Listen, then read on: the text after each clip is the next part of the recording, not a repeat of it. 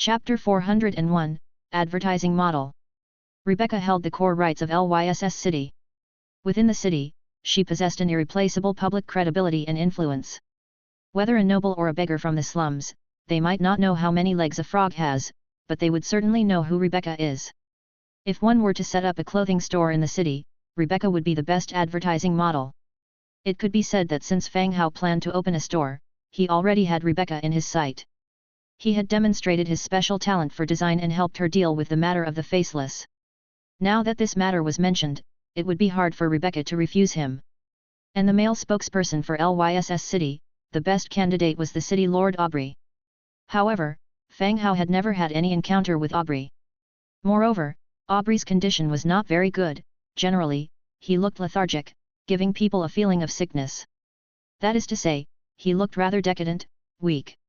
Therefore, Fang Hao was still considering the male model, looking for the right candidate. What is an image spokesperson? Rebecca asked curiously. She didn't know what strange idea Fang Hao had in his mind this time. Simply put, it means to use your image to promote the fabric shop and increase product popularity. Fang Hao explained his understanding of a spokesperson. He didn't know if his understanding was accurate, but that was the general idea. To rely on Rebecca's image to attract customers. Hearing Fang Hao's explanation, Rebecca understood.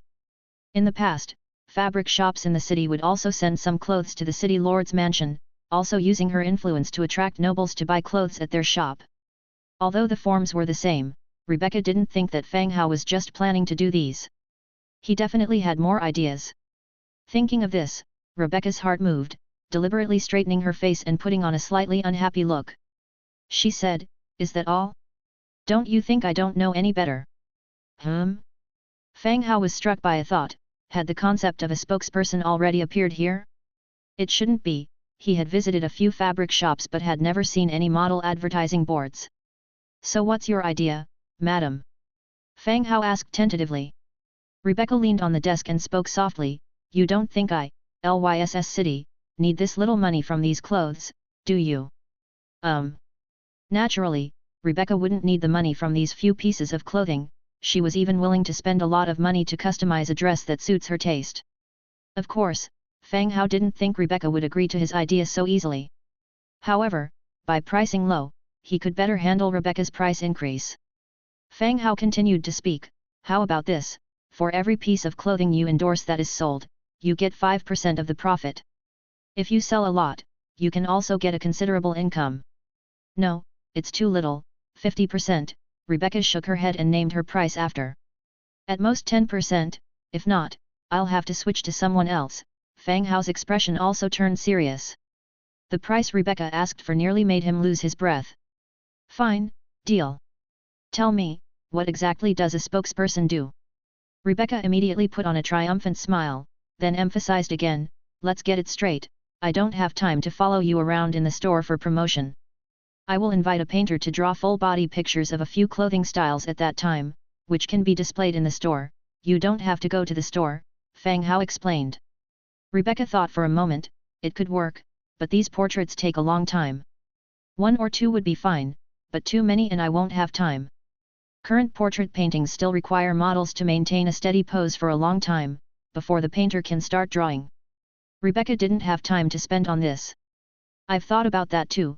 I have a magic tool here that can briefly capture the image. When the time comes, all you need to do is change into the outfit and strike several poses," Fang Hao replied with a smile. What he was talking about was the photographing function of the Book of Lords. He didn't need Rebecca to hold her pose for a long time, which indeed consumed too much time. As long as the photo was taken, the person would remain stationary. He would let the painter draw the selected photo, which would also facilitate some later modifications. "There is such a tool? Why haven't I heard of it?" Rebecca was somewhat skeptical. Fang Hao immediately opened the Book of Lords, took a photo of the room, and handed it to Rebecca. "You see, this is it." This is amazing," Rebecca's eyes widened. "I didn't fool you, right? So why don't you take pictures of all the clothes I brought tonight, and I can go find a painter tomorrow," Fang Hao suggested. That could work. She immediately struck several poses, and Fang Hao recorded them using the photo function. This time, he brought a total of 3 new garments, plus the kipao he had sent before, which made a total of 4. Rebecca tried them on one by one, and they were all photographed. All the clothes were photographed once through. Rebecca then started to select from the photos, picking 4 that she was relatively satisfied with. She also instructed Fang Hao to remind the painter to make modifications at certain parts. Fang Hao naturally agreed. He also hoped that the advertisement when drawn will be more perfect, so he can earn more money.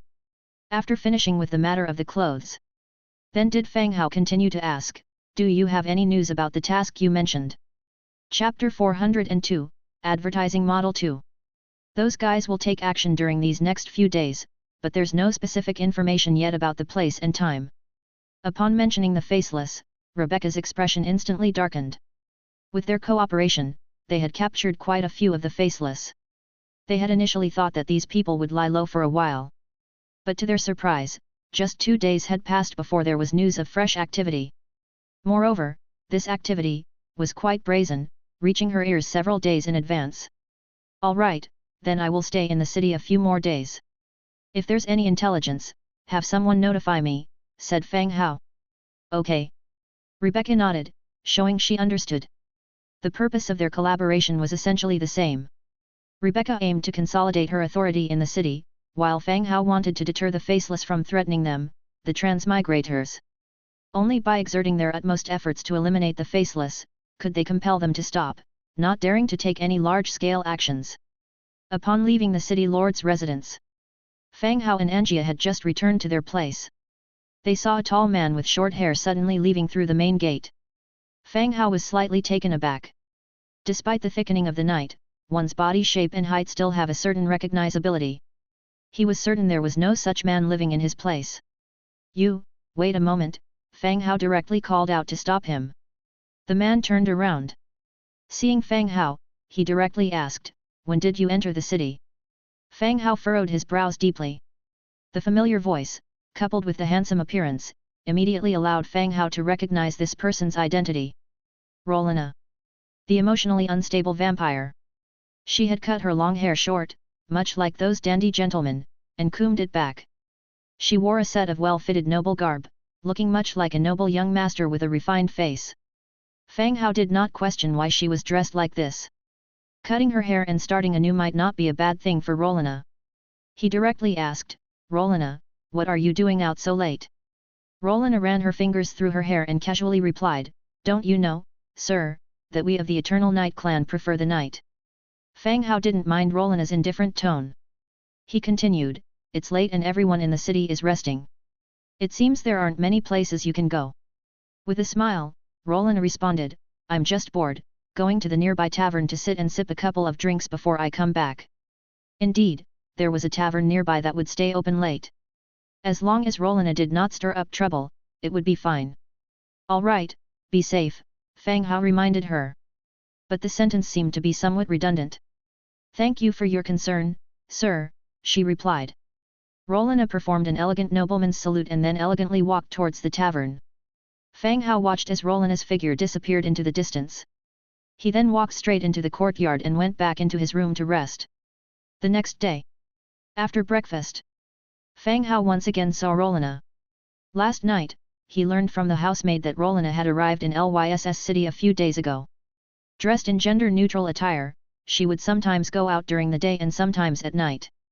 Because of her difficult-to-approach personality, the maids dared not chat with Rolina. "Having been out for so long, aren't you worried about any problems arising in Crescent Heights?" Fang Hao asked Rolina, who was sitting across from him. "The blood hunter is there, I'm not needed," Rolina said nonchalantly. Rolina was tall and had delicate and beautiful features.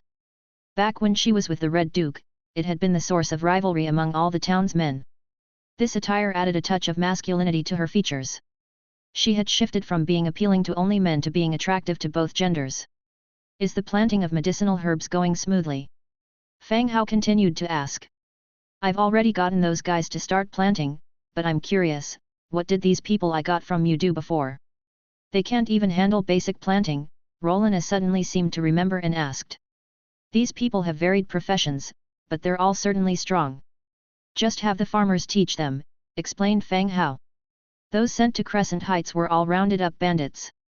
However, Fang Hao didn't expect that these people couldn't even manage the simplest tasks of farming. Anyway, all the matters afterward were handed over to the blood hunter. He's responsible for everything, Rolina casually said, not asking any more about these people's origins. When do you plan to go back? Go back for what? It's lively here. Blood Castle is frigid, not fun at all. Rolina leaned back and casually picked up a piece of fruit, biting into it. Fang Hao's eyes flicked. He was in need of a male model, wasn't he? Rolina's current image was pretty suitable for promotional posters. Perhaps, she noticed his gaze constantly watching her. Rolina frowned. You should restrain yourself from staring, it's a safeguard for your well-being. After all, she was a dark gold level hero and easily noticed Fang Hao's stare. Fang Hao knew she had misunderstood him. He directly explained, Rolina, do you want to be the model for the clothing store? You can wear new designs first. Hearing Fang Hao's words, Rolina's curiosity was provoked. She looked up at Fang Hao. What kind of model? The clothing store in Lyss City will open soon. I plan to do some promotion for the store. I need a male model right now, and your current image suits this role well, Fang Hao explained. Then, Fang Hao described the kind of promotions he intended to do to Rolina. Rolina widened her eyes, I'm suitable for menswear. We've already found Rebecca for the women's clothes. As the city lord's wife, she has a certain influence in Lyss City, and the second person I think is suitable based on appearance is you, especially now that you've cut your hair short, Fang Hao said with a smile. Rolina fell silent for a moment, but finally, she nodded, agreeing, all right, what should I do? Fang Hao took out a few sets of men's clothing from his storage space and handed them to Rolina. There is nothing special, just change into these clothes. Then, I'll take pictures and hand them to the artist to make a portrait. Fang Hao explained to her the process and function of taking pictures, and then proceeded to photograph Rolina. Finally, male and female models were finalized. In the afternoon, Fang Hao came with Angia to the front door of another courtyard. This was where Browning lived. He was a second-tier painter in the city, but he had many secrets of his own. He was skilled in mixing special paint and was renowned for his memory. With just one glance, he can draw the people and scenes from his memory on the canvas. He had been arrested by the Faceless for interrogation previously and was saved by Rebecca. Later, Fang Hao met him at the temple, and since then they are familiar. He quietly knocked on the door. Thump, thump, thump. Who is it? A lazy male voice came from inside the room. After the rustling sound of someone getting dressed, the door opened, revealing Browning with disheveled hair. He was bare-chested, only wearing a pair of linen trousers. Browning squinted at Fang Hao. Mr. Browning, surely you haven't forgotten me? The last time at the temple, you said you would buy me a drink, Fang Hao said with a teasing smile. Browning instantly remembered Fang Hao. Oh, it's you. You are. Fang Hao reminded him. Right, Mr. Fang Hao, I had a few drinks yesterday, and I'm not very sharp today. Browning explained, patting his own forehead. At that moment, a woman came out from the room. Her clothing hung casually on her body, revealing a large expanse of skin. The woman leaned against Browning, looking at the visitor, Fang Hao. She cooed in a sweet voice, Browning, who is this? You didn't introduce us. Whose handsome young master is this? This is Mr. Fang Hao, a famous businessman in the city. After introducing him, Browning gave the woman's buttocks a light pat and said, go back first. I will come to you tonight. All right, but don't forget, she said flirtatiously. As she passed Fang Hao, she added, you could join us tonight. I'll give you a freebie. After saying this, she walked away, throwing flirtatious glances all the way. Chapter 403, Pink Fox Tavern. Browning's room was a bit messy. There were items scattered all over the floor, and heaps of unwashed clothes in the corners.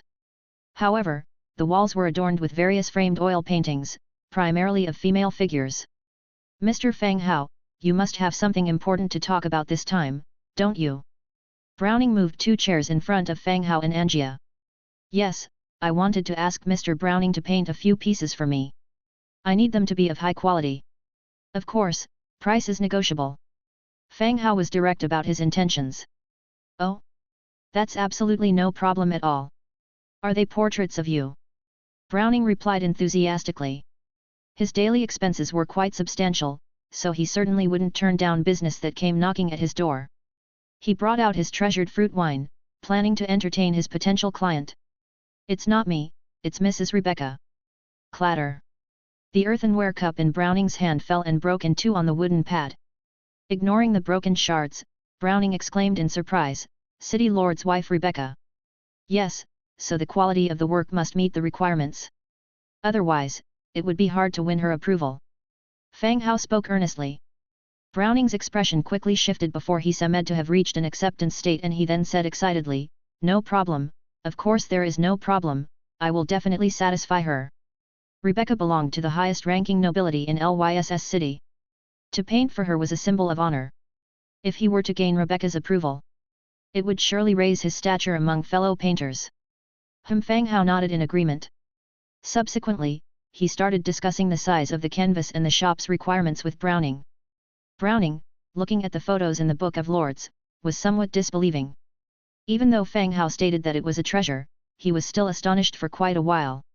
Eventually, at the reminder from Fang Hao, he began to prepare an adequately sized canvas and started to paint using the photo as a reference. 2 hours later, the canvas had been colored and the rough outline was already shaped. Browning would continue to refine it. Fang Hao would need to return the next day to further modify the painting while referencing the photo. By the time they left Browning's house, it was already late. Fang Hao and Angia went straight back to their place. From a maid, they found out that Rolina had gone to the bar again. Fang Hao went straight to his room, planning to rest. Just as he was closing the room door, a shadowy figure slowly emerged from a corner. Fang Hao's heart jolted. In one swift motion, his right hand schemed over the Book of Lords, and the magic wand was now in his hand. Almost instinctively, he prepared to counter-attack and leave the room. But then he saw Little Yu standing in the shadowy corner. "Little Yu, you've managed to scare me again," Fang Hao said irritatedly, putting away his weapon. Barely managing a smile, Little Yu apologized, "I'm sorry, my lord, I have some important intelligence to share with you." Little Yu had constantly been playing the role of Li Go. She was gathering information about the hidden secrets of the Faceless for Fang Hao. "Oh? What kind of intelligence?"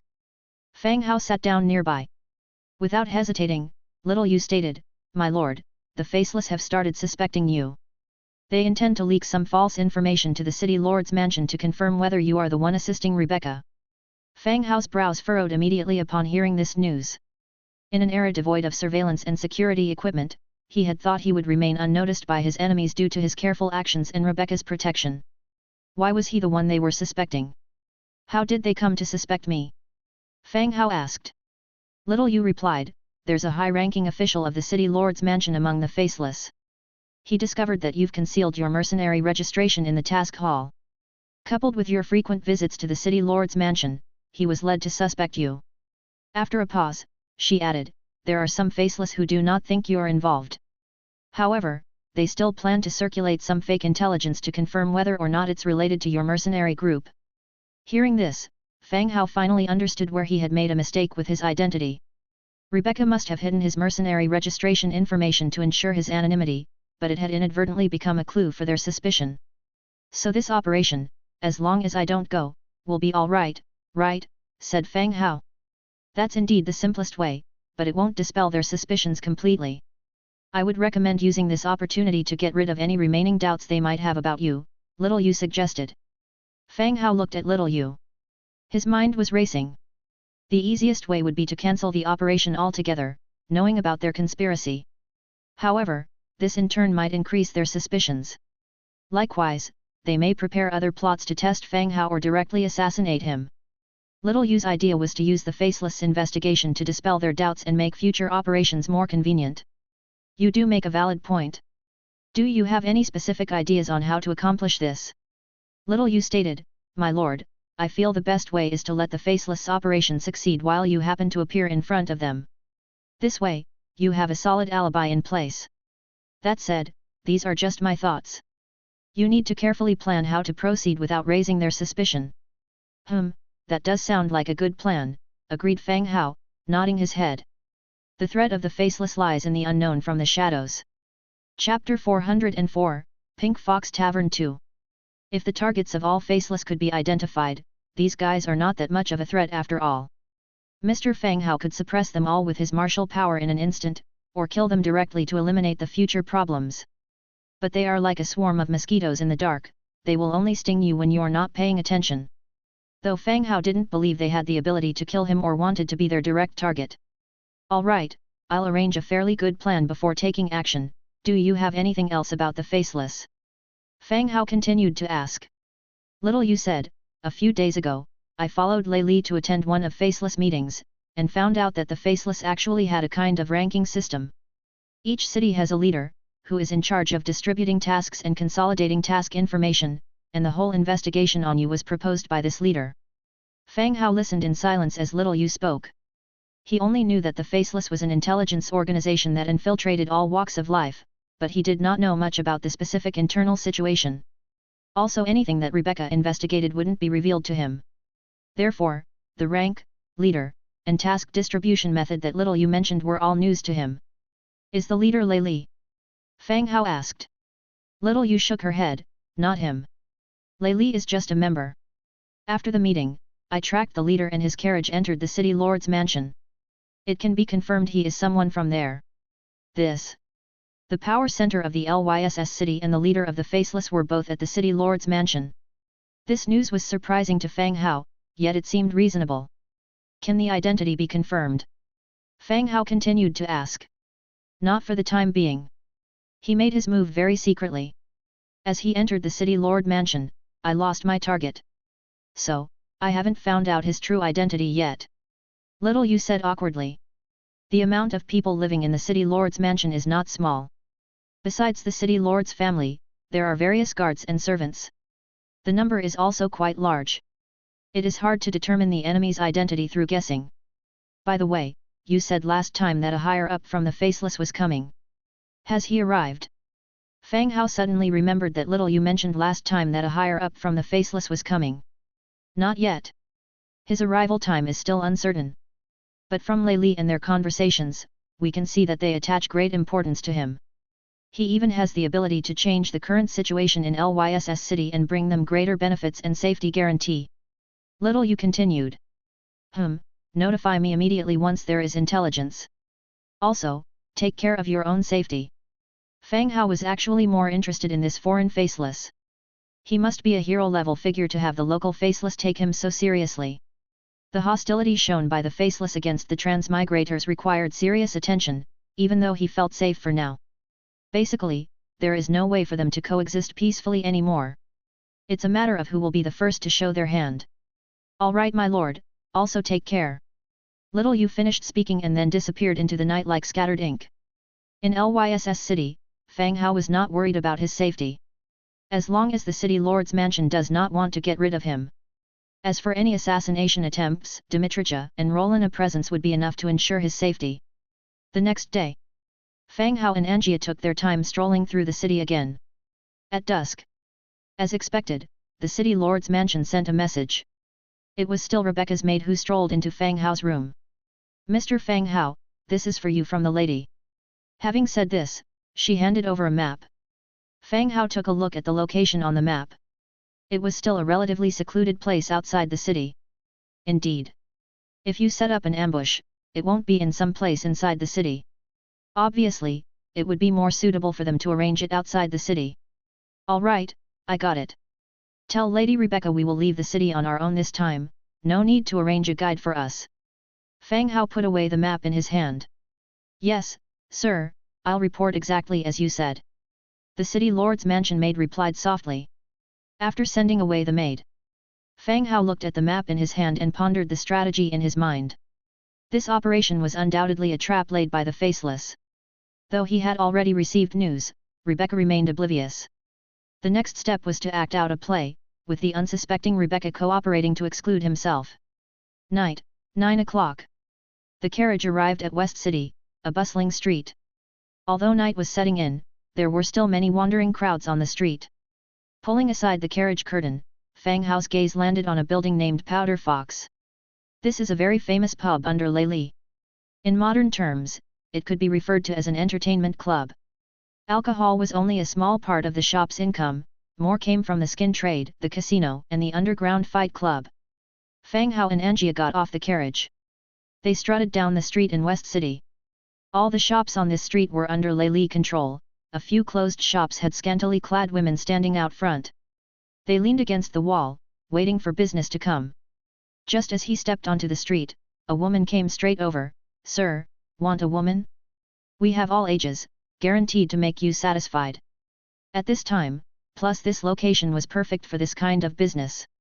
Fang Hao was young and well dressed. He was easily mistaken for wealthy thrill seekers, as well as their important customers. Although Fang Hao continued walking, the woman still followed closely behind. Non-stop babble from her mouth. "Sir, we have all ages of services, there are even soft-skinned young misses from noble families. Guaranteed to make you satisfied, the price is not expensive, you can choose anything from 50 gold coins to 500 gold coins." Fang Hao ignored her, took Angia's waist and carried on walking forward. Such an action showed his intention. The woman sneered and stopped following Fang Hao. Angia allowed herself to be embraced by Fang Hao and hugged his shoulder like a big sister. "It's okay, I'm here. They won't coerce you." "Thank you." Fang Hao felt the softness on his shoulder. The intimate actions of the two managed to fend off the women from both sides of the street. They reached the entrance of the Powder Fox pub. A little girl walked over. "Sir, how about buying a bunch of flowers for your lady?" Fang Hao looked at the little girl, who was just over a meter tall and simply dressed, and asked, "How much?" "1 silver coin, sir." Fang Hao took a silver coin from his pocket, put it in the girl's hand, and casually took a bunch of flowers from the basket and handed it to Angia. Angia took the flowers, glanced at them and said, "You're not planning to spank me, are you? Besides, I don't like these things.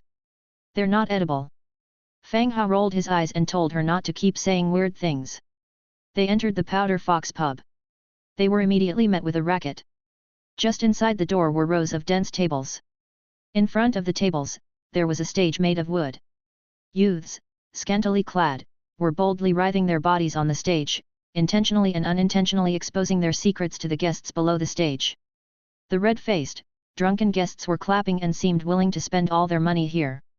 Fang Hao tightly held Angia around her waist, and the approaching girls wisely halted their advance. They turned around to find new customers. The two of them walked to the stairway. The Powder Fox had a casino on the second floor, a brothel on the third, and a concealed boxing ring in the basement. That is, the legendary gamble fight, where you could get rich overnight or lose your life. "Sir, this area is not open to the public." Two burly guards blocked Fang Hao's way down to the basement. Chapter 405, Underground Boxing Arena. At the staircase, two burly strongmen blocked their path. With one hand flipping open the lapel of his coat, the short sword tied to his waist was exposed, a clear warning. Fang Hao looked down the staircase and casually said, "So, the boxing arena isn't open today, or is Lei Li not planning to do business?" Hearing the young man in front of them call Lei Li by name, the men shared a strange look, suspecting this man may not be a regular fun-seeking patron. They addressed him politely, "Sir, the boxing arena is open, but you need a pass to enter." Fang Hao waved his hand dismissively, looking impatient. He said, "Go tell your supervisor that I'm Fang Hao, and I'm very rich. I plan to visit the boxing arena downstairs, so get me a pass." The two guards exchanged confused and puzzled looks. Fang Hao? They hadn't heard of such a man in the city, yet he was audacious in his speech. He wanted to enter the underground circuit on mere mention of his name. Seeing Fang Hao's firm stance, they feared neglecting a prominent figure. They hurriedly replied, "Please wait for a moment, sir, I'll bring your message to the supervisor." "Hurry up." One of the guards gave a signal to his companion, and hurried upstairs. On the third floor, inside a private room, Lei Li was lounging on the couch, enjoying the warm and passionate service from a woman named Deborah. Just as they were in the heat of the moment, a series of urgent knocking resonated from the room's door. "Knock, knock, knock. What is it?" Lei Li's tone was rather displeased. He despised being interrupted at crucial times. If the visitor didn't have a satisfactory reason, a corresponding price would be paid. Upon the door's opening, Li Go accompanied a junior member inside. The junior member greedily eyed the woman next to Lei Li and hurriedly reported, "Boss, a young man and woman have arrived downstairs. They want to go to the underground boxing arena." "We stopped them," but he said his name is Fang Hao and claimed that mentioning his name would allow him entry. The junior member spoke frantically, somewhat incoherently. However, everyone in the room understood the meaning. A flash of puzzlement crossed Lei Li's eyes. What did you say his name was? Named Fang Hao, possibly a young master of some family, has black hair, accompanied by an orc girl. The junior member repeated as he roughly described their appearances. Confirming the identity, Lei Li's frown deepened. Of course, he knew who Fang Hao was. The evening posed a planned action against Fang Hao. However, what he hadn't anticipated was Fang Hao abruptly showing up here, intending to go to the underground boxing arena. Lei Li turned to Li Go and asked directly, "Is everything prepared down there?" "Everything is ready, boss." Lei Li fell silent for a brief moment, then instructed the anxiously waiting junior member, "Get him a pass. Also, assign someone to keep a close eye on him. Monitor when he leaves, who he interacts with, everything." "Oh, okay, boss." The junior member agreed before exiting and rushing downstairs. The door was closed once more. Lei Li, frowning, sat on the couch wrestling with the situation. After several days of investigation, he also began to suspect that it was Fang Hao's team assisting Rebecca. Yet, news had already covertly reached the city lord's mansion. If it were Fang Hao, then he wasn't supposed to appear here. Yet here he was. Could it be, it's not him? Lei Li began to doubt his previous speculation. "Boss, could it be that he's merely issuing orders and the one actually operating is his subordinate?" Li Go proposed his own doubts. Lei Li thought there might be some truth to it. The kid was fair and soft, heeding flamboyant manners. There was indeed a chance he wouldn't participate in battles. "Has surveillance been set up at Fang Hao's residence?" Lei Li continued his interrogation. "Rest assured, boss, arrangements have been made to monitor his residence. Not even a fly could slip past," Li Go assured. Lei Li gave a satisfied nod. Today was the day he would verify if Fang Hao was indeed assisting Rebecca. "Let's go. Let's see what this boy is here for." Lei Li got up, took a few people with him, and headed out. Fang Hao waited a little while on the downstairs. The guard who went upstairs returned, hurrying down. He quickly said, "Sir, right this way, this is your token. Once in the boxing arena, you can use this token to place bets.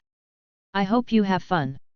The guard's attitude had undergone a complete, 180-degree transformation. He was bowing his body the whole time, even more humble and respectful than when addressing a noble lord.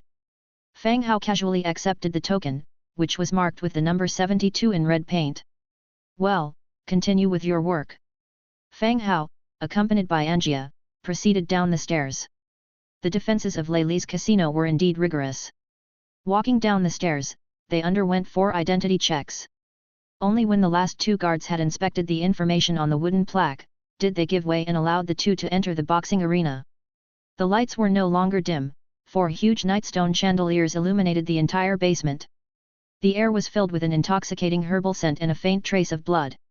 "Kill him, kill him. Damn. All my bets are on you, get up, you useless bum. Attack his lower body, kick him." The basement was spacious. Chapter 406, Underground Boxing Gym 2. In the center was a ring enclosed for fighting. Apart from the first level, there was also a second level of spacious private rooms set up around the ring.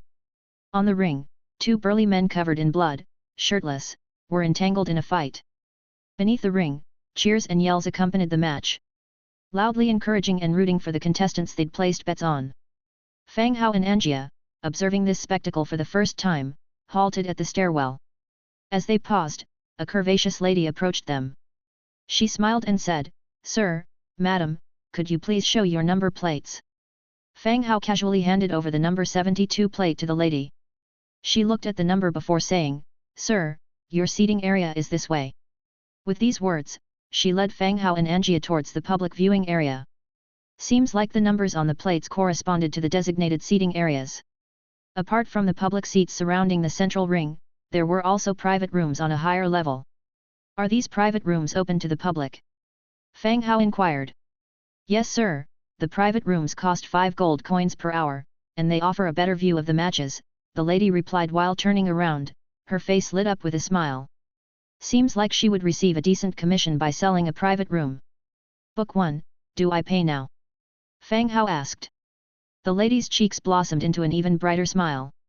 Her voice was sweet and soft. No need for immediate payment, sir. I'll note it down and you can settle the bill when you leave. All right, lead us there. Certainly, sir and madam, follow me. The lady took to leading the way. Along the way, Fang Hao learned about some of the rules of the underground fighting arena from the lady. There were 2 rules in the ring, bare-knuckle fighting and weapon combat. Once someone stepped into the ring, they essentially signed a life or death contract, absolving the arena of any responsibility should there be any fatalities. And the spectators below the ring were sometimes more keen on brutal, violent spectacles. The victory rules included knocking out and killing the opponent. There were no restrictions on rounds or scores. It was all about who could last longer in the ring. And this brutal way of competition did inspire the fighters' zeal to some extent. Near-death comebacks were not uncommon and brought high entertainment value to the matches. They reached the 2nd floor of the underground arena. The lady opened a private room and continued, "Sir, we offer free drinks and cakes here. The items listed on the menu come at an additional cost. You can place bets on the fighters in the ring, not just on who wins, but also on how long a competitor lasts and the number of times he defeats his opponent. All right, I'll bet on the red corner winning, 100 gold. Fang Hao didn't believe that Lei Li hadn't arranged someone to keep an eye on him. If he was in an underground boxing match, he had to act like a gambler. Not playing at all would arouse Lei Li's suspicion. The lady's smile deepened as she took the money from Fang Hao. As she did so, her finger lightly brushed against the back of his hand. "I hope you guess right, sir. If I win, remember to come back for your tip." "Oh, thank you, sir." The lady didn't forget to remind Fang Hao, as she was leaving, "Sir, if you need anything, don't forget to call me." Fang Hao understood the implication behind the lady's flirtatious behaviors. Down here, a hostess seeking to please a wealthy client would not mind providing some special services. Help the client to relax a bit. Finding men in here was a way quicker route to making more money compared to soliciting on the streets. After the lady had left, only Fang Hao and Angia remained in the room. Angia began to snack on the complimentary cakes. Fang Hao moved to the window of the private room, looking down at the bloody, brutal fight taking place in the ring below. The crowd in the stands was bristling with excitement, cheering loudly. They were all chanting, "Kill him, tear him apart." The private suite offered not only separation from the crowd but also a good degree of privacy. Fang Hao could see the entire audience in the ring, while the crowd below was unable to see him. The lights were out in the other suites across from him. Evidently, they hadn't been sold that day. "Angia, eat less. You wouldn't want a toilet break later. If anyone comes in, wake me up immediately," Fang Hao told her. Fang Hao had already explained the purpose of their visit on their way here. Angia nodded, "All right, I got it." Fang Hao lay on the long couch, his head resting on Angia's thighs. Even if anyone was observing from the outside, they would only think that they were engaged in some intimate activities. After getting ready, Fang Hao summoned his supernatural ability, God's Presence. In the blink of an eye, the soul fire ignited in the eyes of Skeleton, who was left back at the residence, now glowing with a spectral blue hue. With a flap of its wings, it disappeared into the night. Outside Lyss City, in a dimly lit cave. Dimitrija, leading her team, was concealed within the cave, everyone silently eating the food in their hands. Awaiting the next series of action orders. Just then, a skeleton swift entered the cave. It spoke out, "Dimitrija, is everyone ready?" Hearing the voice, everyone present turned serious in an instant. Dimitrija promptly replied, "Sir, everyone is ready. There are 72 of us here, ready to move out at a moment's notice." For this operation, during the day Dimitrija had quietly left the city on her own. Chapter 407, Underground Boxing Gym 3. Similarly, inside the hideout at the Grey Bear Mountain, Fang Hao's instructions were received. Ming Wolf, the bandit, had brought 70 of his cohort to this cave, waiting for Fang Hao's message. Fang Hao naturally didn't trust these bandits. But with Commander Dimitrija leading the team, there shouldn't be any issues. Fang Hao nodded, still admonishing, "Everyone follows Dimitrija's dispatch. After eliminating the enemy, simply search the building, and leave before the city guards arrive. Be very careful not to be tracked during withdrawal." "All right, understood, Lord," said Dimitrija. "Don't worry, my lord, we will follow Commander Dimitrija's orders," Ming Wolf and others hastily answered. Good. Then everyone follows me out. Everyone followed Fang Hao out of the cave, moving swiftly through the darkness in the hazy moonlight. After about 20 minutes of walking, a brightly lit mansion appeared in front of them. The shadowy figures of roaming guards could be seen outside the mansion. With the firelight, one could see mercenary badges hanging on the chest of the guards. It seemed like the Faceless had spent money to hire some mercenaries to use them as bait here. That didn't matter anymore, even if there are no Faceless inside, even if the mansion is empty. They still had to conquer it and kill everyone inside. Fang Hao looked at the mansion and said, "Take note of the surroundings, don't leave any traces." "Understood, Lord." Dimitrija agreed and began to assign duties to everyone. When all was ready, everyone started to approach the mansion under the cover of night. Soon, a thick fog enveloped the entire mansion. Underground boxing club. Inside another private room. The lady who guided Fang Hao stood nervously inside the room, her legs trembling slightly. In front of her were Lei Li, the club owner, Deborah, and the thug Li Go. Any one of these three could determine her life or death. "Where's that Fang Hao sitting?" Lei Li sat casually, asking in a deep voice. The woman's face turned white. "Boss, he went to room 202.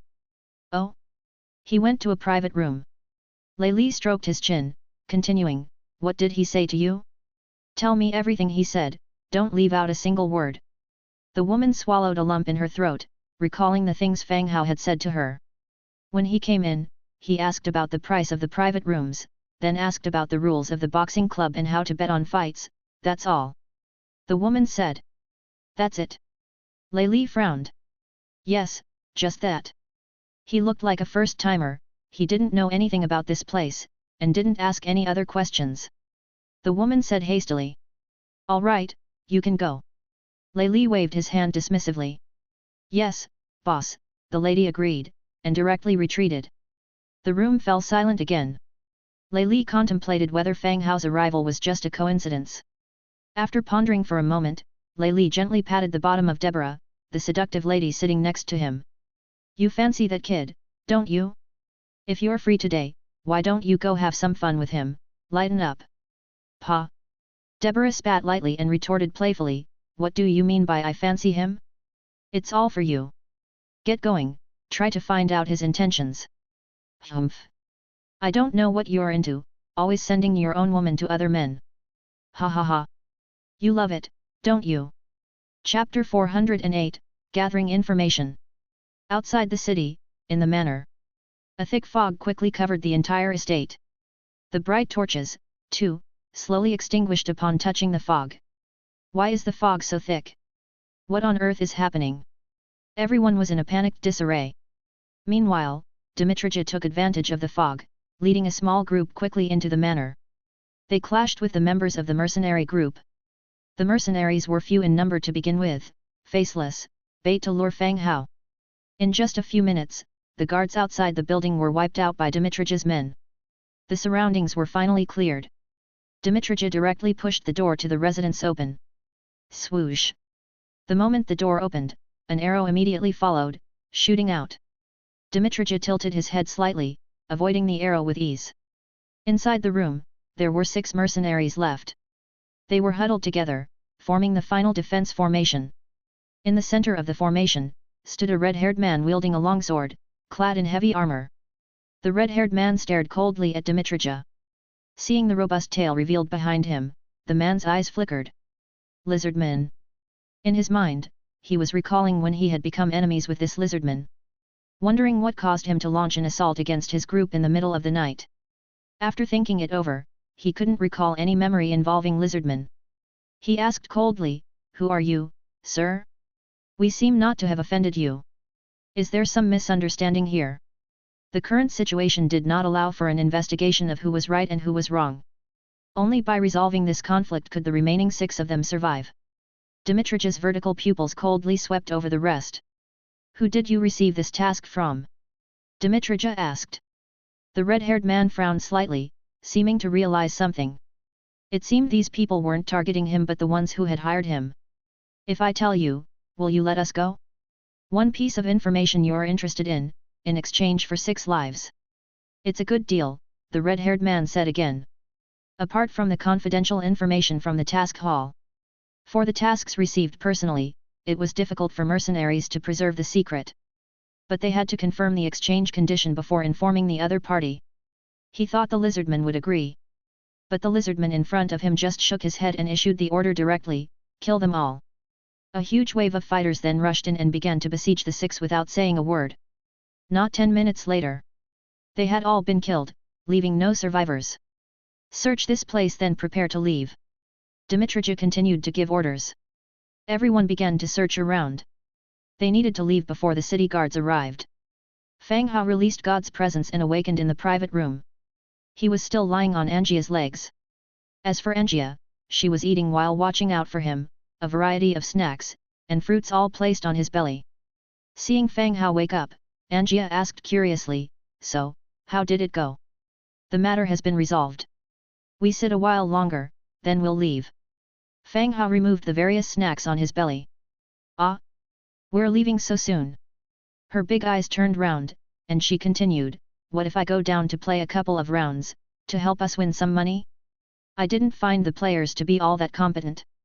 "None of that. In which casino do they allow customers to win? If you show promise, they will arrange new opponents, all set up in advance." Fang Hao said it straight out. "Besides, no matter how many people he arranges, if they can't beat me, what can they do?" Angia countered unyieldingly. Fang Hao still shook his head, "We should play it safe this time. We mustn't attract too much attention." Seeing that Fang Hao absolutely disagreed, Angia had no choice. All she could do was to pout and continue to eat the free pastries. Knock. Knock. Knock.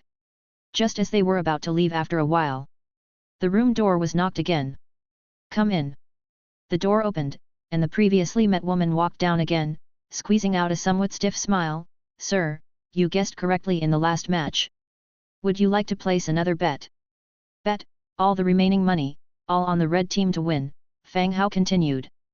"Okay sir, your previous capital plus rewards total 140 gold, all have been placed on the red team," the woman replied respectfully. "All right, I will not bother you and the lady anymore," the woman said and slowly retreated. But the door was not closed. A delicate white hand stretched into the room a second before the door closed. Immediately after, the door was opened. A somewhat enchanting woman walked in. "Deborah. Mr. Fang Hao, would you mind if I came in and sat down?" Deborah's voice contained a touch of seduction. Fang Hao recognized Deborah, Lei Li's woman. Fang Hao had learned a bit about Deborah from Little Yu's mouth. Lei Li's woman and also his right hand. Together with Lai Go, they were Lei Li's right-hand men.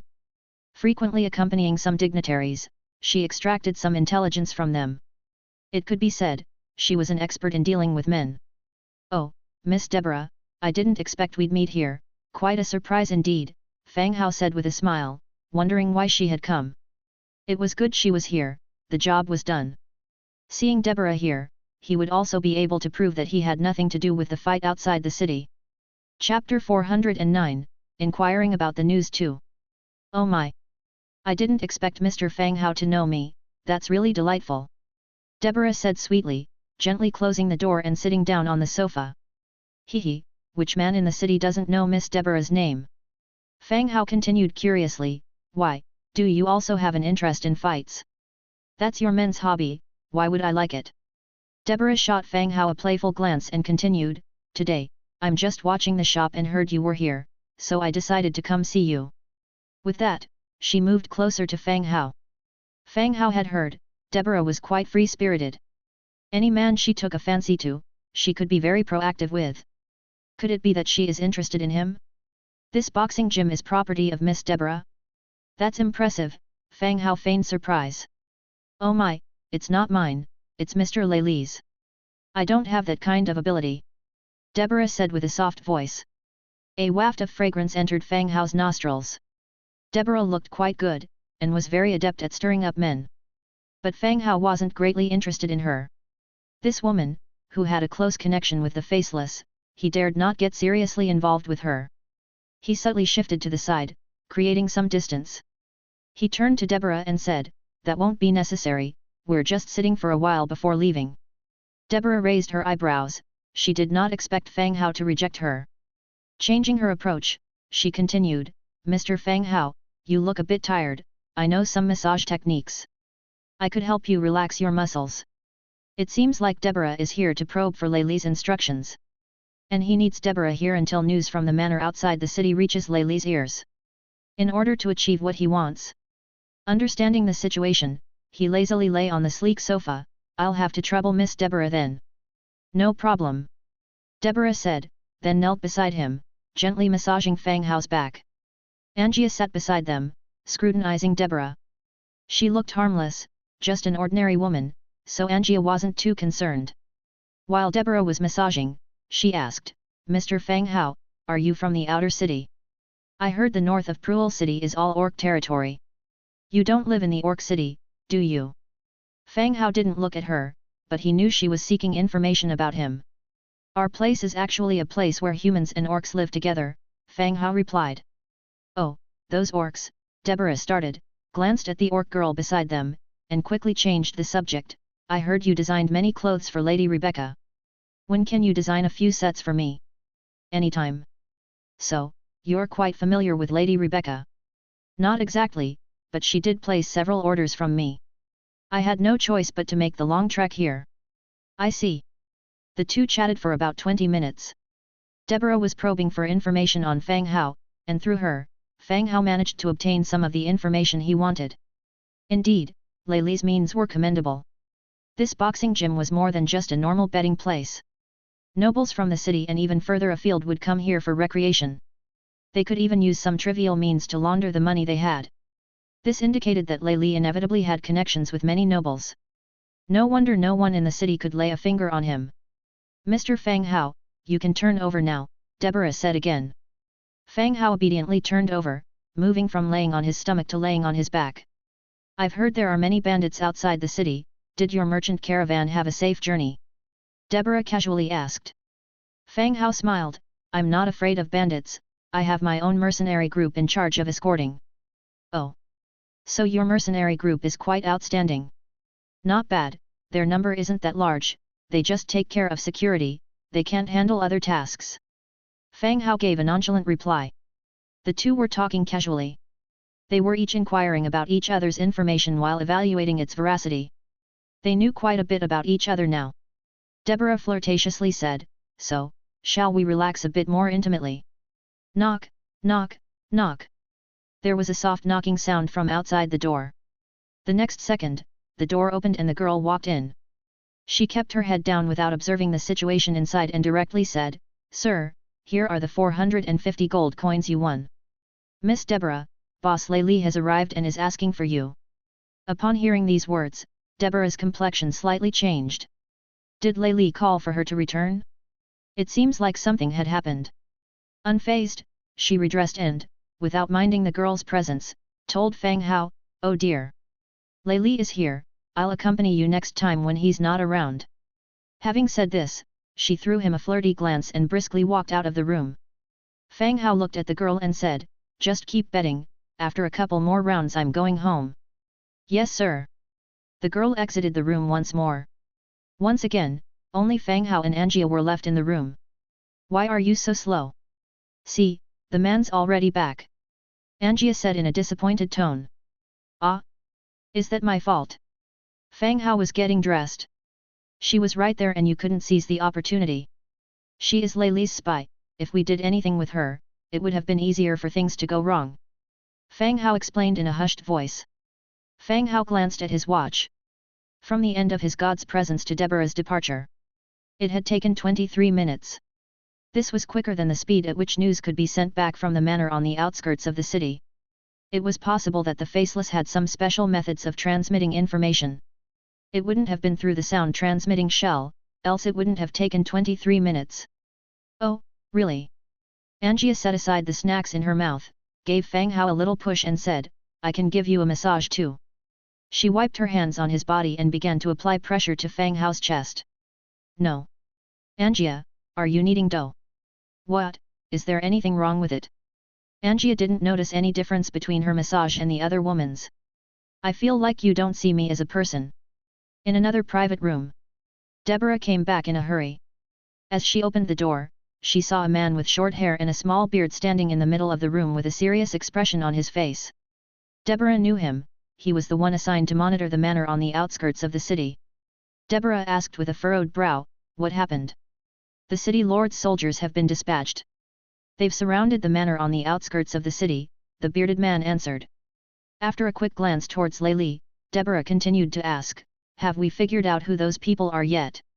"We've been monitoring the manor, but when the fight broke out, the manor was covered in a fog, and we couldn't identify them.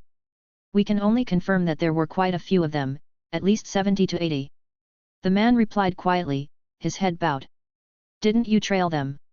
"We did, but halfway through they scattered in the forest, somewhat like the whip-carrying bandits." "So you're saying you lost them? What a bunch of losers, you've wasted so much effort for nothing." Deborah cursed angrily. "Enough, you can go.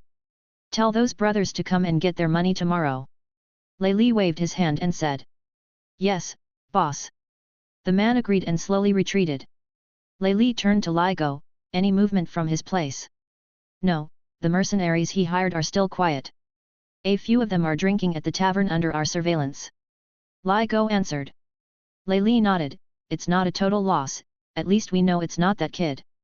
Chapter 410, Mercenary Group Battle.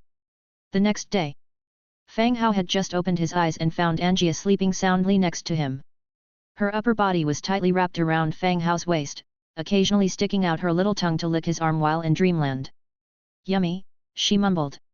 "Damn it!" Fang Hao cursed silently in his heart. This was just too much. Angia's stamina was much stronger than Fang Hao's. Having kept him up the entire night, she was just endless. However big she talked about satisfying him, all were bluffs. When the time came, she was all bluster and no substance. It took a lot of effort from the two of them to finish their act. Gently patting Angia's perky butt and pinching the little tongue she had sticking out, Fang Hao woke up the lazy girl. "Spit! Are you sick? Why are you pulling my tongue?" Angia glared at him, retorting angrily. "Wake up, it's late already," Fang Hao said with a smile. "Oh." Angia replied, occasionally casting glances at Fang Hao. The events of last night brought them closer. Angia's loyalty also rose from 98% to 100%. Fighting Tooth Angia, her loyalty to you has reached 100 points and will not be affected by any negative statuses such as betrayal or dissension. Before, Angia was forced to sign a hero contract by Fang Hao, making her obey his command on certain things. But with time, Angia began to develop special feelings for Fang Hao. Having come from Orc City, Fang Hao was the cleanest male she had encountered, and he didn't carry an unpleasant smell. Moreover, she appreciated his character and talents apart from his inability to fight and being too tender. She had noticed Fang Hao's flirtations with Ira all along. She decided to give it a try last night. The experience was pretty satisfying. Having dressed and burst out of the room with a bang, Angia headed straight out. "Close the door, Angia!" Fang Hao shouted as he pulled up his pants. Striding out of the room confidently, Angia was greeted by the maid and the little grey bear. "Good morning, Miss Angia." "Morning, Angia." Everyone seemed unsurprised by Angia's overnight stay in Fang Hao's room. In their eyes, it would be strange if nothing had happened between the two. For someone at Fang Hao's age with significant power, it was natural to have numerous women. Even the bunny maids were secretly brainstorming how to attract this handsome lord. Unfazed, Angia nodded casually while putting on her coat. "You are all up early." "Yes, Miss Angia." Everyone responded in turn. After breakfast, Fang Hao took Angia to his textile store. Today was the opening day of the store. At the entrance, portraits of Rebecca and Rolina, the models, were already hung. The large canvas allowed everyone to clearly see the two women from a distance. It was still morning, but the front of the textile store was filled with residents who came to watch the excitement. Few people entered the store, most were still peeking from outside. Conversing in low voices.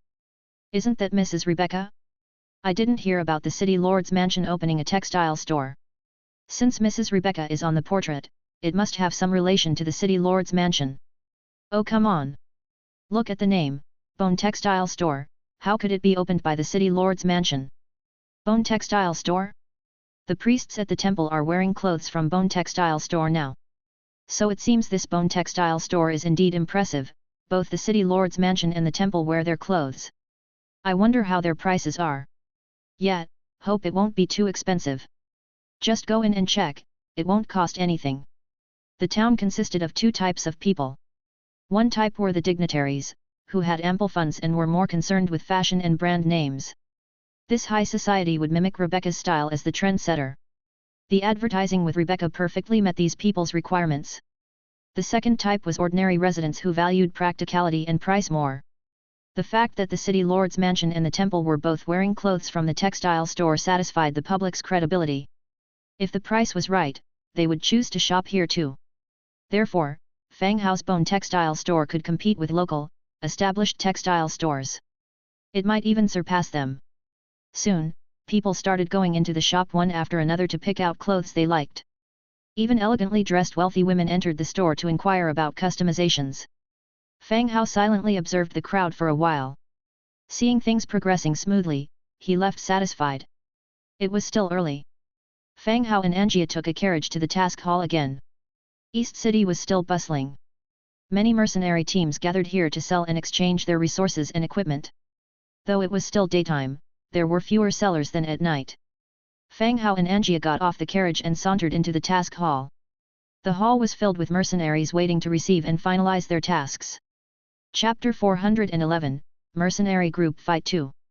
Fang Hao approached the counter and said, "I'm from the Windmill Mercenary Group, here to check if there are any appropriate tasks." Upon learning that the Faceless suspected him because of the mercenary group's information, Fang Hao had arranged for someone to register a small-scale mercenary group ahead of time. He would no longer use the name of his previous Bone Knight group, and would instead use the name of the Windmill Mercenary Group to accept tasks in the future. This would give those individuals the wrong information. Fang Hao's mercenary group was just too small, it was not intentionally hidden by anyone. Plus, the alibi he showed up with yesterday from Lei Li would be enough to confuse the other party for a while.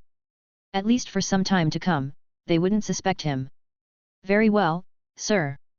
The lady at the desk placed a task information sheet in front of Fang Hao. Fang Hao quickly schemed through. Mission: escort a caravan out of the city, requires 30 or more personnel, a mercenary group with good reputation preferred, on-the-spot settlement upon arrival, no delay on payment. Mission: the Collis family is hiring swordsmanship teachers to teach the family's children, heroes specializing in swordsmanship will be given priority in hiring. Single-page map, Bandit Village, mission: clear out the bandit village north of the city. Fang Hao quickly flipped through and had already read through the task information once. These were still ordinary tasks, either escorting caravans or suppressing bandits. None of which Fang Hao couldn't complete. However, Hao still wanted to accept tasks that could yield treasure chest rewards. Not because he really wanted to earn the task reward money. After looking through again, still no satisfactory tasks were found. It seems like this time, he was going to accept some bandit extermination tasks again. Just as he was about to accept a mission, a voice suddenly reached him from behind. "Mr. Fang Hao, Miss Angia, is that you?" Fang Hao turned his head and saw a somewhat fat Eric with naturally curly hair, staring at him curiously. "It really is you, Mr. Fang Hao, I didn't expect to meet you here," Eric said somewhat excitedly. As his spiritual power grew, his memory also greatly improved. With a little recall, he was able to remember the name and identity of this chubby man. At the same time, he cracked a smile. "Yes, I never thought I'd run into Mr. Eric here." "Yes, what a coincidence," Eric said, his gaze drifting. "Right, you didn't run into any trouble after the auction last time, did you?" "Trouble?" Fang Hao was confused. "Ha ha ha, it's good if there weren't any, it's good if there weren't any." Eric awkwardly laughed, aware that he had overstepped and quickly changed the subject. "Brother Fang Hao, you really are making it tough on us, not only setting up a textile store in Lyss City and even got Mrs. Rebecca to advertise for you, how are we supposed to survive after this?" Eric too was a cloth merchant in the city, although his shop wasn't as large or famous as some of the other textile shops. But Lyss City had a large population, enough to keep cloth merchants like him going. But Fang Hao's actions had alerted all the cloth merchants to a crisis. No one else was able to invite Rebecca to advertise for their shops. It seemed likely that the opening of the Bone textile store would directly take over most of the business in the city. "Look at what you're saying," the textile shops in the city have been operating for decades, there's no way I could easily snatch them away, Fang Hao dismissed, waving his hand. Eric didn't press further, changing his tone, Mr. Fang Hao, the man in the portrait, isn't it Miss Rolina? Ever since we parted ways last time, I hadn't heard from her. After the last auction, Eric had lost track of Rolina. He had specifically arranged for people to inquire in the city, but they could not find any trace of her. It was as if she had evaporated from the world, as if this person had never appeared. This made him somewhat anxious, as if a cake delivered to his mouth had suddenly vanished. Until today, when he saw the male model in the painting. At first glance, he recognized her as the Rolina he had been searching for. If it hadn't been for Fang Hao knowing about Rolina and Lei Li keeping an eye on him, he would never have come to say hello. Looking at him strangely, Fang Hao said, maybe you should drop it, you guys haven't been in touch for a long time, and I reckon she's probably not into you. How could that be? You knew what happened last time, it's just that she's too shy to tell. I should have taken the initiative. Eric continued, can you give me her address? I'll buy you a drink later. Well, I can't just casually spill someone else's address, she might find it intrusive, said Fang Hao, hesitating. He's not making excuses. If Rolina knew that he was freely giving out her information to others, the little loyalty he had painstakingly built up might just go down in flames. He would never participate in an unfair deal. Hearing Fang Hao's words, Eric felt they made sense. Thinking for a bit, he said, what about this, I'll write a letter, and you can pass it to Miss Rolina. In this way, her information stays with her. That could work. Fang Hao agreed. Hearing Fang Hao's agreement, Eric's face beamed with joy. He was so grateful that he forgot they were competitors. As Eric thanked him profusely, noticing the list of tasks in Fang Hao's hand, he learned of his purpose. Suddenly he said, Mr. Fang Hao, are you accepting mercenary tasks as well? I have a decent task here. It's an expedition to explore a ruin organized by the second team leader of the Dragon Scale mercenary group. I heard it's not very risky and the reward is quite generous. Are you interested? Mercenary group ups are common occurrences. Important information and unique locations can only be acquired by large mercenary groups. For various reasons, these groups would often collaborate with trustworthy teams or other mercenary groups for exploration. The rewards would be distributed as previously discussed. Fang Hao didn't really care for the reward he mentioned, but he was intrigued by the word ruins. Ruins. Yes, I'm kind of close with the team leader. If you're interested, I can see about adding you, we can watch each other's back when the time comes, Eric said. Clearly, Eric was returning a favor. Otherwise, there is a little chance this inside information would have reached Fang Hao. Alright, I've been looking for the right task anyway. If you think this will work, you can introduce me, Fang Hao nodded. No problem, follow me, I'll help you register. When the time comes, we can head out together. After saying this, Eric led Fang Hao out. Fang Hao followed Eric out of the task hall. They went straight to a pub in East City. Sitting at a table near the window was a man in leather armor, a mercenary. Eric pulled Fang Hao to the table, sat down, and introduced him to the mercenary, Captain Pulamo, this is my friend Fang Hao. Not only is he a well-known businessman, he also has an impressive team working for him. I heard your team needed more people, so I brought him. Looking at Fang Hao and Angia, Captain Pulamo felt they both looked too young. But he didn't make any further comments and asked, what's the name of your mercenary group, and how many members do you have? I'll register them for you. Windmill Mercenary Group, we have 20 members, replied Fang Hao. Pulamo quickly jotted the name down and said to Fang Hao, that should do it, registration is finished. Upon completion of the mission, each person will be rewarded with 5 gold coins. How it will be distributed is up to your team. All special findings will be owned by our Dragon Scale mercenary group, but will compensate you based on their value. We set off tomorrow morning, make sure you don't forget. Fang Hao nodded, indicating he understood. The registration was this simple. After completing the registration, Fang Hao and Eric ordered 3 beers at the pub's table. After chatting for a while, Eric found a piece of paper and a pen, and wrote Rolina a cheesy poem that would make your skin crawl. Chapter 412, Glory Cemetery. Fang Hao stepped out of the tavern, a love poem penned by Eric in his hand. After a round through the market with Angia, during which they purchased some rare materials, they left by carriage. Back to their accommodation. Rolina was nowhere to be seen. The maids told Fang Hao that she had gone out, but they did not know where. Fang Hao glanced at the returned love poem and tucked it away in a drawer. It was for the best that she wasn't around. He wasn't sure what might happen if the love poem was to end up in Rolina's hands. Dinner was served and done. The workers from the clothing store and hot pot restaurant had returned as well. Fang Hao casually inquired about the business in the shop, and then everyone returned to their rooms to rest. Come early morning. At the city gate in the East City district, hundreds of fully armed mercenaries had already gathered. Judging by the mercenary group insignia on their chests, more than a dozen large and small mercenary groups were present. Fang Hao walked over with Angia, Dimitrija, Grey Bear, and a band of subordinates in tow, totaling 23 in number. Among the mercenary groups, Fang Hao's group was arguably the smallest in terms of manpower. If it weren't for Eric's recommendation, Fang Hao's tiny team would not have been selected by the Dragon Scale mercenary group. As they approached the assembly point, they heard Eric's shouting voice, "Fang Hao, over here, come this way." Looking in the direction of the voice, they saw Eric waving at them from the right side of the mercenary formation.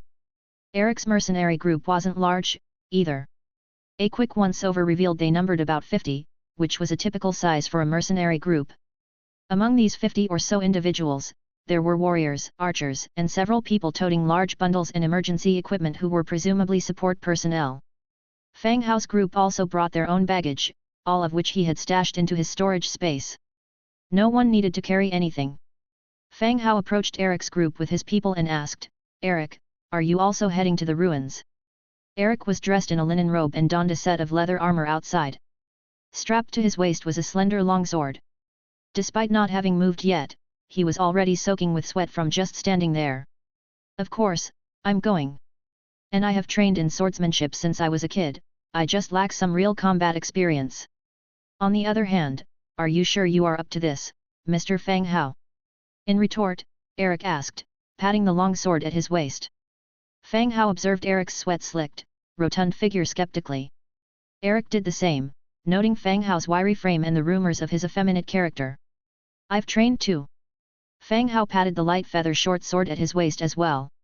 The two looked at each other, each feeling that the other was nothing more than dead weight.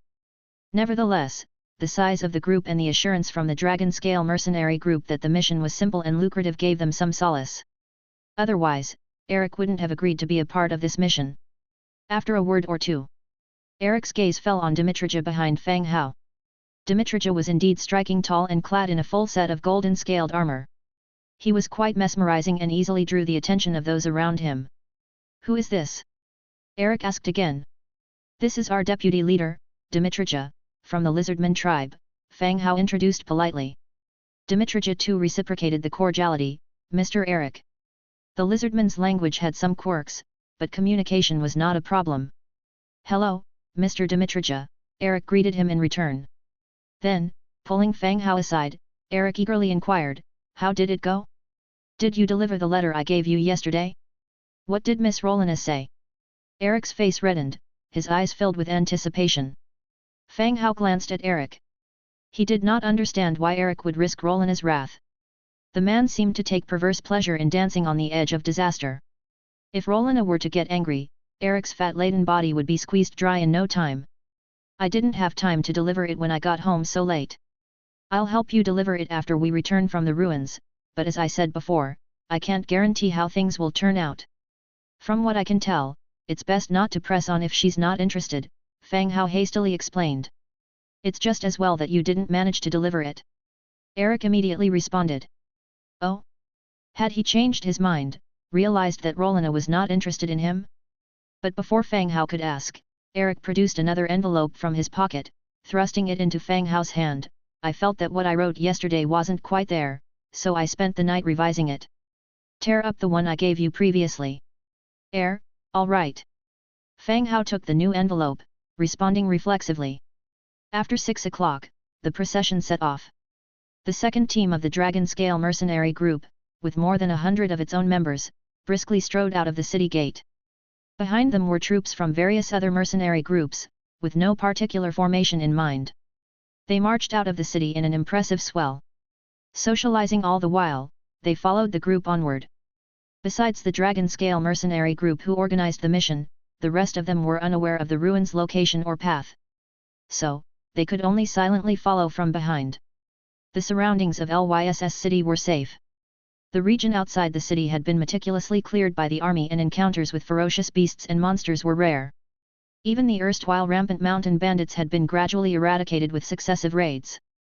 Those caught were dead, those who could, escaped. And it became increasingly difficult to encounter them.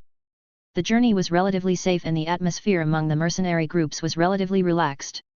For security reasons, Fang Hao relayed the information to Grey Bear Mountain Stronghold, ordering 2 bone dragons to follow the group in the clouds. If any danger were to occur, they could come down and rescue everyone below. Chapter 413, Glory Cemetery 2. The group had been traveling since morning and had continued all the way till nightfall. Everyone began setting up camp. Fang Hao's encampment was set up right beside Eric's team. They erected each tent one by one. After lighting up a fire and tossing in some hot pot ingredients, everyone began to eat. As soon as the hot pot began to heat up, Eric followed his nose over. "Hot pot, how did you bring hot pot here?" Eric exclaimed with wide eyes. The enjoyable hot pot restaurant was quite renowned in the city. Practically everyone present had tasted their food. Particularly Eric, being a large and robust foodie, was unmistakably familiar with the smell. "Yes, we brought some. Come sit down and eat with us." Fang Hao invited him. How could I?" Eric stammered, feigning politeness. But his body had already begun settling down. They added some strips of meat and vegetables to the pot, and everyone began eating. After dinner, the night watch was arranged and Fang Hao returned to his tent to rest. Anjia now shared a tent with Fang Hao. She could thus protect him up close. The next day, the group set off again. Several wild animals began to follow them on the road, as well as a minimal number of monster attacks. After traveling for half a day, they finally arrived at their planned destination. It was the ruins of a city. Large parts of the city walls had collapsed. Through the broken city gates, the collapsed homes and buildings within the city could be seen.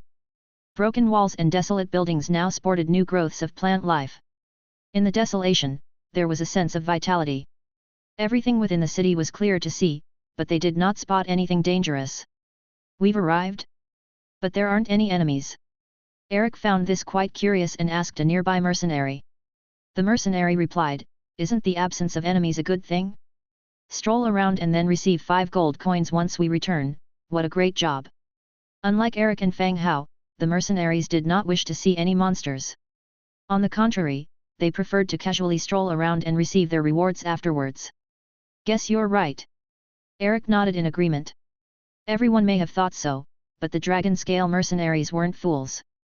Why would they hire them just for a leisurely stroll? The captain of the dragon-scale mercenaries, Pulamo, halted at the gate and shouted to everyone, "Everyone take note. Stay in place for 10 minutes, take care of your needs and check your equipment. We are about to enter a dangerous zone." At the sound of Pulamo's warning, everyone became tense. No one responded, but the leaders of each team had already begun to urge their members to check their equipment. They didn't want to suffer unnecessary losses due to minor issues during combat. Upon hearing that the fighting was about to begin, Eric's face reddened once again, a mixture of excitement and anxiety showing in his expression. "Fang Hao, let's keep our teams close, it's good to have each other's backs." Eric had a tremor in his voice, one hand placed on his long sword. "Okay." Fang Hao had no objections. His goal was the treasure chest in these ruins. Having someone to watch his back would make the task easier and was certainly welcome. The 10 minutes passed quickly. Pulamo waved his hand and the group continued to march forward. Without any delay, they went straight through the city gates and into the ruins. Perhaps due to Pulamo's earlier warning, the atmosphere among the mercenaries was tense. No one was chattering or goofing off, everyone had their weapons drawn and were on high alert. Screech! Screech! A weird luring cry came from the ruins. Some creatures that looked like skin-flayed monkeys suddenly appeared from nowhere, hunched over and standing on the broken walls, their gazes fixed on the sudden intrusion of humans. As they weren't too far away, Fang Hao could see them clearly, he was instantly alerted to their presence. Ruin ghouls, Tier 5. They were actually Tier 5 creatures. In a territory conversion, Tier 5 wasn't high. But amongst the mercenaries present, Tier 5 was already considered quite high. Except for Dimitrija and Angia, the only other individual of high level was the captain of the second team, Pulamo, who had reached Tier 7. The remaining majority were mostly between Tier 3 and Tier 4. In a one-on-one battle, it would be quite difficult to deal with such a creature. The ruin ghouls looked like monkeys suffering from skin pigmentation disease. Their pointed ears, protruding teeth, and disproportionate facial features were quite menacing, their long arms and pointy claws added to the terror. They all had massive misshapen tumors protruding from their backs, like carrying torn burlap sacks. Archers, clear out the white monkeys on the ruins. Captain Pulamo ordered. Whoosh, whoosh, whoosh. As the order was given, the airy sound of arrows flying instantly filled the air. Even for the melee units, most were also equipped with long-range weapons. All pulled out their bows and started shooting at the ruin ghouls in the surroundings. Upon being attacked, the ruin ghouls let out menacing, dangerous cries. Meanwhile, the surrounding area quickly filled with even more white monkeys. In the blink of an eye, there were 70 or 80 of them, and their numbers were still increasing. The next moment, all the white monkeys launched an attack on the crowd. Pick up your weapons, form a circle for protection. Damn it, one of my men was dragged away by those monkeys, damn it. These bastards' blood is poisonous, don't let it get in your mouth or eyes. Damn it, their numbers are still increasing. The various mercenary groups seemed somewhat chaotic. Fang Hao's team was right next to Eric's mercenary group. They formed a defense circle together, executing swift kills on the attacking white monkeys. Except for Dimitrija and Angia, the rest of the members were all mountain bandits by origin. They exhibited a more ferocious fighting method than the white monkeys. Fang Hao only pulled out the long sword at his waist without casting any spells. He chopped down any attacking monkeys. But as he stayed protected in the center, opportunities to attack were scarce. Fortunately, their large group had a numerical advantage. After leaving behind dozens of corpses, the white monkeys also chose to retreat, hiding far behind the ruins, waiting for their next chance. Everyone took advantage of this opportunity to regain their strength and take some detox potions. Eric, are you okay? Fang Hao asked Eric, who seemed a bit nervous.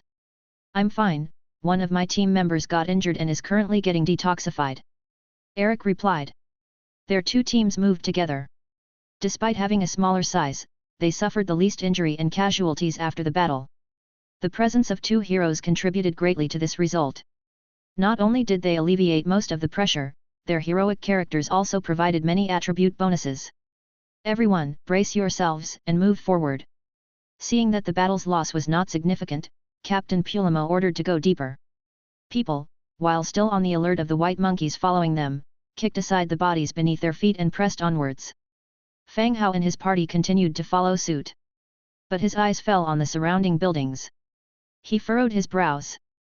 The buildings still carried some rune symbols and gave an overall religious vibe. Could it be, there is a connection between this place and the temple? Before Fang Hao had much time to ponder, the team had already moved away from this place, continuing their journey deeper into the ruins of the city. Increasing numbers of lurking monsters started sneaking around them, apparently preparing for a second strike anytime. But Captain Pulamo still led the team deeper into the city. This made Fang Hao ponder the objective of this dragon-scale mercenary group. The task released by the dragon-scale mercenary group this time was confidential. That is to say, before coming here, all the other mercenary groups had no clue of the purpose and goal of the mission. And now, the mercenary group was moving deeper into the city, rather than clearing out the surrounding monsters. It seemed that they had a fixed target. They were probably retrieving something, knowing quite well the exact location of this object. After repelling 2 waves of monkey attacks, the mercenary group finally neared the core building. It was a huge stone castle. Parts of the stone castle had collapsed, and vines covered the walls. But the various symbols and patterns relating to religious temples and fragments of colored glass were still vaguely visible. In front of the stone castle stood a massive stele. Pulamo moved forward, chopping away the vines that covered the stele. The clear words "Glory Cemetery" were revealed. As I thought, it's here. Seeing the words, Pulamo's face showed relief. Chapter 414, Quicksand Trap 1. As the various teams were directing their members, Fang Hao's attention was focused on the leading dragon-scale mercenary group. When Pulamo cleared away the vines and revealed the words on the stele, Fang Hao could clearly see them from afar. Glory Cemetery. The name alone tells you that there's a graveyard beyond the castle. The audacity to build a city into a cemetery is quite impressive. Even Rebecca from Lyss City couldn't match this feat. Taking another look at the towering castle, confirming the symbols and angel carvings left on the stone castle, it was clear that the colossal cemetery was built by the church. It remains unknown what transpired here that led to its abandonment. Yet the temple in Lyss City only has a Tier 10 elderly priestess as its highest-ranking official. There is a great contrast between this glory and decay. Fang Hao pondered these thoughts. However, he saw the members of the Dragon Scale mercenary group assembling and whispering amongst themselves. This once again made Fang Hao question the true motive of the Dragon Scale mercenary group's journey. Clearly, the Dragon Scale mercenary group had a specific aim. And it was not monster clearing, but to acquire something. But what could possibly be in a graveyard? Burial artifacts? Very likely. All teams rest for 10 minutes. We may encounter more of these white monkeys once we go in, so check your equipment. Teams short on arrows should exchange with others, Pulamo said loudly. Everyone took another break.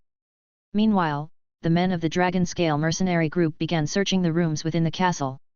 Fang Hao and others simply sat on the ground. Eric came close once more. There must be something valuable inside, and it's all going to them. Do you know what they're looking for? Fang Hao asked curiously. No idea, but places like these ruins usually hold plenty of valuable items. Unfortunately, we signed a contract, all spoils of war belong to them. What a shame, Eric said with a hint of regret. The city may have turned into ruins. But among the rubble and debris, one can still find many valuable items. Some nobles' collections, treasure chests beneath the stones. If one searches carefully, even the hidden savings of previous inhabitants can be found. In a ruin, anything can be found and instant riches are often stumbled upon. Fang Hao and the others didn't budge, they just sat together, drinking water to restore their stamina. From time to time, battle cries can be heard from within the castle, suggesting that there are still some hidden monsters. But the Dragon Scale mercenary group didn't react much, probably because these enemies are scattered and insignificant. In no time, all of the spoils within the castle were collected. Piled up outside the stone castle. Fang Hao casually glanced at them, but did not see a transmigrator's treasure chest. All right, we have one last stretch to go. Everyone, finish resting and let's set off soon so we can complete the battle and leave before nightfall, declared Captain Pulamo. It seems that the items that Dragon Scale mercenary group were seeking were not inside the stone castle. Everyone got up, began reforming the ranks, and continued advancing. They passed the abandoned stone castle. Behind them was a massive cemetery. The cemetery was incredibly vast, with remnants of flower beds and shattered stone statues visible. But everything was now covered by green plants and vines. Desolate. At the center of the cemetery, there was a dense array of steels. Some steels had already shattered, some had collapsed coffins with flowers and grass growing on the skeletal remains. Crack! A crisp sound.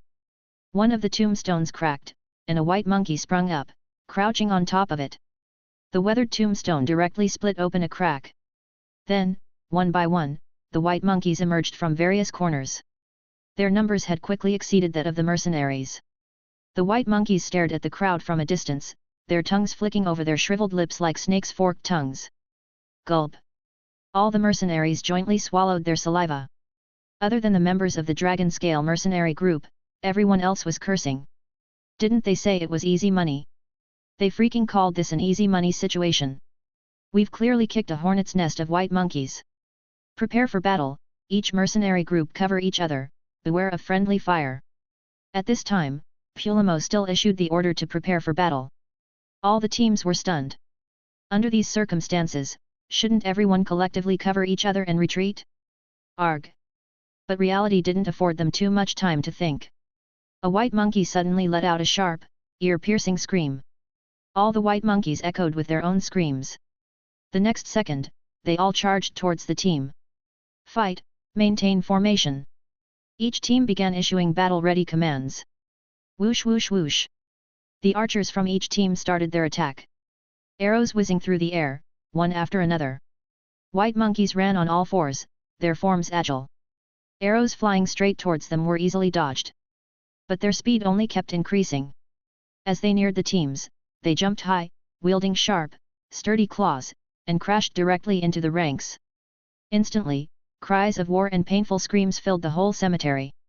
Initially, Fang Hao's team and Eric's mercenary group were covering for each other. But with the ceaseless attacks from the white monkeys, they were instantly scattered. All had begun to retreat towards the base of the wall while defending against the white monkeys' attacks. Using the wall behind them as cover, they defended against the frontal attacks. Fang Hao too joined the battle, his right hand wielding an iron sword. Chapter 415, Quicksand Trap 2. He cast a frost armor on himself in case of unexpected situations. The number of members from each mercenary corps kept decreasing as the fight went on. Although their own team had suffered no casualties yet, they would be in danger if all the others were killed. He was contemplating whether to hide first, and then let the bone dragon breathe over this area. This thought just arose in his mind. Out of Fang Hao's corner of his eye, he saw the dragon-scale mercenaries not only staving off the white monkeys' attacks but also swiftly moving towards the right side. They swiftly pulled out an earth-colored spell scroll and immediately opened it near the wall of the stone castle. The ground underneath the dragon-scale mercenaries gave the impression it was starting to churn. The very next second, an earthen wall rose, forming an oval earth-yellow cover, enveloping all the team members inside. The appearance of the earth elemental magic defense attracted everyone's attention. Damn it! Pulamo, what do you mean by this? Dragon scale, you cowards, hiding like turtles at this time. Damn it, retreat, we ain't gonna fight anymore. Retreat, we ain't gonna fight anymore. Seeing the dragon scale mercenaries huddle within the defense of earth elemental magic, all the other bands of mercenaries promptly quit. Apart from cursing, most people directly led their team to flee. But human speed could not compare to the four-limbed rush of the monkeys. The fights resumed before they could leave the reach of the stone castle. Dmitrija. Fang Hao whispered. Understood, master. Dmitrija agreed and took a deep breath before exhaling a cloud of mist. It shielded their team. Their team was small to begin with, and the range of the mist wasn't vast. The intelligence of the white monkeys was evidently low. They stopped in their tracks, turning to attack the other teams when they saw their targets disappear in the mist. The multiple bands of mercenaries fell one by one, annihilated by the attacking white monkeys. Not too far off. Eric sat on the ground, visibly exhausted. His once fine armor was now covered in scratches. The man was soaked in blood, sitting there powerless. Mr. Fang Hao, are you still alive? Eric shouted. All his people were dead. Only he was left, who had survived by sheer luck, after having fallen into a collapsed coffin. But he wouldn't live much longer either. He looked at the fog rising on one side, remembering that was where Fang Hao's team was stationed. Perhaps Fang Hao and his team were still alive. Seeing several white monkeys licking their lips and approaching, he shouted towards the direction of the fog. But the fog was thick, making it impossible to see the conditions inside. Ah, what am I thinking? There's no way they could survive, Eric murmured, shaking his head bitterly. He would not only get himself killed for taking this goddamn risk but his subordinates as well. He would die here. Despite owning property in the city, and already having chosen a name for his first child with Miss Rolina, he was on the verge of death. Sensing the white monkey charging at him, he closed his eyes. Just as he was cursing inwardly and ready to give up staying alive just to kill these white monkeys. Whoosh! A flying sound swiftly emerged. When he forcefully opened his eyes, he saw a fiery arrow explode in front of him. A white monkey, flying towards him, was sent tumbling several meters away. Immediately after, a figure rushed towards him at high speed. He recognized her as Angia, the orc girl from Fang Hao's team. Wasn't she the maid by Fang Hao's side? How could she be so fast? Angia rushed in front of him, grabbed his neck, and tossed him into the mist. He felt himself being lifted off and surrounded by the whistling wind. The next second, he landed, feeling dizzy, only to see Fang Hao's team drinking water and looking at him. What was going on? Everyone was fighting frantically outside, and they were enjoying tea here? At this moment, Angia, who had gone to rescue him, also rushed back. The three white monkeys chasing her were casually eliminated by the lizardman. Mr. Fang Hao. Eric got up clumsily, murmuring lowly. Eric, what happened to your team? Why are you the only one left? Fang Hao asked. The attack by the white monkeys had driven all the teams apart. They didn't pay attention to Eric's situation, but it seemed the current positions weren't promising. Ah! I'm the only one left. Eric's expression was one of utter despair. The injuries on his body made him seem like a blood man, his face was significantly paler, too. Do you have a healing potion? Fang Hao checked his injuries and asked nonchalantly. Eric had large wounds on his left shoulder and chest. His leather armor should be of high quality, or else he would have died from these kinds of attacks a long time ago. I've already drank it. Eric grimaced, holding on to his injury. The temporary safety made his wounds start to ache. Fang Hao took out a bottle of anesthetic medicine and had him drink it. Eric's facial expression seemed to have eased down quite a bit. After drinking some water, he sat aside and started resting. The battle outside the mist gradually began to calm down. Besides the dragon scale mercenaries using the earth elemental scroll, Fang Hao's team cast a misty sky. There were no other mercenary squads that survived in the cemetery. Maybe some of them managed to escape, but most stayed behind. Taking a glance at the dragon scale mercenary, Fang Hao noticed the earth magic defense still hadn't been lifted. Thinking for a moment, he directly used God's presence to contact the two bone dragons flying above. Chapter 416, Quicksand Trap 3. The attack on the lower part of the graveyard began. The next second, two massive roars echoed from the sky. The bone dragons swooped down from the clouds, hurling their death breaths at the white monkeys inside the graveyard. The monkeys that were hit deteriorated instantaneously, disintegrating into scattered white bones. The white monkeys showed no fear towards the bone dragons. They climbed up the stone castle, attacking the bone dragons by leaping towards their backs when they lowered their heads to exhale. Some of the white monkeys that successfully jumped onto the dragons' backs began to swing their sharp claws in attack. But the bone dragon was a rank 10 unit, with a simple shake of its body in mid-air, it flung the monkeys away. The monkeys thudded into the ground, their bodies squishing upon impact. What's happening out there? Is there some new beast? That damn Pulamo, what has he got us into? Eric was blurry due to the sedative but still cursing incessantly. He couldn't see clearly what was happening outside, but the intense roars and screeches of the monkeys made it clear to him that new creatures have arrived. Fang Hao gave a significant glance to Angia at his side. She promptly swung a punch, hitting Eric right at his neck. Eric's tirade halted mid-sentence, and he immediately fainted. Outside the mist, the bone dragons were still hurling their death breaths. The white monkeys were fighting back in varied ways. Some climbed up the buildings and lunged towards the dragons, while some picked up stones from the ground to retaliate. However, their attacks had no effect on the bone dragons. The white monkeys were perishing in droves. Simultaneously, more and more monkeys were scampering into the misty area amidst the confusion. After a moment's confusion at the sight of the people hidden in the mist, the monkeys launched an attack and a fierce battle ensued. Soon, the number of white monkeys rapidly dwindled, and those who were lucky enough to escape were now scattering in all directions, not daring to continue the attack. The mist cleared, and the bone dragons landed on one side of the team. The whole area fell silent. A disheartening sight met their eyes. Limbs and bodies were strewn about every corner of the graveyard. Fang Hao's gaze settled on the dragon scale mercenaries on one side, enveloped by the earth element. This earth element could evidently be controlled. Two round holes were visible on the intact earth wall, pointed directly towards the direction of Fang Hao and his team. It appeared that the dragon scale mercenaries were observing the situation outside. Fang Hao glanced at the bone dragon beside him, then at the earth wall nearby. He ordered, "Break open the earth wall and kill everyone inside." Roar! The two bone dragons let out roars. Again taking flight, landing next to the earth wall. They ripped open the wall with their claws and breathed their death breath directly inside. In that instant, heart-wrenching howls erupted again. Fang Hao, hearing the screams, didn't stop them.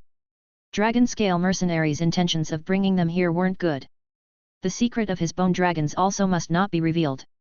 If these people hadn't seen the bone dragons, Fang Hao might have been willing to play along with them. But since all has been seen, he had to resort to simpler and more effective methods. The fight didn't last long. Soon, all the dragon scale people had been eliminated.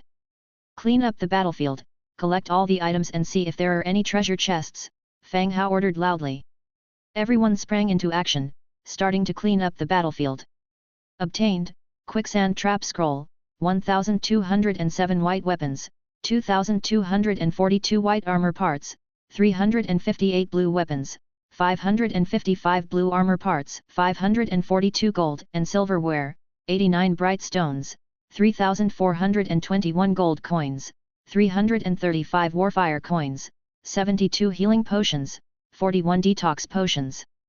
Note, the equipment search is slow because of the large number of bodies and limited manpower. Scattered around, there are so many items. Fang Hao picked up the Quicksand Trap Scroll to examine it. Another Earth Elemental Magic Scroll. Quicksand Trap. Category, Magic Scroll. Description, can set a ranged trap in a specified location to control and restrict the enemy. Magic scrolls adopt a simple-to-use mechanism. Once opened, it would spring into action. The Dragon Scale mercenary group, it seemed, was quite rich to bring 2 scrolls with them. Just then, 2 of his subordinates carried over a golden treasure chest from deep within the graveyard. "Boss, we found a door over there. Seems like there's another yard behind it." Chapter 417, Holy Light Cemetery. A door. Fang Hao shifts his gaze away from the chest. "Yes, it's covered by vines. I cleared them away to make sure, and it's indeed a door. It's decorated with many beautiful women and winged angels," the minion confirms earnestly. Based on previous experiences, a door leading to the next area often signifies a new space, which can also be understood as the second sector of the instance. Similarly, one can also obtain a chest after clearing it. "All right, I got it. Everyone, rest here. We will investigate what's behind the door later." Fang Hao nodded in acknowledgement. "Yes, sir." Everyone retreats to where they were when the fog previously covered them and sits down. This part of the graveyard seems to be slightly cleaner. There aren't any severed limbs or remains. Everyone chit-chats during their rest. Fang Hao comes to the chest and opens it. Obtained, Blueprint for Glass Production Facility, blue, Blueprint for Cotton Radiant Priest Gloves, green, Cotton Robe Blueprint, green, Hardwood Bell Mace Blueprint, green, Rainbow Silkworm Summoning Scroll, purple, 22 Bright Stones, 31 Shadow Stones, 174 Warfire Coins. Opening the chest, rays of various colors almost blinds him. Besides the blueprint and rare materials, there is also a Rainbow Silkworm Summoning Scroll. It's the first time he has seen such a summoning scroll. Rainbow Silkworm Summoning Scroll, purple. Category, Summoning Scroll. Description, after use, 5100 units of Rainbow Silkworm hatchlings can be summoned which can reproduce. The Rainbow Silkworms can randomly produce silk of various colors. Currently, the luxurious silks produced in the territory are Holy Snow Silk and Nightfall Silk. Silk of other colors requires further processing and dyeing. However, this procedure affects the texture and features of the silk. Direct production of colored silk can eliminate many complex steps. This not only enhances the quality of the silk, but also saves labor and consumption. It will significantly impact the development of the cloth shops in the territory. After checking the summoning scroll, he continues examining the glass production facility. Glass production facility, 2,200 wood, 3,500 stone bricks, 1,200 iron, 820 metal parts, 5 red flame essence. Description, through processing, it can produce non-crystalline solids that maintain certain shapes. Glass production facility. Currently, on his territory, no building has glass windows. Although the weather is mostly sunny, sometimes fog dampens the bedding in the rooms. Moreover, autumn is about to come in half a month. With glass, the weather during the rainy season and cold would not affect the buildings. Fang Hao handles the Book of Lords again, remembering that a blueprint there requires glass. Flipping through it, he does indeed find the blueprint for an ironstone lamplight pedestal. Glass lampshade is one of its required materials. However, he isn't sure whether the production of glass will be sufficient after completing the construction, or whether it can directly produce glass for windows and lampshades. He then checks out the 3 equipment blueprints. Cotton Radiant Priest Gloves, 1 linen, 2 cotton, 3 twine. Cotton Robes, 5 cotton, 4 twine, 1 iron. Hardwood Bell Mace, 2 hardwood, 3 leather, 2 copper, 1 iron. Description, artisanal cane with copper bells, shaking it will get the herded sheep to return. The former 2 pieces are the equipment required by the auxiliary priests. They aren't necessary for the territory, but can be sold to the temple. However, Priest Miriam seems rather traditional, and he wonders whether she will consider purchasing these items. The 3rd blueprint, the hardwood bell mace, though initially considered to be priest wear, is according to its description, more like a staff used to herd cattle and sheep. Upon returning, he may attempt to manufacture it, checking its attributes and understanding its function. Besides the blueprint rewards, there are also 22 bright stones and 31 shadow stones. Even though he is seeing the bright stone for the first time, he is no stranger to its function, which is similar to that of shadow stones and blood stones. It is a material for summoning corresponding factions. The appearance of bright stones and shadow stones together is, however, quite surprising. He stores all the blueprints using the Book of Lords. The remaining spoils, deemed for takeaway, are also gathered into the storage space. Fang Hao stands up, dusts off his hands, and shouts, "All right, it's time to see what's behind the door. Let's get this over with so we can leave this place sooner." Everyone stands up and checks their equipment. They're ready to go. What about this guy? Angia nudges Eric, who's lying nearby with his leg. Perhaps due to the anesthetic effects. Eric has been out cold, snoring on the ground. The wounds on his body have stopped bleeding. However, healing seems to require some time and care. Let's have 2 people carry him. We'll see if it's safe behind the door, Fang Hao pondered. Eric is a good guy, and he was the one who connected Fang Hao to this mission. Even though the mission may, in actuality, be a dragon-scale mercenary trap, he means well. If they can afford to evacuate him, they should. After all, it would be difficult to explain if Fang Hao were the only one to return to Lyss City. White monkey monsters are still lingering around in the distance. While they are afraid to get closer, they remain watching from afar. If they were to leave Eric here alone, I fear the poor chap will immediately become food for these creatures. Chapter 418, Holy Light Cemetery 2. So first, let's confirm if there is any danger behind that door. As soon as Fang Hao finished speaking, 2 robust men hoisted Eric up, one on each side. The group moved forward once again, stepping over corpses, and arrived directly at the next door. The door was at the end of the cemetery. No one had noticed that there was another door here because the wall was covered in dense vines. Clear these vines and check what's behind the door. Fang Hao continued. His men drew their long swords from their belts. They started slashing wildly at the vines on the wall. Quickly, the door was cleared, revealing the motifs carved into it. Apart from the religious symbols all around, there were also images of angels wielding swords and figures of singing human women etched into the stone door. The image of the woman was very impressive. One could tell that the craftsman who carved it was very skilled. Subconsciously, one of the young followers touched the bas-relief a few times. Holy Light Cemetery. 4 words were carved at the top of the stone door. Another burial ground. However, from the exquisite carvings on the door, one could tell that the Holy Light Cemetery and the Glory Cemetery were obviously of different grades. Open the door. Several followers stepped forward and forcefully pushed the stone door open. Accompanied by the sound of stone slabs rubbing against each other, the door slowly opened. As the stone door gradually opened, the scene behind the door came into view.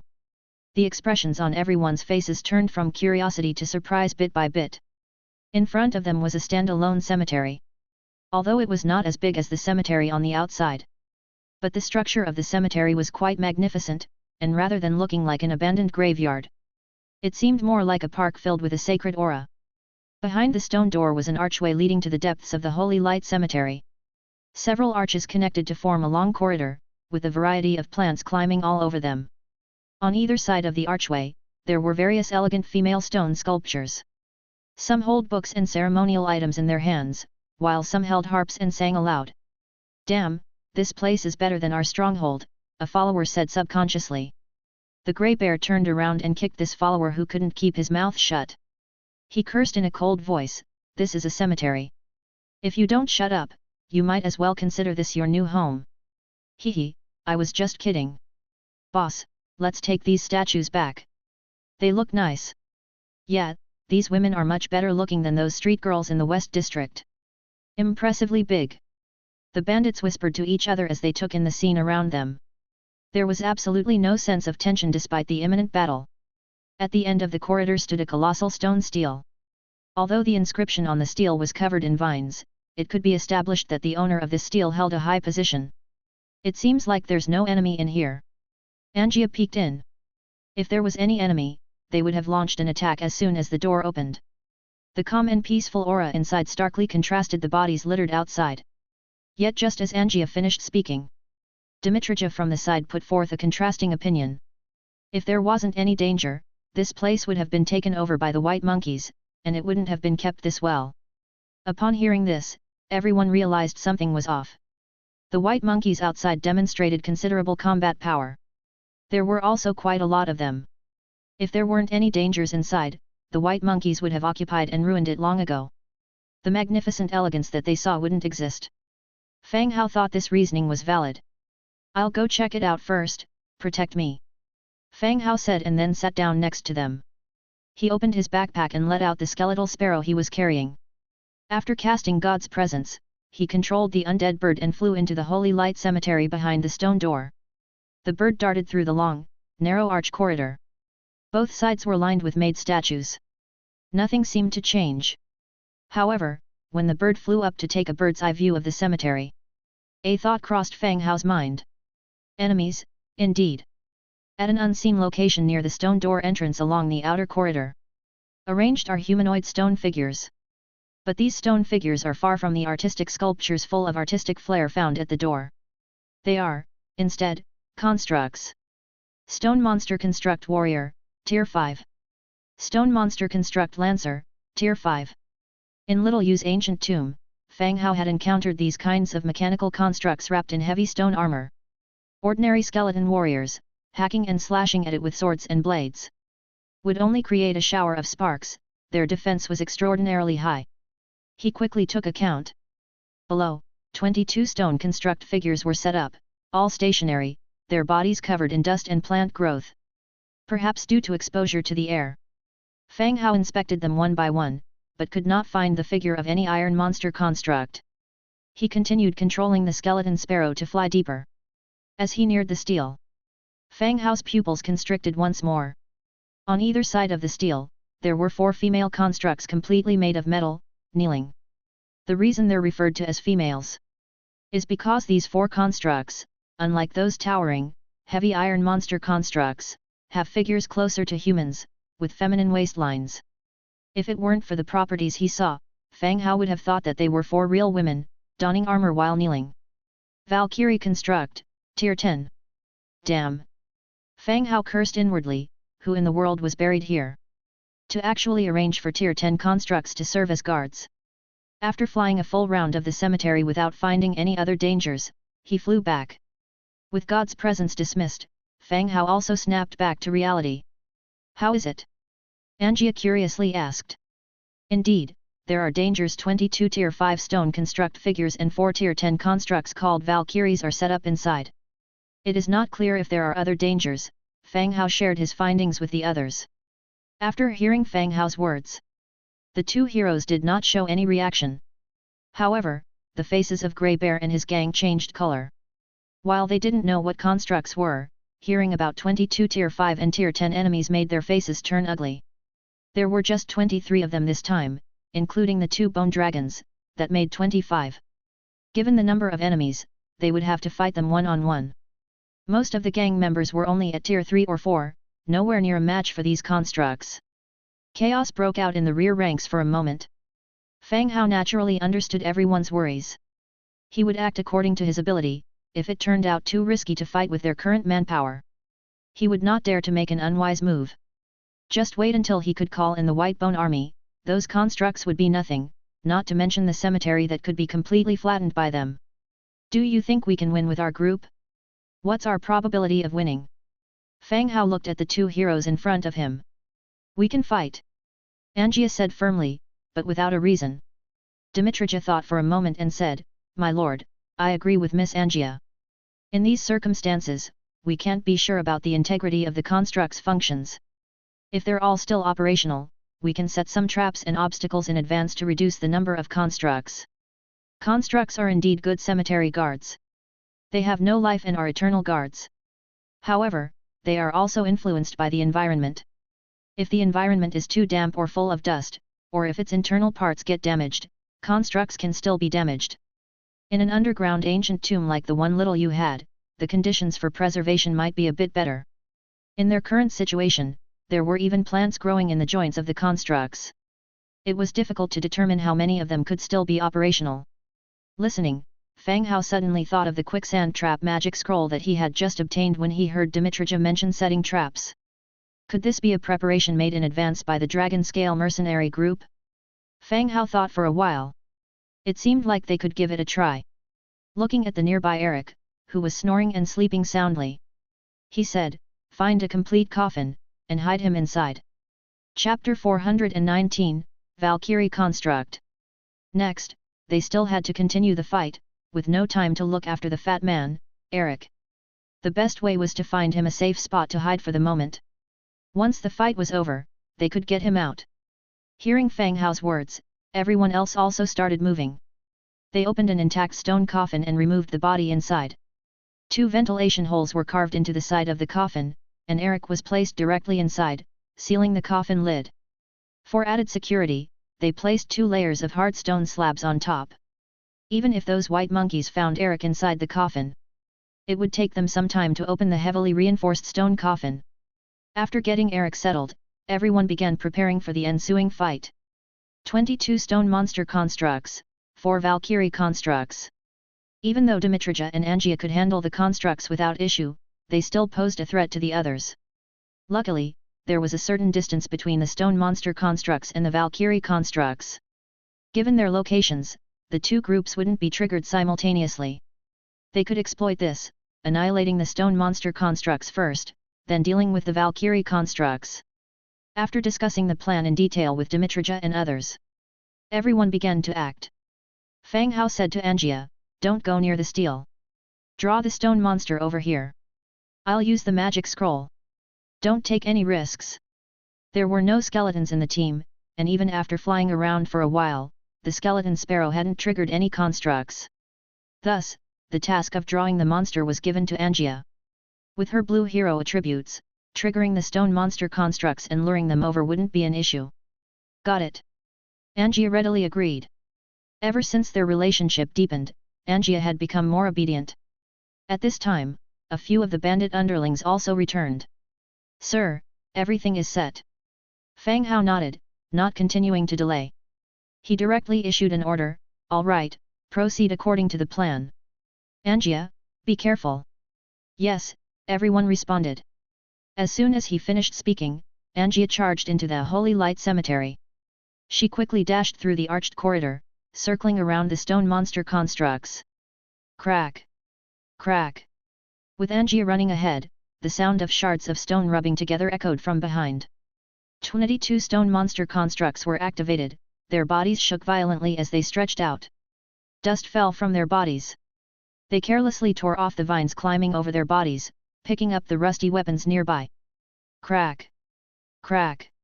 They turned their rigid heads, all looking towards the fleeing intruder not far off.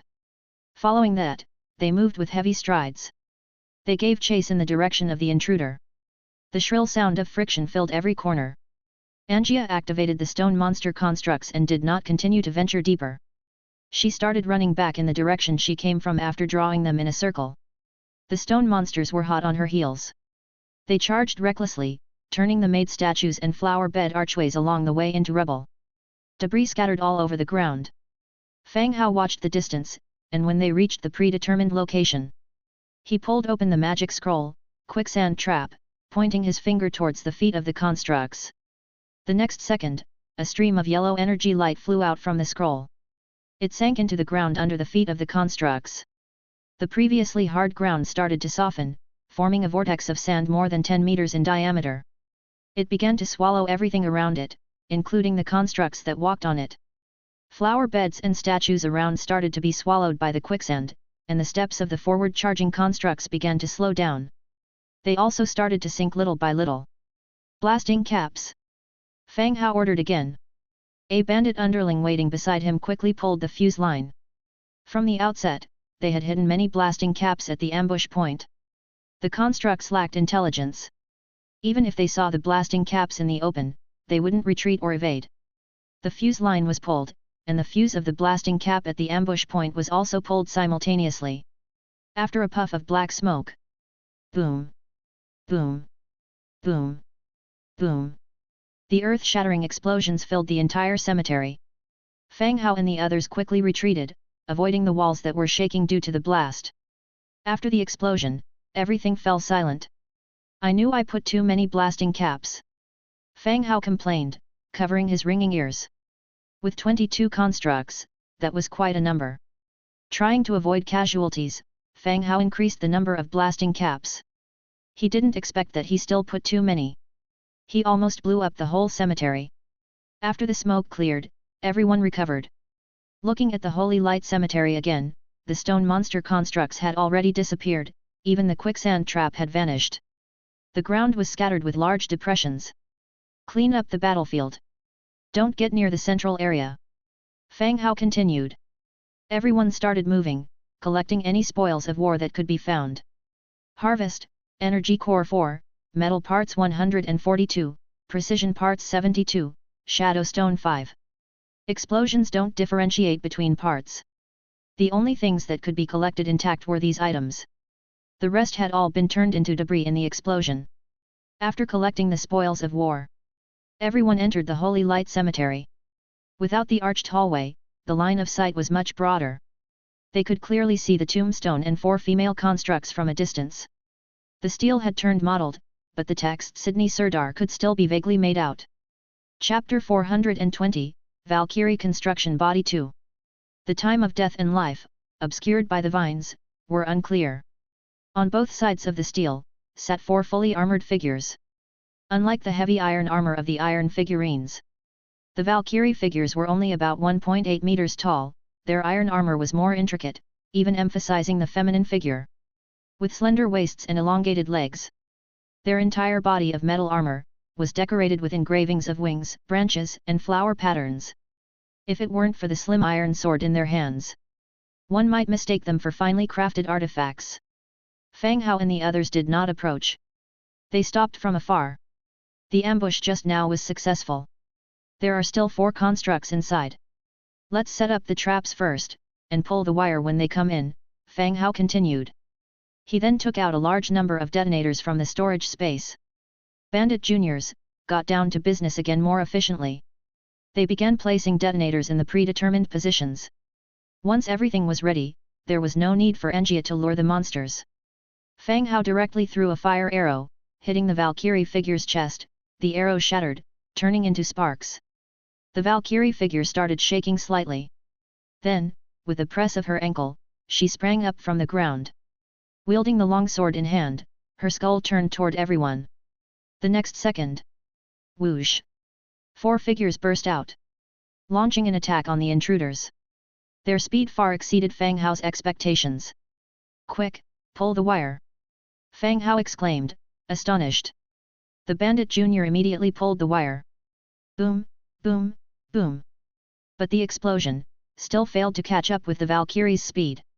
Their figures had already passed the ambush point before the detonators went off. Prepare for combat, Fang Hao ordered solemnly. The bandits raised their shields instantly, encasing Fang Hao in the middle. While Dimitrija and Angia engaged the rushing figures from both sides. Dimitrija on the left engaged the construct even faster. He slashed horizontally with his sword, aiming straight for the figure's neck. Whoosh! The Valkyrie didn't stop, her body quickly lowered, dodging the long sword with a sliding tackle, and counterattacked with her own sword. Dimitrija swiveled his foot, and stepped back just in time to dodge the blow. With a single-handed press on the ground, the Valkyrie stabilized herself and followed up, getting into a fight with Dimitrija. Fang Hao stared wide-eyed at the scene before him. A level 10 soldier, actually trading blows evenly with Dimitrija, an orange hero. Then looking over to Angia's end. The scene was pretty much the same. The Valkyrie constructs exhibited extraordinarily high combat skills and mobility. They were even able to execute some combat techniques that were unattainable for ordinary level 10 soldiers. This was not your ordinary construct, it was more like a skilled weapon master. The other 2 Valkyries were charging towards them. With a serious look in his eyes, Fang Hao gave the command, Dragon Breath. Roar! The 2 bone dragons beside him crouched down, stretching out their necks towards the oncoming Valkyries. The next second, black energy beams were spewed from the bone dragons' mouths, enveloping the 2 Valkyries in an instant. The dragons maintained their breath for several seconds before finally closing their mouths and ending their attack. And in the distance among the ruins, 2 Valkyrie constructs staggered to their feet. Their iron armor was glowing orange, like red-hot iron slabs. Billowing smoke arose from it. However, it didn't seem to have caused the Valkyries significant damage. With a push off from their feet, they continued charging towards them. The bone dragons took to the skies for an attack, while Grey Bear coordinated the men quickly, forming a shield wall. Protect the Lord's safety, hold out until both heroes are victorious. Grey Bear suddenly ordered. Swoosh! A long sword slashed down onto the shield soldier. The friction sound rang out, leaving a mark on the heavy shield. Grey Bear and others had a simple idea: they would not contend with the Valkyries heads-on. The Valkyries were constructs. Whether it was suffering injuries or perishing, it simply was not worth it for them. What they needed to do was to hold out until the two heroes were victorious in their battles and could come to their aid. However, a good plan completely underestimated the Valkyries' combat power. The Valkyries demonstrated unspeakably astounding combat maneuvers. The long sword pierced through the gaps in the shield, a series of wails echoed from within the shield wall. Perhaps, the Valkyries possess their own judgment mechanism.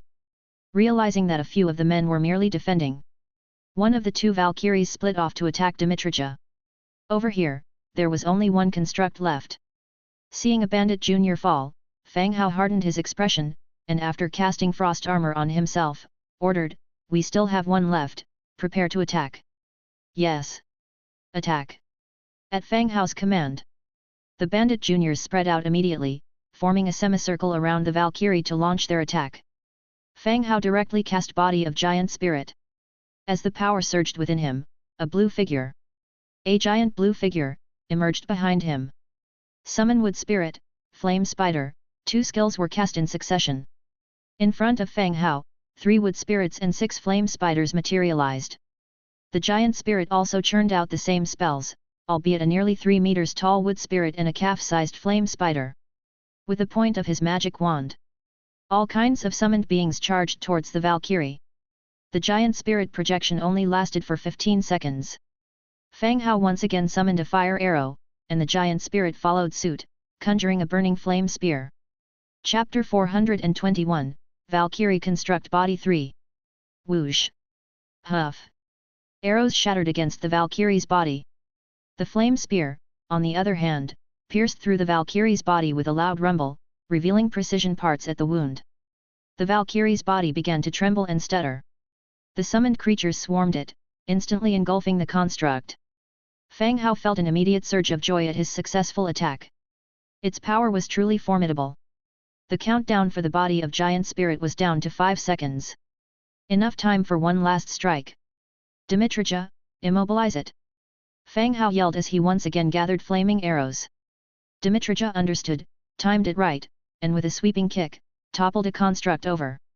Fang Hao's flaming arrows and flame spear arrived just in time, piercing right through the fallen construct. The time for the Body of Giant Spirit ended. The gigantic figure instantly retreated back into Fang Hao's body. There still were 2 Valkyrie constructs left on the field, one for Dimitrija and one for Angia. They didn't have any problems handling these. After 5 minutes, both of the Valkyries were also destroyed. That wasn't bad at all. What was that thing? It was huge, Angia said, looking curious as she came over. At the time when Fang Hao used the totem, the Blackfoot cat Lori had just returned. Angia had gone to play with Lori and hadn't seen Fang Hao test the effectiveness of the Body of Giant Spirit. Everyone else was also quite curious, as they had never seen Fang Hao fight. They thought he was relatively weak. But today, they were surprised to see the power of the skill he unleashed. He killed 2 Valkyrie constructs in a row. Body of Giant Spirit, the power of the spirits, would you say it's impressive? Fang Hao said nonchalantly as he dispelled the flame spider. He kept the wooden spirit, just in case it could continue to protect him. Keep bragging. Angia scoffed. Fang Hao just lightly smiled without explaining further. All right, let's treat the wounded and dismantle these constructs to see what we can take. He took out herbs and potions to give to the injured. Fortunately, no one was in a critical condition. Before long, all the parts of the Valkyries were collected. Obtained, Energy Core X2, Precision Parts X85, Rune Components X42. He got a new type of material called Rune Components from the Valkyries. It should also be a type of high-grade material. After gathering the dropped energy cores and materials, Everyone conducted a thorough check around the Holy Light Cemetery again. Behind the stele, they found a golden chest. Fang Hao wasn't in a rush to open it. He was more curious about what was inside the tomb that persuaded the dragon-scale mercenaries to take the risk and come here. Open this tomb and see what's inside, but be careful, Fang Hao continued. They had enough experience with grave digging as bandits. They all pitched in, using ropes to hoist the stone coffin out. They opened the coffin, took precaution, and quickly retreated. After a few seconds of silence, with no danger presenting itself, Fang Hao and the others gathered again to investigate what was inside. Inside the stone coffin rested a set of incomplete skeleton. Although covered in stains, the bones were as translucent and lustrous as jade. This instantly reminded Fang Hao of the left arm bone covered in runes that he had found in the basement of the temple orphanage. This skeleton also appeared to be missing 2 arms. Inside the stone coffin lay a complete skull, sternum, and both legs. Could they be from the same skeleton? Fang Hao couldn't help but suspect that the bone arm he found earlier and this skeleton may belong to the same body. Chapter 422, The Bones of the Priest. The more he pondered, the more doubts filled his mind. If these bones are from the same corpse from which he obtained the bone arm, then, the person arranging missions for the dragon-scale mercenaries is somehow connected to the orphanage's underground workshop where demon dolls are produced. If he thought deeper, could it be that the person assigning these missions could be in Lyss City? Or, possibly, even a high-ranking member of the dragon-scale mercenaries themselves? What's all this effort for, only to end up with a heap of bones? Angia popped her head out, her tone reflecting her disappointment. Nothing of value can be seen in the abandoned cemetery. Even the coffins were bereft of any burial accompaniments. The ruins on this site were virtually barren. The items they found were worth even less than the potions and scrolls they had wasted. The rest of the bandits also seemed rather discontent with what they found. Clean up the bones and bring them out, Fang Hao commanded further. The bandits lifted the bones out. After cleaning off the filth and yellowish tattered cloth, Fang Hao stored them right in his holding space. Even if Fang Hao belongs to the undead faction. However, before any conflict arises, he did not believe that he would tangle with the church. But now, having exhumed the grave of the church's priest and taking the bones for future use, this development of hostility seems inevitable now. The matter of these bones requires strict confidentiality. If word got out, it would unsurprisingly stir up a lot of trouble. Having been so busy, dusk was now approaching. Fang Hao commanded everyone to wrap things up. From his holding space, he took out a leather bundle and plenty of hemp ropes, using them to organize and secure all the items they were taking with them. The bone dragon used its dragon breath to transform some of the higher-level corpses into white bone for easy transportation. Everyone was bustling about. Fang Hao approached the newly received treasure chest and opened it. Obtained, Temple Blueprint, Blue, Stone Carving Workshop Blueprint, Blue, Fine Iron Valkyrie Longsword Blueprint, Purple, Black Iron Construct General Longsword, Green, White Jade Stone Gold Thread Coffin, Purple, Bright Stones X45, Shadow Stones X15, Warfire Coins X224. Again, a burst of light. Fang Hao scanned it casually, finding no blueprints or items that particularly amazed him. Temple, Stiffwood X1200, Stone Bricks X1250, Detailed Carvings X350, Cast Iron Pieces X50, Metal Components X45, Traces of Prayer X2, Traces of Deity X2, Rich Essence X3. Description: this structure allows the establishment of faction-specific deity statues. Additional statues of deities maintaining peaceful relationships with the faction can be set up. Deities hostile towards the faction cannot have their statues erected. Building a temple automatically unlocks the statue of the faction's deity. Fang Hao was familiar with temples. It seems temples are a general term, differentiation lies in the deity statue they possess. In that case, if Fang Hao were to build a temple, the deity statue he would erect would be that of the immortal spirit, the god of undead. Besides the statue of his own faction's deity, another deity's statue can be erected. As long as it is not hostile to his faction. Which means he cannot erect the statue of the god of light. No wonder the temples in Lyss City housed the statues of both the god of light and the goddess of harvest. Turns out 2 statues can be placed in each. Suddenly, a thought flashed across Fang Hao's mind. If the construction of a temple would automatically unlock the statue of the god of undead, that means Fang Hao already has 4 deity statues.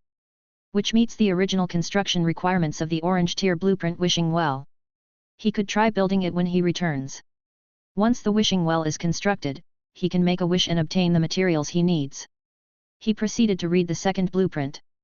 Level 1 Stone Carving Workshop, Wood X 1500, Stone X 2000, Leather X 800, Hemp Rope X 500, Iron X 200, Metal Components X 120. Description: allows the recruitment of faction-specific soldiers for stone carving and relief art within the building. A stone carving workshop, that's a peculiar name. But the description clarified its purpose. It must function similarly to a blacksmith's shop or a jewelry store. Within this building, soldiers skilled in stone carving can be recruited. As for their specific attributes, he will have to wait until they are recruited to see. However, these types of shops have never disappointed Fang Hao in the past. Although not combat soldiers, the purpose they serve in the territory cannot be replaced by those. Next up are weapon blueprints. Fine Iron Valkyrie Longsword, Stiff Wood X1, Cast Iron Pieces X3, Fine Iron X5, Thick Leather X1, Essence of Destruction X1. Description: exquisitely made as if a piece of fine art, decorative yet sharp. Fang Hao thought of the longsword carried by the Valkyrie construct at the mention of a Valkyrie longsword. Though the construct wields it with one hand. The slender blade should be classified as a two-handed sword. Its corrosion over time has left it tarnished and worn down. However, rewards are generally related to mission locations, hence it should be the same longsword. Moreover, it's a purple tier weapon blueprint, representing a good harvest indeed. Black Iron Construct General Longsword, Iron X5, Cast Iron Pieces X5, Metal Components X12, Leather X2. Description: it's a specially designed longsword weapon for large constructs. Normal soldiers struggle wielding it. This longsword leaves no room for guesswork. Its name indicates that it is the longsword used by stone construct monsters. When the stone construct monster is completed, it will be equipped with this. Lastly, there is a purple tier finished product. White Jade Stone Gold Thread Coffin, Category: Corpse Nurturing Coffin. Chapter 423, The Bones of Priest 2. Description: a corpse-nurturing coffin made entirely of white jade stone, nourishing the souls of dark creatures and creatures of the eternal night. Nice piece, a crystal-clear coffin. If I had time-traveled to ancient Hwasia, this kind of coffin surely would only be available for burials of royal family members. Its appearance alone is already quite enticing. Within the domain, Rolina and Little Yu are the ones using the corpse-nurturing coffin. Little Yu doesn't use it frequently, always in a state of it being optional. While Rolina, with her high status in the eternal night, may have a coffin that is not inferior to this. We'll see who needs it when the time comes, and give it to them. Anyway, I don't need it. Having finished examining all the equipment, the small bandit brothers have also finished cleaning up the battlefield.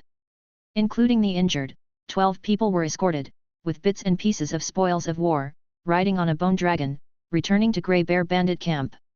There are still 11 people left with Fang Hao. They dug out Eric from the stone coffin and left this ruined city directly, heading towards Lyss City. The night grows thicker. Fang Hao and others, in their roadside pitched tent. The rolling iron pot is emitting steam, spreading the aroma of the hot pot. Eric, who had been unconscious for a day, sniffed. Then, he groggily opened his eyes. Ah! It hurts. The first thing he said when he opened his eyes, Eric covered his wound and let out a low growl. Then he remembered the previous battle. His face was panic-stricken, as he quickly surveyed the situation around him. When he realized that Fang Hao and the others were sitting around the fire looking at him, his expression eased considerably. He was still alive, and so was everyone else.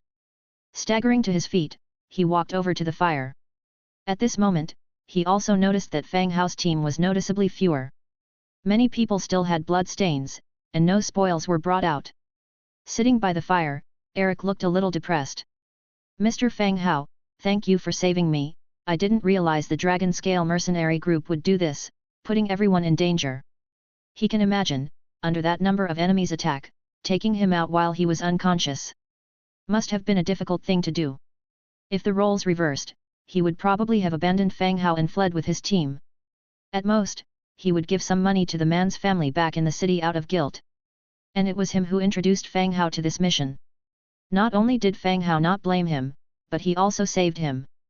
Fang Hao said, "First eat, and we'll talk about the rest when we get back. The Dragon Scale mercenary group obviously took us for fools, we can't let this slide." With that one sentence, Fang Hao ignited the flame of anger in Eric's heart. He roared in a loud voice, "I'm going to the city lord's house to complain about them, they have killed so many people in this fight, I don't believe that no one can deal with them." He winced as the movement tugged at his wounds. The hot pot is ready, and Fang Hao calls everyone to eat. As he ate, Eric asked again, "By the way, what's that place, that cemetery, and where are the Dragon Scale mercenaries?" His memory was still stuck in the stage of resting from serious injury. After being knocked out by Angia, the fat man had been sleeping until now. "That is the church graveyard. The tombstones should all belong to the church's people. The Dragon Scale mercenary group brought us here, probably intending never to let us return alive." Fang Hao answered. Previously, Fang Hao thought that either the Dragon Scale mercenary group had poor preparations or underestimated the enemy's numbers, causing the loss of the human mercenary group. Now he thinks, perhaps the extermination of the human mercenary group was part of the Dragon Scale mercenary group's plan. After all, the church still has significant influence. To excavate the bones of the Grand Priest. If done discreetly, it's fine, but if this gets out, the Dragon Scale mercenary group can't shoulder the blame. Only if all the others die, will the secret be kept secure. That's why the Dragon Scale mercenary group didn't recruit through the mission hall, but privately invited a few medium and small mercenary groups instead. The church? They have big guts, they're downright crazy. Eric cursed while stuffing his mouth with food. I reckon more might have escaped. We will see. If someone reports this, we'd better avoid this mess, after all, we were involved in this operation too. Fang Hao continued. You're right, we should go back and see how things are, Eric agreed, nodding his head. After dinner, they chatted around the bonfire for a while longer. Then they each returned to their places to rest, awaiting dawn to return to Lyss City. Fang Hao went back to his tent and laid out the skin blanket on the floor. About half an hour later, Angia, who had been on night watch duty, crawled into the tent. As soon as she entered, she took off her clothes. Clad only in a flimsy undergarment, she went directly into Fang Hao's arms. She casually wrapped her arms around Fang Hao and whispered, "Do you really believe that fat guy could have slept for so long?" The impact of the thunderbolt was enough to cause the whole ground to collapse, yet he didn't wake up. Conveniently, he woke up when we made camp to eat. Did you notice something? Fang Hao lay flat on his back, one arm around Angia. Not really, I just doubt how he could possibly sleep so long, then arbitrarily wake up here afterwards. Angia shared her suspicion after thinking it through. Fang Hao thought Angia's doubt was quite reasonable. If it was true, then Eric was not as simple-minded as imagined. He knew when to wake up, and when to pretend to be asleep. Considering the possible advantages and disadvantages of Eric's presence, Fang Hao continued, "It's not a big problem. Even if he woke up, it was inside the stone coffin. As long as he didn't see the bone dragon, it should be fine. Even if he tells, it's not a problem since he didn't derive any benefit from us." The biggest secret of this operation was the bone dragon. When Fang Hao commanded the bone dragon into battle, Eric had just fainted. He couldn't possibly wake up that soon. The battles that followed, he was hidden inside the stone coffin, even if he woke up it was inside, he couldn't discover anything. Moreover, compared to the Dragon Scale mercenary group's massacre of nearly 1,000 people this time, his own matters were insignificant. It's hard to draw attention. All right, I'll take your word for it. Angia snuggled further into his arms, blinked, and whispered, "It's still early. Do you want to play for a while?" Fang Hao looked at her teasingly, understanding her meaning. "Is that okay? It's late and we're both tired from today's events." Angia's eyes were twinkling, "I'm not tired, and you only used 2 magic spells. So, why are you tired?" After saying so, she didn't wait for Fang Hao and took the initiative herself. The nightstone emitted a faint glow. Angia's figure was completely exposed in the air. Her wheat-colored skin was smooth and firm, her body sporty and well-proportioned. It exuded youthful vitality. By the soft, gentle light, her upright silhouette gently swayed with the light. "I was raised by an old orc who wanted to find a village willing to accept me, where he could spend his old age. However, after a long search, no one was willing to take me in." Angia suddenly spoke, her moving waist gradually slowing down. She looked into Fang Hao's eyes and felt his warmth. It was Fang Hao's first time hearing Angia share her past. The Fighting Tooth clan amongst the Beast clan was the type fond of fighting. Who would have thought that as a child, she didn't even have a village? What happened after that? Fang Hao continued asking. After that, we stopped searching for villages and built a house ourselves. He taught me hunting and combat until the year I turned 15 when I became a hero, and he passed away. Angia calmly narrated. The atmosphere within the tent suddenly sank. Fang Hao could distinctly feel Angia's emotions. This outgoing and thoughtless girl was revealing her emotional side for the first time. Before Fang Hao could comfort her, Angia continued, the old orc told me to go west, where there were human cities. As long as I saved enough money, I could buy a house there and live. The idea of gambling appealed to me as a quick way to raise funds, and so, I started to learn how to gamble. At this point, Angia suddenly laughed, then, I lost all the money I saved along the way. I even lost my luggage. It turns out, I'm really not suited to gamble. In the Manam market, I saw a human who seemed easy to bully. I borrowed 40 warfire coins from him but ended up losing myself. Accompanied by light panting, Angia went on with her story. Chapter 424, Huge Horn Ridge. The first time Fang Hao saw Angia, she felt like a rebellious girl who duped and gambled. In the end, due to losing a bet with him, she was besieged by the undead and was forced to sign the hero contract. Only after hearing Angia's story did Fang Hao understand the reason for her character. Walking all the way here from the Orc City in the east is not an easy thing. She gambled because she felt this was a quick way to make money. She planned to buy her own house in a human city. So, how do you feel about the life here? Fang Hao continued to ask. Without giving it much thought, Angia replied, not bad, the feeling of having my own house is really nice. Angia always maintained a high level of loyalty. It can be seen that she is quite satisfied with her current life. From the day you arrived, we became a family. You are not alone anymore. Fang Hao raised his hand, rubbed Angia's head, and instantly squeezed her fluffy beast ear. Angia swatted his hand away. But her face was still full of smiles. Fang Hao could clearly feel her body temperature rising rapidly. Her eyes also began to look a bit lost. After a numbing response, she flopped down weakly and crawled back into Fang Hao's arms. Although Fang Hao enjoyed the pleasure brought about by Angia, it was getting quite late. Embracing her soft body, he decided to rest and sleep. They would continue their journey tomorrow. Just as she was getting a little sleepy, Angia suddenly spoke, how about we play with Ira when we get back? The last time I saw you guys in the pool, it looked really fun, let's do it together. Cough, cough. Fang Hao suddenly let out 2 dry coughs. That's unsophisticated Angia, not afraid of anything. You discuss it with Ira, if she agrees, I certainly have no objections. Fang Hao shrugged, showing an indifferent attitude. Okay, I'll talk to her when we get back. Alright, go to sleep quickly. We have to continue our journey tomorrow. Fang Hao continued. Oh. The tent became quiet again, and they gradually drifted off to sleep. Hey! Do you think those white monkeys in the cemetery crawled out of the graves and have such white skin because of the holy light? Go to sleep, don't talk about graveyard stuff late at night. Do you think Rolina would lose it upon seeing that letter and dry that fat man to a husk? The vampire will suck blood, not fat. Stop talking, go to sleep.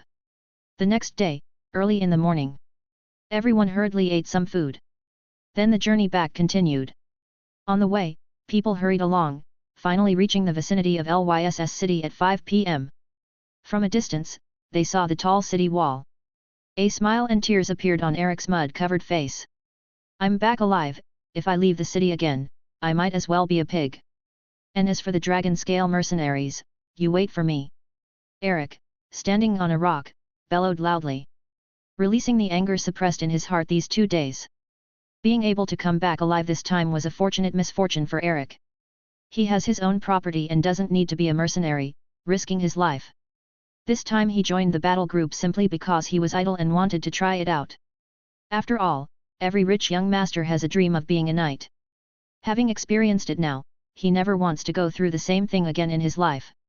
Enough, don't howl anymore, quickly enter the city, everyone's tired. A bandit sidekick gave him a look. Right, let's go. Eric said hastily. The group quickened their pace, heading towards the city. Just as they reached the city gate, they saw an old man dressed as a steward standing at the gate looking into the distance. The moment he saw the disheveled Eric, his face instantly lit up with joy. He dashed over with a servant in tow and said anxiously, "Young Master Eric, you're all right. It's such a good thing that you could come back safely." Before Eric could answer, the old steward turned back to the servant and said, "Quickly notify the master, young Master Eric has returned safely." Seeing his own servant, Eric also relaxed. He casually threw his equipment into the servant's hand and said, "Have you been waiting for me here?" The old steward nodded in reply, "Yesterday, some people ran back saying that the team you joined was in danger, saying that the Dragon Scale mercenary group intentionally set up a trap. The whole city knows about it now. The master and madam were both scared to death and had us wait for you at the gate. We were about to send people out to look for you." Hearing this, Fang Hao and the others understood. It seemed that many people had indeed fled back and reported the deeds of the Dragon Scale mercenary group. That's good, it saved them trouble. "Oh, I'm fine, but those guards from my home didn't make it back alive." Eric looked gloomy. "All right, young Master Eric, those mercenaries all have their own fates. The important thing is that you made it back safely. Let's go home first." "The master and madam were really worried yesterday," the old steward continued. Eric also wanted to go home and said to Fang Hao, "Mr. Fang Hao, I'm going to go home and report that I'm safe first. I'll invite you for a drink when I have time." After saying this, he lowered his voice and reminded, "Don't forget to deliver that letter I wrote." Fang Hao rolled his eyes. This fat guy didn't learn his lesson. He had just managed to survive, and he was already preparing to poke death with a stick again. Chapter 425, Great Horn Ridge 2. "Yes," Fang Hao replied. Watching Eric leave, Fang Hao led his people back to their quarters. From Eric's conversation with the steward, they learned that some people had already fled back to the city and reported what had happened to the Dragon Scale mercenary corps to the city lord's mansion. According to the rules established by the task hall for mercenaries, it wouldn't be long before an investigation would be launched into the Dragon Scale mercenary corps. Nearly 1,000 mercenaries died outside. This was a matter that even the city lord's mansion would take seriously. It all depended on whether the person who issued the task would be found out. Back at their lodging, everyone returned to their rooms to rest. It wasn't until dinner time that they came out of their rooms again. At the dinner table, Fang Hao saw Rolina, still dressed in her gender-neutral attire. After dinner, Fang Hao thought for a moment and decided to tell her about Eric. "Rolina, do you remember Eric?" Fang Hao started. "Eric?" Rolina furrowed her brows and thought, "I don't remember, where is he from?" "He is the one who spoke to you briefly at the auction held by the city lord's mansion last time." Fang Hao reminded. "Oh, what happened to him?" Rolina inquired impassively. "I happened to meet him on this mission, and it seems to me that he has some feelings for you. Upon learning that you are a model for my shop, he asked me to bring you a letter," Fang Hao said. Rolina's mood had improved a lot recently. Sitting in the hall now, though she didn't speak much, she wasn't as cold as before, looking like the world owed her money all the time. Fang Hao explained the situation in detail. He didn't want Eric's presence to lower the hard-won loyalty. Rolina looked at Fang Hao with some curiosity. "Where's the letter?" Fang Hao took out the letter and pushed it in front of Rolina. She casually tore it open and started reading. When she finished, she nonchalantly shredded the letter with energy. "Bad penmanship." Rolina got up, stretched, and walked outside. "I'm going to the pub, you tell Mr. Eric thank him for the poetry, but I don't like men." Without waiting for Fang Hao's response, she went off. Fang Hao stared at Rolina's retreating figure. He was slightly dumbfounded. What's going on? This isn't following the script. Is it over just like that? Why was Rolina so easy to talk to today? Something good happen? Plus, her nightly trips to the pub aroused some suspicion in Fang Hao. She wouldn't be cultivating a blood clan force in the city, would she? A bit worried, he went straight back to his room. Then, the window of the room was opened, and a skeleton grey sparrow flew out. The carriage took Rolina to the entrance of the pub. After the carriage left, Rolina didn't enter the pub. Instead, she stood at the door for a while. Then she walked directly along the main road toward the central area. As evening fell, there were no pedestrians on the road. The occasional drunkards and gang members, seeing Rollina's male attire, didn't react. The skeleton grey sparrow followed from a distance. It watched as Rollina entered the city lord's mansion. Damn! Spy in action! The night was deep. Bloody mountain range, giant horn ridge. Thud! Thud! Thud! Huge bone rhinos, each carrying a war drum on their backs. Bone soldiers sitting on the rhinos' backs swung the bone hammers in their hands, hitting the drums rhythmically. Surrounding the drummers was a boundless army of the undead. It was eerie and terrifying everywhere. A week had passed since the undead army attacked the bloody mountain range. During this week, nearly 100 troll tribes, large and small, had been attacked by the undead army. The limitless army was like a tsunami, submerging one troll village after another. The brave and warlike trolls, when faced with the undead army, showed only their frailty and powerlessness. And as the battles progressed, the number of undead troops had increased from the initial 3.5 million to over 4 million. The fallen trolls would become members of the undead army, continuing to fight for their lord. Stomp! Stomp! Stomp! At the rear of the undead army, a gnoll scout ran on all fours. He stopped in front of a bone horse carriage and reported loudly, "Lord Blackthorn, we have news from the front. Our army has reached the giant horn ridge. The enemy numbers nearly 500,000, and they have defensive equipment.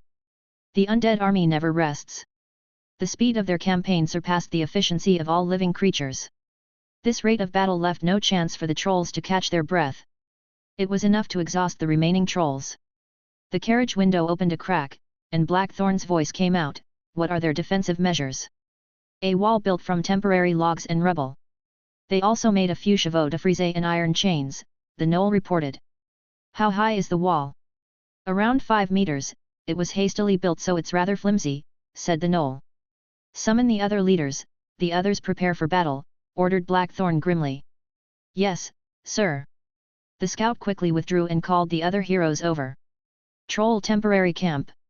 The clan leader of the Stonehead tribe, Bagath, stood behind the wall, watching the dense undead army in the distance. The temporary defense wall was just over 5 meters high. Standing on a rock, he could see the outside scenario. This wall, could it withstand the undead army? What a joke!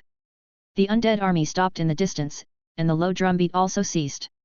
This gave the trolls a chance to catch their breath. Chapter 426, Giant Horn Ridge 3. Stomp, stomp, stomp. At that moment, a troll quickly ran over clan leader Bagath. The troll was somewhat breathless. Upon seeing his subordinate, Bagath immediately brightened up. Without any hesitation, he asked, "Well, what did the orcs say? If they don't help us, the undead will be attacking them next." The trolls had already been pushed to the point of no return. Thinking of the cold wind range on the same mountain, Bagath had sent people to contact the orcs. The return of his subordinate at this moment was right on time. As the enemy of all living creatures, Bagath was quite sure that the orcs would agree to unite with the trolls to resist the undead. After all, once the bloody range was gone, the cold wind range would be next. At present, the undead had not launched an attack. If the orcs agreed to unite, there might still be a chance for the whole army to escape. To join forces with the orcs of the cold wind range. The subordinate troll then gasped heavily twice. His face looked awful. He said, "Clan leader, we can't make it, we can't get to the cold wind range." Hearing these words, the faces of Bagath and his team hardened. He scolded, "Don't talk nonsense, you didn't run back without setting off, did you?" "Clan leader, on the way to the cold wind range, a fortress has been built, and it is guarded by the undead." "I'm afraid the cold wind range has already been occupied by the undead," the subordinate said hurriedly. All their faces began to change. Given the ability of the undead army, they would have enough power to occupy the cold wind range if they attacked first. "You're sure? If you're lying to me, I'll kill you right now," Bagath stared at him, continuing to question. "I'm sure, clan leader, I couldn't possibly mistake the undead and orcs." At this moment, all the trolls' faces turned deathly pale. Their only way out was gone. Their only fate was to fight the undead to the last moment, be killed, and then join the ranks of the undead. "Clan leader Bagath, is there no other way?" a troll asked. Everyone was looking at Bagath. Bagath glanced at the undead outside without answering directly. Instead, he said, prepare for battle. This already represented everything. There was no better option than to fight the undead to the end. Boom! Boom! Boom! There wasn't much time for discussion among the crowd.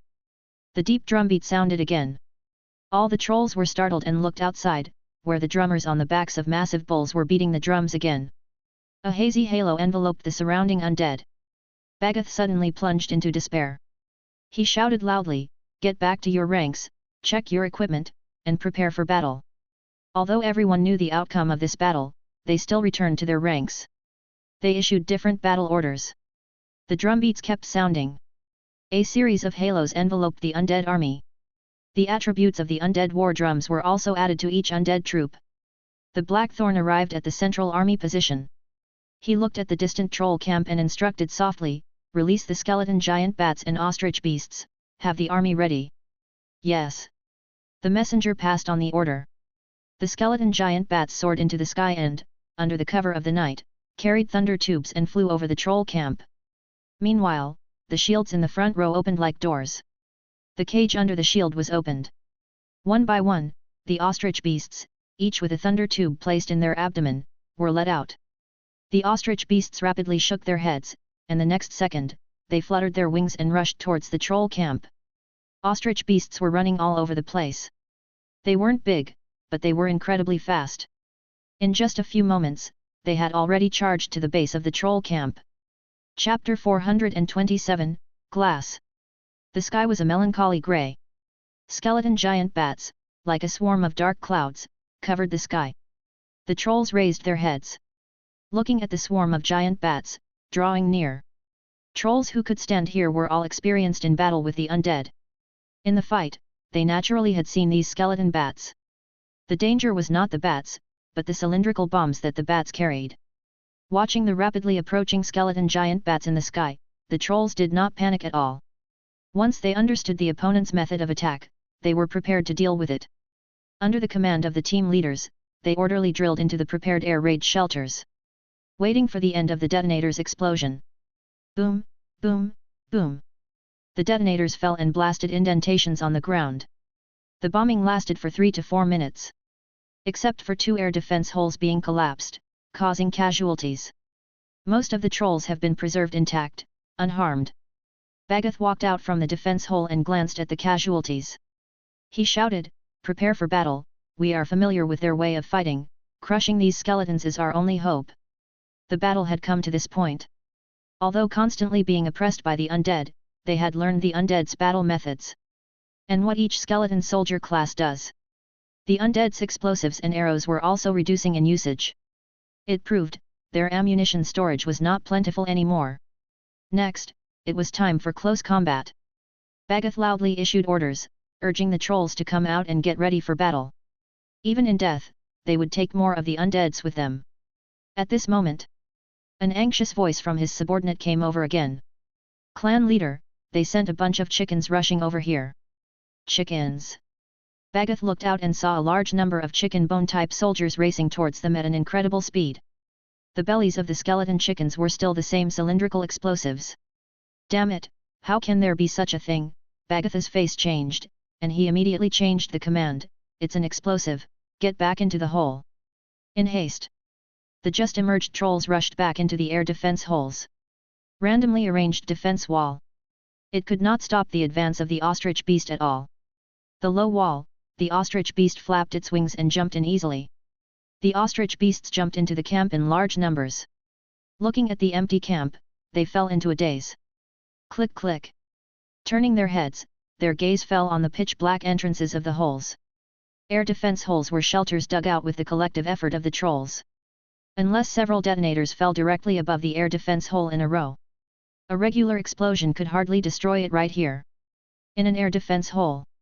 A troll was leaning on his wolf fang club in his hand. "Why did we run back again? Won't the bombings ever stop?" "There's another type of undead that looks like a chicken, carrying that explosive thing, it's charging over." "Chicken?" "Yes, after this is over, it's going to be a melee fight, everyone should prepare." "What if that chicken brings explosives and rushes in our hole?" The whole room instantly fell silent. Kikik. At this time, A sound of bone friction came from the entrance of the hole. The next second, a chicken, looking like a leftover skeleton, stumbled in. Upon seeing the nearest troll, it rushed up and pecked fiercely at the troll's leg. The troll was in pain and stomped the chicken's head into pieces. As the bones scattered, two cylindrical objects appeared in the troll's eyes. Looking at the smoking cylinder, the troll's faces filled with fear. Damn! Boom! With the first loud noise, one air defense hole after another exploded. Maybe the trolls could have escaped or dodged if they were outside. Even if injured, their powerful recovery ability would not let them die instantly. But inside the air defense hole, a large number of holes directly collapsed, burying them on the spot. Blackthorn stood at the central army position, looking far away at the trolls' camp with rising flames. Wait for the explosion to subside. Then calmly ordered again, the whole army attacks. Dum dum dum. The undead battle drums, slow beats turned to a sudden rush. There were no mage magic bullets, nor archers firing volleys of arrows. The undead army raised their weapons and rushed forward like a flood. A wave of white bones surged over the defense wall and rushed into the camp. The trolls that survived the explosion were still offering stubborn resistance while covering each other. But the number of the undeads was just too vast. The team of trolls, like a lonely island, surrounded by a sea in the middle. The sea waves were slamming against the island, gradually engulfing the already few trolls. Bagath was swinging his battle axe, punishing the skeletons that pounced at him. Bang! At this moment, a muffled sound. Bagath's battle axe was blocked by a large shield. The rebound of huge force made his body wobble. Just as he stumbled backwards, he saw a spiky wolf fang club swinging at him. Bagath's face changed, his battle axe was placed in front of himself. Thump! A dull sound, Bagath's body retreated several steps under the violent impact. Overturned several trolls behind him. Wallace, look at yourself now, you are actually following the undead and slaying our same kind. Bagath roared loudly. Chapter 428, Glass 2. Despite his opponent being reduced to nothing more than a skeleton, he could recognize the identity of the undead hero in front of him just by the wolf fang club and huge shield in his hands. Troll hero, Massive Wall Wallace. In the face of Bagath's rebuke, the massive wall gave no response. He didn't have memories from when he was a troll. Even if he did, under 100% loyalty, he would not care about his past kinship. Kill! The massive wall roared and charged out again, engaging in battle with Bagath. The wolf fang club in his hand was swinging wide, consistently moving forward. Bagath was handicapped, having to defend from the side attacks of the skeleton soldiers while resisting the massive wall's swinging wolf fang club.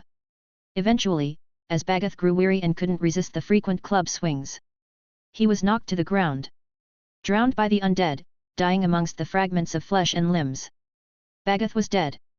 The remaining trolls also lost hope, their only hero, dying so easily at the hands of the undead, without even outlasting an ordinary troll.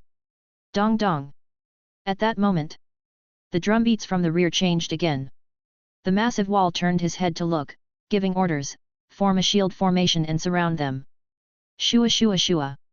The shield formation, like a barrier, formed an iron wall, enclosing the remaining trolls in the middle. The circle of surrounding gradually shrunk, slowing the attack speed. Everyone knew that the undead fight face to face. Seeing such a situation of surround but not killing left the trolls somewhat puzzled. They didn't believe that the undead would spare them. These damned creatures, brainless as they were, how could they possibly spare them? At this time, some orc scouts ran over. Hiding behind the defense circle, they shouted at the trolls, "The leader orders, those who put down their weapons and surrender can be spared, all others will be killed." The leader orders, those who put down their weapons and surrender can be spared, all others will be killed. The orc scouts' voices echoed from all directions. The trolls looked at the defense circle that was still shrinking and listened carefully to the shouts from outside. When the first troll threw away his weapon and knelt on the ground, like a signal, the rest of the trolls also threw away their weapons and fell silent, kneeling to the ground. Trolls were brave and fierce, that was towards others. Fear of Bloodthroat and the belief in the gods represented a compromise and submission to the strong. If they could survive, no one wanted to die. Just like that, all the trolls fell to their knees and chose to surrender. Next, the undead began to chain up the trolls. The others started cleaning the battlefield. Especially Bagath's body, which required special treatment after being identified from the piles of flesh and brought back to the main city. With this, the battle was over, leaving only meat-fist Cayuse. According to gathered information, Cayuse went to Khar Holy Mountain with tributes. The final target of Lord Blackthorn is to occupy Khar Holy Mountain. While the skeletons were cleaning up the battlefield, Blackthorn took out the sound-transmitting stone and sent the news from here. The next morning, as soon as Fang Hao woke up, he noticed the information stored in the sound-transmitting shell. Hearing the news from Blackthorn, he was instantly filled with joy. With this, the threat from the north of his territory had been eliminated. He no longer needed to worry about the northern trolls launching an attack on him at any time. Now only Cayuse is left, who has gone to the Khar Holy Mountain. But he only took 100 or so people, not a threat to the undead army. Such good news first thing in the morning. It puts Fang Hao in a good mood. After breakfast, he planned to return to his territory with Angia and others. The rewards for helping Rebecca clean up the faceless in Lyss City hadn't been collected yet. But he wasn't in a hurry, and the money from these tasks is negligible compared to the funds in the territory. Everyone rode on the purple-scaled horses out the city gate. After changing rides at Grey Bear's stronghold, they returned to the territory. The Bone Dragon landed. Ira and a group of maidservants came to greet them. "Master, you're back." Ira's big eyes were full of longing. Fang Hao smiled slightly, ruffling the other person's hair. "Just got back, hasn't anything happened in the territory these past few days?" While Fang Hao was away, Nelson took responsibility for all matters in the territory. However, Nelson rarely ventured outside the Viscera Museum. Unless under attack, Ira was in charge of handling everything. For the past few days, Lord Blackthorn has sent over many treasure chests. "I've had them all stored in the cellar," Ira replied. "Oh, good." Fang Hao responded. After Fang Hao finished asking questions, Angia immediately approached, placing her arm around Ira's and telling her about what happened these past few days. Fang Hao didn't bother with the two of them. He went straight back to the Lord's mansion and into the cellar. As soon as he entered the cellar, Fang Hao's eyes widened. There were nearly 100 treasure chests lined up neatly against the wall. These were the rewards Blackthorn acquired after having cleared out several large and small troll villages. Ordinary heroes could not open them, so they were all transported back and stored here. After a rough count, there were at least 50 silver chests and more than 70 wooden and black iron chests. Although the quality was not high, they had the advantage of quantity. Fang Hao did not hesitate. He started opening the chests one by one. Fountains of light flashed, and various rewards appeared before his eyes. Obtained: Black Iron Chandelier Blueprint, green; Troll Stitched Marching Tent Blueprint, green; Black Iron Rebel Hammer Blueprint, green; Troll Stone X22, Warfire Coin X78. Obtained: Troll Round Table Blueprint, white; Troll Hardwood Double Bed Blueprint, green; Black Iron Javelin Blueprint, green; Beast Horn Spider Claw Chandelier Blueprint, blue; Troll Stone X27, Warfire Coin X101. Obtained: Wood Barrel Table Blueprint, white; Spiked Hardwood Stone Blade Club Blueprint, green; Black Iron Rebel Hammer Blueprint, green; Black Iron Large Cooking Pot, green; Troll Stone X32, Warfire Coin X87. Obtained: Thunderburst Battle Axe, purple; Troll White Steel Heavy Infantry Breastplate Blueprint, blue. Obtained. As Fang Hao opened each chest, rewards appeared. The chests were not high grade. Silver chests would yield 3 or 4 rewards, and black iron chests even fewer. But the equipment that came out, for Fang Hao, the blueprints weren't of much use anymore. They only served to increase the quantity of blueprints. The only decent thing was the finished equipment, the purple Thunderburst Battle Axe. A pity that it wasn't a blueprint. Thunderburst Battle Axe, purple. Category: Battle Axe. Damage: Level 5. Ability: Ignore Defense plus 15%, Thunder Damage plus 25%, Attack Speed 10%.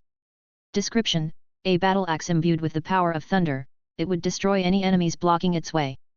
This piece of equipment was not too shabby. In the territory, those proficient at wielding battle axes were the trolls and taurens. It could be used as a reward for giant wall or bronze bowl talog. Using the Book of Lords, Fang Hao stored all the blueprints. One by one, beams of light entered the Book of Lords. After dinner, Fang Hao exited the Lord's mansion.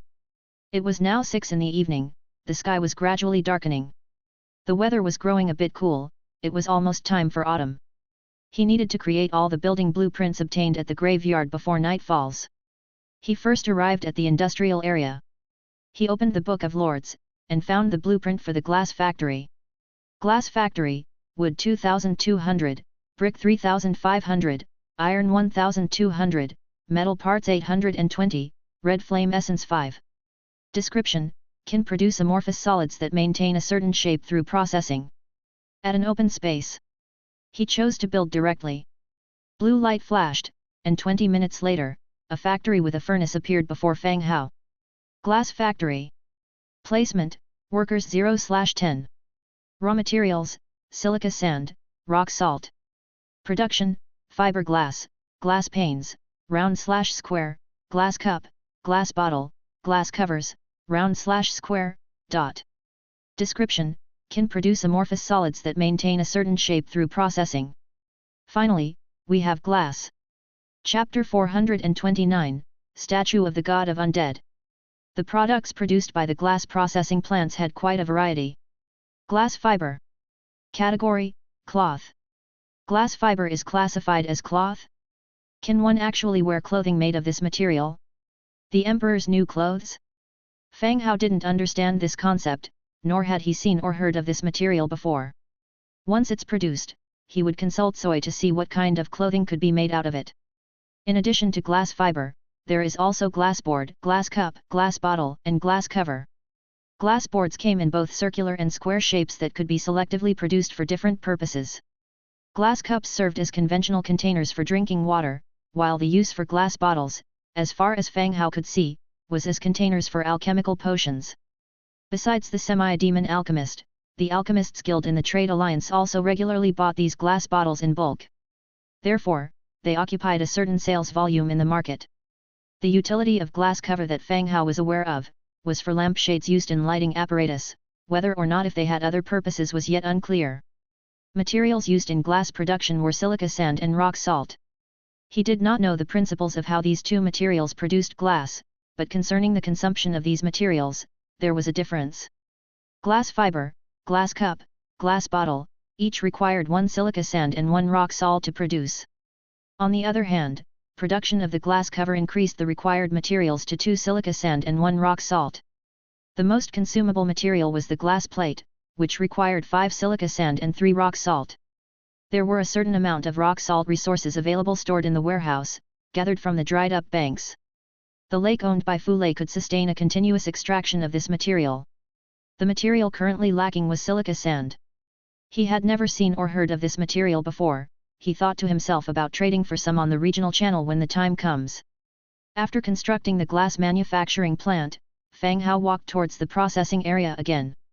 After greeting a group of skeleton craftsmen, he found the construction blueprint for the stone carving workshop at the empty lot.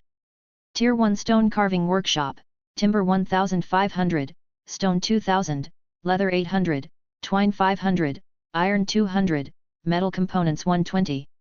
Description: you can recruit troops of your own faction in this building and perform stone carving and artistic relief. Confirm to construct. After 10 minutes, a wooden workshop appeared before his eyes. Tier 1 stone carving workshop. Recruitable, stone carver. Stone carver, wriggling spine 1.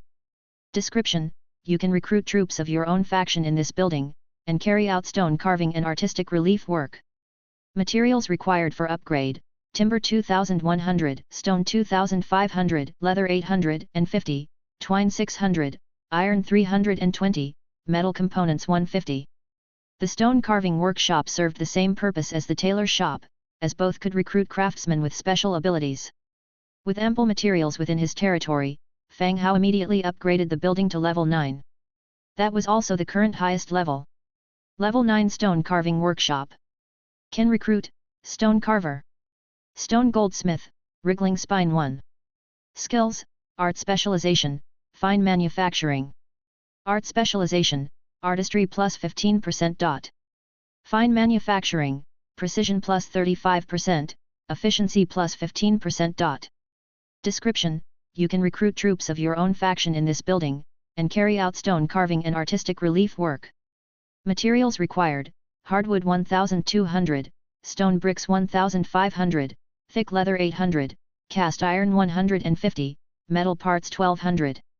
After upgrading the building, the next step was to recruit troops. Stone carver, wriggling spine 1. Do you wish to recruit? Recruit. 100x recruitment initiated. Recruit 101 skeleton stone carvers. With a flash of light, 101 skeleton stone carvers emerged. Stone carvers were tall and wore a leather apron. One of their hands held a tiny hammer while the other held a carving knife. After surveying their surroundings, their eyes fell onto Fang Hao. We are at your service, my lord. All the stone carvers saluted in unison. Welcome to all of you. Fang Hao smiled in return, turning to look at the leading figure. What's your name? My lord, my name is Gray. Good. Gray, from this point forward you are the captain of the stone carvers. I will assign all tasks to you for distribution. Fang Hao selected a captain to allocate tasks uniformly. Of course, my lord, thank you for your trust. Gray knelt down on one knee and responded loudly. At the same time, Gray's loyalty also increased a bit. Skeleton stone carver Gray's loyalty to you increased by 10, the current loyalty is 89. Yes, rise. Fang Hao signaled him to rise while examining the stone carver's attributes. Skeleton stone carver, Tier 1. Faction, Undead. Race feature, Undead, hollow skeleton, light weakness. Skills, stone carving, stone armor crafting. Stone carving, proficient in stone carving and relief art. Stone armor crafting, capable of crafting fine stone armor. Innate skill, stone carving mastery. Note, every stone carver is an artist who draws inspiration from life and realizes the work through their hands using stone carvings. After viewing the stone carver's attributes, Fang Hao's mind began to churn. Stone armor crafting, could it be the skill to create fine carved stone plate? Could such a coincidence actually exist? Fang Hao immediately asked, Gray, can you guys create fine carved stone plates for construct bodies? Yes, my lord. Gray nodded in affirmation. With Gray's confirmation, Fang Hao was overjoyed. He immediately opened the blueprint in the Book of Lords and told Gray, I have blueprints required for the stone monster construct body. Come tonight to trace them, then you can arrange for everyone to start producing. Chapter 430, Statue of the God of Undead 2. The parts needed for the stone monster's construction only lacks stone armor as a material. The sculptor can now complete it. Once enough stone armor has been produced, Fang Hao can proceed with the creation of the construction body. The troops in the domain can also be more diverse and not just consist of undeads. Very well, my lord, you can leave the blueprint behind when you rest, Gray agreed. Okay. After giving instructions to the sculptors, Fang Hao continued to build houses for the skeleton stone masons to rest in, urging them to schedule their time reasonably and not work all the time. After dealing with the matters of the masons, Fang Hao hummed a little tune and continued towards the city center. Among the newly acquired building blueprints, there is still one remaining for a temple. In Fang Hao's opinion, its function conflicts with the Pantheon, both being places for enshrining statues of gods. But the blueprint for the Pantheon is orange, while the temple's blueprint only reaches blue. There's quite a difference between the two blueprints. However, the construction conditions for the Pantheon require the Lord's House to reach Stone Castle. And the building level of the Lord's House now is called Level 9 Lord's Stone Tower. Following the previous pattern where the Lord's House changes name every 5 levels, it would become a stone castle at level 10. Considering this, Fang Hao checked the materials for upgrading the Lord's House to level 10 once more. Hardwood, stone bricks, iron, these basic materials are more than sufficient. Currently what is lacking are fine stone bricks 2147/5500, masonry floor 0/800, tiles 2485/3000. Factories are continuously producing fine stone bricks and tiles, so this is just a matter of time. But there are no acquisition channels yet for masonry floors. He considered purchasing some on the regional channel later, and if it can't be acquired this way, a purchase order can also be filled from the trade alliance. Such production materials should not be difficult to purchase. Since the Pantheon cannot be built, Fang Hao plans to build the temple first. Temple, hardwood 1200, stone bricks 1250, fine stone bricks 350, cast iron block 50, metal parts 45, traces of prayer 2, Traces of deities 2, rich essence 3. He chose a good location and started building immediately. Blue lights quickly piled up into the silhouette of a building. After continuing for 30 minutes. As the light dissipated, a grand building appeared in front of his eyes. Although it is called a temple, the scope of the building is by no means small. It spans an area close to 300 square meters. Temple. Category, Building. Placeable, 0/2 God statues. Main position, 0/1, Secondary position, 0/1. Effect, the power of the blessing of the God statue increases by an additional 10%. Description, the temple enshrines the statue of a god, giving it additional attribute bonuses. Cities can choose to worship different god statues according to their needs. It is not possible to build a statue of a god that is hostile to the faction. As expected, 2 god statues can be set up in the temple. Moreover, after the temple was built, the description also changed. That is to say, each city can choose to worship different gods according to its needs. If the city needs planting and gathering, worship the goddess of harvest. If there's a need for battles, worship the slaughter god. This is quite human-friendly. As the building was completed, a series of prompts emerged. Temple construction complete, unlock the statues of immortality and god of death, undead god statue. Sure enough, after building the temple, the undead god statue was automatically unlocked. Undead god statue, timber 720, stone 2100, essence of magic 2, death trace 3, shadow stone 5. Description, the god of undead watches over this land, coldly looking at every living creature, calculating time and waiting for you to fall into its arms. Build. The light rose again. When the light dissipated, the statue of the god of undead appeared before him. The god of undead, a skeleton draped in a hooded cloak. In its skeletal hand, it holds a magic wand with a huge gemstone on top. The wand was tilted upward, as if casting a spell. This image isn't any friendlier than Slaughter God statue. Undead God statue, blue. Category, Special Building. Effect, consumables for undead buildings 10%, all attributes of undead troops plus 10%. Description, the god of undead gazes down upon the land, coldly watching over every living creature, counting down your numbered days, waiting for you to submit to its embrace. The effects granted by the god of undead, all revolve around the undead faction. They are quite useful attributes. The temple allows for the installation of deity statues. Fang Hao set up the god of undead statue in the primary position of the temple, and in the secondary position he set up the goddess of harvest. Installation complete. Loyalty of the corpse witch Nelson has risen by 10, current loyalty 97. Luke, the skull carving mason, loyalty to you has increased by 10, current loyalty 95. Soy, the skeleton tailor, loyalty to you increased by 10, current loyalty 92. Skeleton, current loyalty 90. Line after line of prompts appeared on the screen in a flurry. After the installation of the god of undead statue, all undead faction heroes and troops had their loyalty increased by 10. Most have broken through 90, with the rest being above 80. That is considered high loyalty. Working until now, it had already gotten quite late. He still had some equipment blueprints left to check and produce when daylight broke. There was no rush. He returned to Lord Manor. Fang Hao directly went to the courtyard, comfortably soaking in the hot spring.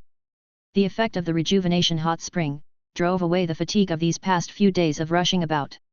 While soaking in the hot spring, Fang Hao didn't forget to attend to his own matters. He opened the regional channel. What are the requirements to join the Tianpeng Alliance? I've heard it's tough to get in. Yeah, I'm level 6 in the main city, but I still don't meet the requirements. I heard there's a limited number of people they can recruit, so they only take in powerful members. I think that Brother Fang Hao could definitely get in. Speaking of which, Brother Fang Hao has been absent for some time. I hope nothing's happened to him. It's a usual occurrence for him to run into some trouble. Brother Fang Hao's store continues to sell equipment. There's no way something's happened to him. Fang Hao was submerged in the hot spring, observing the ongoing discussion. The Tianpeng Alliance is a newly formed alliance that emerged recently. Unlike the Qinglong Mutual Aid Association kind of folk organization from before, it is an alliance recognized by local forces, established after Yu Tianpeng obtained a token of alliance from a previous system task. The alliance hierarch can recruit members from their own region. Fang Hao wasn't sure about the number of members that could be recruited, however, seeing the high threshold for recruitment, there should be a limitation on the number of people within the alliance, besides various member boosters and benefits. The most attractive is the support feature for alliance members. If a member is under attack, the rest of the members can offer support, with up to 150 soldiers. This support doesn't mean they need to physically run over, instead, the support is transported through the alliance building. At the moment, this place is chaotic and disorganized, death might arrive at any moment. Hence, to be able to receive support from allies is a far more enticing prospect than receiving powerful equipment. Therefore, as soon as the Tianpeng Alliance appeared, it received the adulation of other players. To join now, not only do you have to pay a fee, you also have to completely comply with the management of the alliance hierarch, Yu Tianpeng. The admission bar is set very high. This Yu Tianpeng is one of the people Fang Hao had previously blacklisted. Last time, he was concerned about the rapid expansion of the Tianpeng Alliance. But currently, they had not shown any hostility, and as Fang Hao didn't know their stronghold's location, finding a solution was difficult. On second thought, even if the members of Tianpeng Alliance are tough and can support each other, they might not even be comparable to his undead army of 1,000,000. People need food. How would they support this many people? If they provoke his army, he could easily trample them flat. The only obstacle is the location and distance of their territories. Even the bone dragon cannot fly aimlessly to search for the enemy's lands. After these considerations, Fang Hao returned his attention to his own affairs. He edited text in the regional channel and sent it out. Buying a large amount of silicious sand, steady long-term purchase. Also buying ash stone floor, brothers with stock please private message. When Fang Hao spoke, the channel instantly went silent. What? Did brother Fang Hao log off? What is silicious sand? I've only ever heard of silicone. Chapter 431, Let's Play. Fang Hao's appearance broke the tranquility of the regional channel. Whatever was being discussed before, instantly unified into a single theme. What? Big shot Fang Hao, planning to create a silicone girlfriend. I don't want a girlfriend, just use the leftovers to make me a flight cup. Look closely, the big shot is talking about silicon sand. Sand guys, you want to use it to create a girlfriend, are you not afraid of scratching yourself? Don't you know the saying that constant rubbing can turn an iron rod into a needle? What sand? All I see is a girlfriend. Selective blindness, hey. The channel gradually became lively, but the topic started to veer off. Everyone started discussing girlfriends made from various materials, while Fang Hao's purchase information was quickly swept off the screen. People who came afterwards only knew about the discussion on girlfriends and had no idea about Fang Hao's purchase information. Just as Fang Hao was about to post again. Ding! A private chat notification suddenly sounded. He immediately opened the private chat, a message from a stranger. Big shot Fang Hao, I have some silicon sand. This lord had a memorable name, GMO.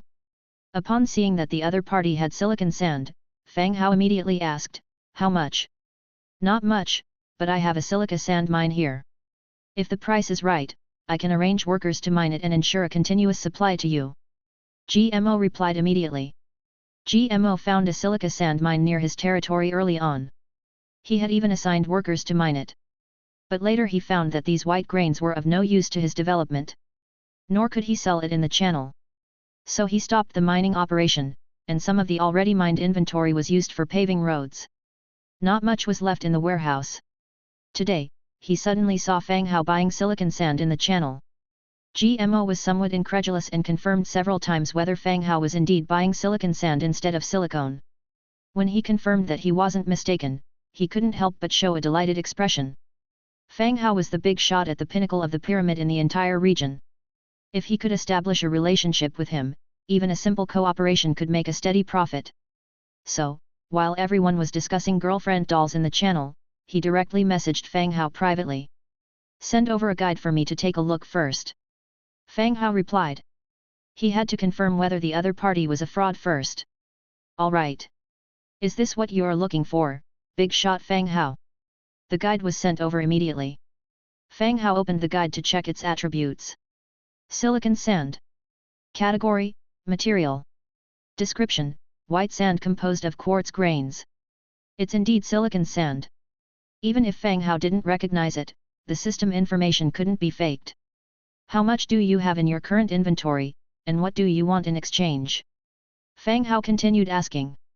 The other party also mentioned that there is a silica sand mine nearby his territory, which could provide a continuous output of silica sand. This would be advantageous to Fang Hao's glass production, but it depends on what the other party needs and whether the price is reasonable. After Fang Hao asked, the other side fell silent. After a while, GMO sent a message. I have 20 units in my warehouse, and I want to exchange them for 10 of your double-handed light crossbows. In this world, materials are defined by units. For a material like silicon sand, 1 unit is about half a bag.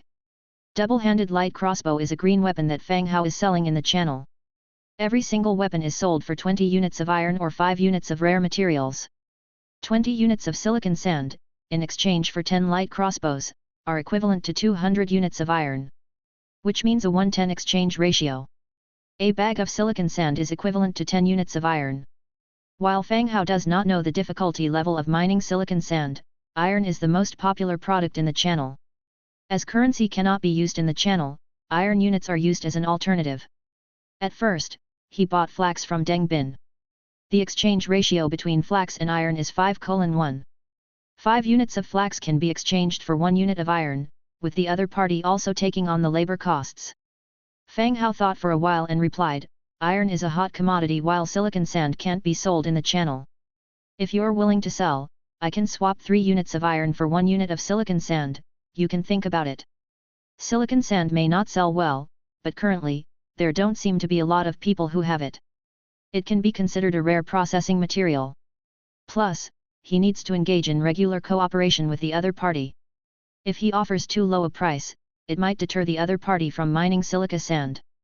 After careful consideration, Fang Hao felt that 3 units of iron were a possible starting point for negotiations.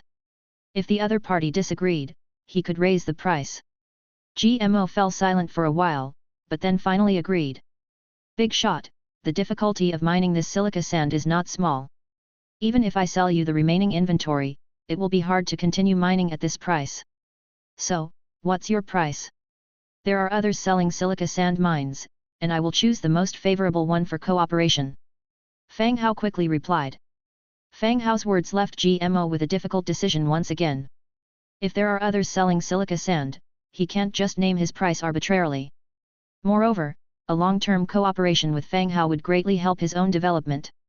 He bit the bullet and said, Big shot Fang Hao, my lowest price is 1 silicon sand for 5 iron. If you are willing to cooperate with me, I can guarantee a stable output of silicon sand. Fang Hao felt that the exchange ratio proposed by the other party was fairly reasonable. At least for now, he hadn't found a second person selling silicon sand. Chapter 432, Let's Play 2. I can initially cooperate with him and, if the prices are unreasonable, we can adjust them later. Alright, first list your stock of silicon sand. If you can guarantee a production volume of 100 units per week, I can maintain a long-term partnership with you.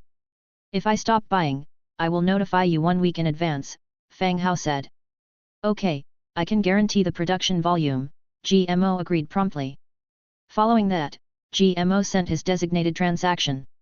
Fang Hao also gave him 100 units of iron, which he could use to trade for whatever he needed in the future. Within the regional channel, iron acted as currency. After completing the transaction, Fang Hao directed the goods to the warehouse instead of keeping them by his side. Boss, should I arrange manpower to mine silicon sand now? GMO confirmed again. Sure. Okay, Boss Fang Hao, pleasure doing business with you. After ending the chat with GMO, Fang Hao draped a blanket around himself and walked out of the Lord's mansion. Inside the glass factory, he assigned the laboring tasks of processing the glass to the skeleton workers. He also gave the blueprint from the Book of Lords to the stone carving craftsman Gray to imitate, for the manufacturing of the fine carved stone plate. He returned to the hot spring again. There were 2 more people in it. Dressed in a sailor suit, Angia was lying on the stone steps, feeding fruits to herself. Ira sat on the side, flushed with embarrassment. She wore a black bunny girl outfit that showcased her arm as white as lotus roots and long legs sheathed in black silk stockings made from nightfall silk. Her entire body soaked in the hot spring, clothes clinging to her skin. Hearing footsteps, the 2 women looked up at Fang Hao simultaneously. Ira's cheeks turned an even deeper shade of red, while Angia's eyes sparkled with interest. Where have you been? Angia asked bluntly. I went to give some instructions to the stone carver. Why? Fang Hao also got into the hot spring. Didn't we agree to hang out together when you get back? Did you forget? Angia asked, sitting upright. Realizing what Angia meant, Fang Hao understood right away. No wonder today's atmosphere felt a bit off. It turns out Angia really took Ira and explained these matters to her. From the look on Ira's face, she also seemed to have agreed. Otherwise, she wouldn't have dressed like she was and sat there so self-consciously. Now. Of course, it's bedtime soon. Angia pulled Ira up. The two of them surrounded Fang Hao, one on each side. The next day, early morning. Fang Hao awakened from his dream, with soft bodies pressed close to him. Angia and Ira, one black, one white, cuddled him tightly from either side, sound asleep. Angia's slender leg was draped over his waist, while Ira's fair arm was wrapped around him, encased by softness. Both of them seemed to have allocated good spots for themselves, each occupying one place, without fighting each other. Last night, the trio played until quite late before finally returning to their room to sleep. Upon seeing the sight and feeling the softness next to him, Fang Hao felt his body reacting normally once again. Taking a deep breath, he carefully moved his arm from under Ira. As soon as he moved, Ira opened her eyes, looking at Fang Hao, and then at the sunlight streaming in from the window. She immediately realized that she had overslept. She couldn't compare to Angia, who was a hero and could sleep in and play without worries. But as a maid, it was unacceptable to get up later than her master. She immediately got up and said, "Master, let me help you dress. We didn't sleep until late last night, why don't you rest a little more?" Fang Hao replied with a smile. "That wouldn't be right." Fang Hao checked the time, it was only 6:35 in the morning. "I need to go out and handle some things." "Sleep one more hour, then bring Angia down with you," Fang Hao said. Seeing Fang Hao's concern, Ira also broke into a soft smile. "Okay, master." "Thank you, master." Fang Hao pinched her cheek, got out of bed, and dressed. After a quick wash-up, Fang Hao left the lord's mansion. The morning sun was still warm, bringing a cozy feeling to all. The other maids in the fief are also up, doing their own work. Fang Hao had just planned to do some morning exercises when he saw Nelson, Soy, and others walking back from afar. So many undead, what were they up to so early in the morning? Fang Hao walked towards them and each of them greeted him, "Good morning, Lord." Good morning to you all." Fang Hao responded with a smile. All the undead heroes and craftsmen have more than 80 points of loyalty, they would not do anything to harm themselves. But their return together made him somewhat curious. Fang Hao approached Nelson and asked curiously, "So, did you guys go for morning exercises?" "Lord, you are quite the joker.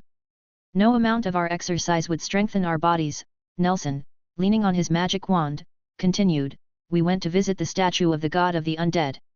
Oh! He had built the statue last night, and the undead's loyalty had been improved. It seemed reasonable that they went to the temple today. After all, every undead believed in the god of the undead. Fang Hao didn't talk much about their faith, after all, it's their freedom.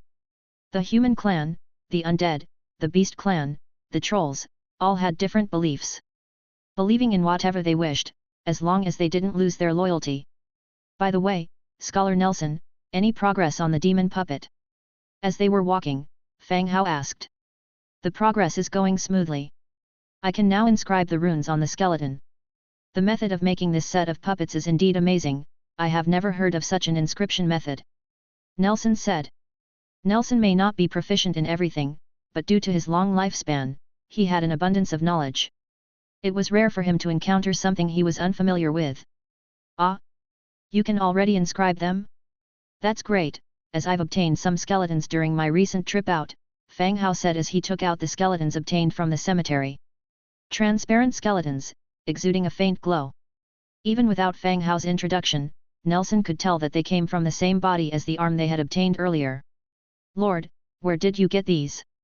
Nelson asked curiously. If the bones present such a condition after death, the individual must have had a high status and position when alive. Now, they were only lacking a right arm to form a complete skeleton. It should be from the cemetery of the Church of Light. The cemetery has been deserted for a long time, it should not attract anyone's attention, Fang Hao replied softly. That's good. Nelson motioned and 2 skeleton warriors came over, picking up the bones on the ground and sending them into the Viscera Museum. Lord, then I shall continue with the manufacturing of the demon puppet. When the left arm of the priest was inscribed with the puppet runes, it had already transformed from a skeleton into alchemy equipment. Even if Fang Hao could assemble a complete set of bones in the future, it would not be possible to be transformed into a skeleton hero. The only use it now had was to make it into a demon puppet to test the power and utility of this unorthodox alchemy rune. Well, take care, Scholar Nelson. Fang Hao nodded.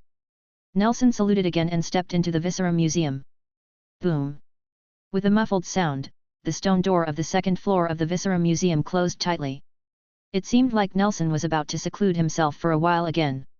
After Nelson left, Fang Hao once again went to the silkworm rearing room and used the rainbow silkworm summoning scroll. He summoned 80 rainbow silkworm hatchlings and handed them over to the maids for nurturing. Leaving the silkworm rearing room, he came to the open ground reserved in front of the warehouse. This was where he tested his equipment.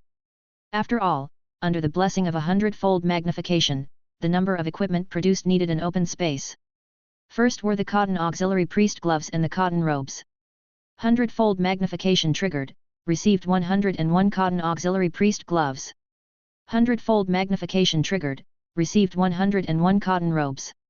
200 pieces of equipment appeared around them. Cotton auxiliary priest gloves. Category, gloves. Defense, level 2 defense. Ability, herbal processing plus 10%, bandaging plus 5%. Description, special gloves made for devout auxiliary priests. Unlike the hand armor that was produced, these gloves were made of cotton. They could serve to resist the cold, making them suitable for use in winter. The attributes were pretty good, enhancing herbal processing and bandaging. They were suitable for red fruit who were studying herbal notes to wear. Also, Fang Hao planned to establish medicinal injury healing centers for residents in various cities in the future. These gloves could come in handy then. Chapter 433, Church Saints. Cotton robe, green. Category, chest armor. Defense, level 2 defense. Ability, bandaging plus 5%, midwifery plus 10%. Description, a robe specially made for devout assistant priests. The robe and the assistant priest's gloves are both intended for winter wear. The attributes boost bandaging and midwifery skills, making them ideal for an assistant priest. Come winter, we might sell them to the temple. But it seems the temple doesn't have much money. Move on to make the next piece of equipment. Enhancement X100 triggered, received 101 copper bell hardwood shepherd staff. Copper bell hardwood shepherd staff, green. Category, shepherd's staff. Damage, level 1 damage. Ability, movement speed plus 5%, livestock handling plus 10%. Description, a shepherd's staff equipped with a copper bell. When the bell is shaken, shepherd's livestock will return on their own. As expected. This staff has nothing to do with priests, but it's related to herding sheep and cows. In our northern territory near the Pigman village, specifically the Orc village, livestock raising is currently being developed. A large number of animals are being bred there, with Petty collecting the livestock centrally and distributing them to various cities as needed. This is the main source of meat for the hot pot restaurant. Having understood the function of the shepherd's staff, Fang Hao produced 1010 more to be sent to the Pigman village later. The remaining 2 blueprints were for the fine iron Valkyrie longsword and the black iron universal long knife for constructs. However, these 2 pieces of equipment require fine iron, and one of them, the universal long knife for constructs, is too large and only suitable for constructs to use. Currently, neither is needed. We can make them when needed.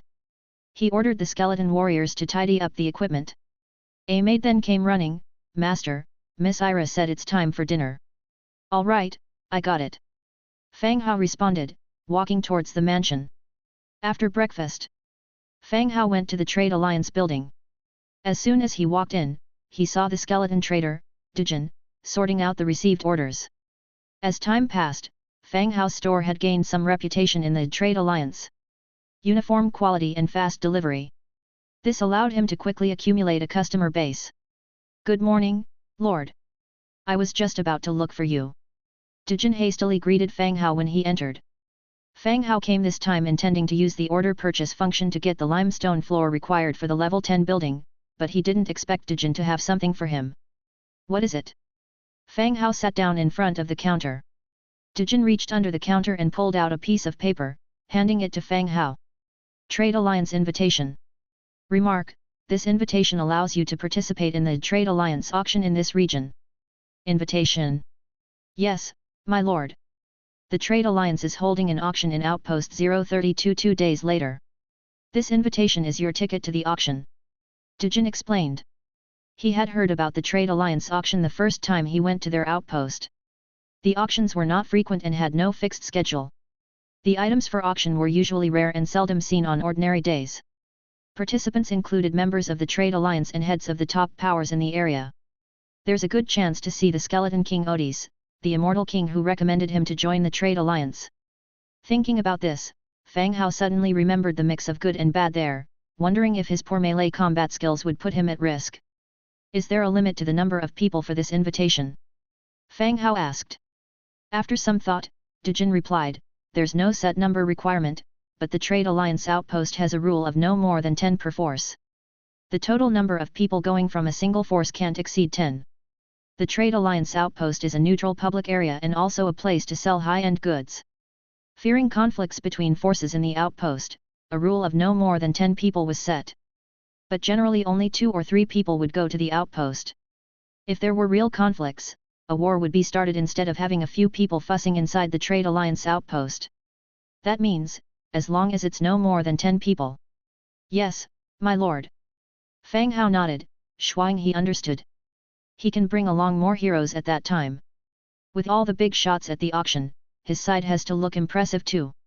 Pocketing the invitation card, Fang Hao continued, Dejin, are there any limestone floors for sale? Dejin pulled out a shelf from behind him and started looking. Eventually, his eyes fell on a space in the middle. My lord, there are 500 units of limestone floor for sale here, priced at 1,000 warfire coins, said Dejin. Well, 1,000 warfire coins. This price truthfully startled Fang Hao. Warfire coins are very valuable, this equates to 2 warfire coins per limestone floor tile. With 2 warfire coins, you could buy a slave from the slave market. With 50, you could get a girl of any race to enjoy the moon with you at the Trade Alliance tavern. Floor tiles are indeed expensive. Are there only 500 tiles? A level 10 mansion requires 800 units of limestone floor. 500 is not enough. My lord. Limestone floors are usually common, but there's only one seller and they only have 500, Dejin replied. Fang Hao considered it, since they're usually common and 500 tiles are not enough for the upgrade. There's no need for him to rush. Are there any blank purchase orders left? Purchase orders are refreshed every 7 days. Dejin usually handles them, mostly filling in orders for rare materials the territory lacks, unless there are special needs.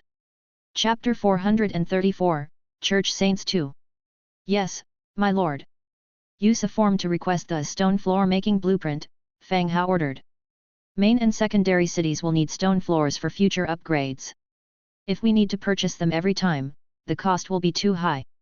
It's much more economical to produce them ourselves. Understood, my lord. Dejin, without wasting any words, took out a blank purchase order and wrote down the procurement information for the stone floor making blueprint. After he finished, he threw it into the mailbox behind him. All that was left to do was to wait for someone to sell the blueprint. After sitting for a while, Fang Hao left the Trade Alliance building. He entrusted others to send the staff he had manufactured to the orc village in the north. He, accompanied by Angia, went to several affiliated cities in succession to check their development. Soon, 2 days passed. At noon of that day, Fang Hao left the Lord's mansion. Accompanied by Angia, Dimitrija, and Rolina, who had come over the previous night, he planned to go to the Trade Alliance station. Rolina had stayed in Lyss City. Previously, Fang Hao had suspected her of being linked to the city lord's mansion when he saw her enter the mansion late at night. But Rolina's loyalty to him had not decreased, indicating she hadn't done anything harmful to him. This, on the contrary, filled Fang Hao with curiosity.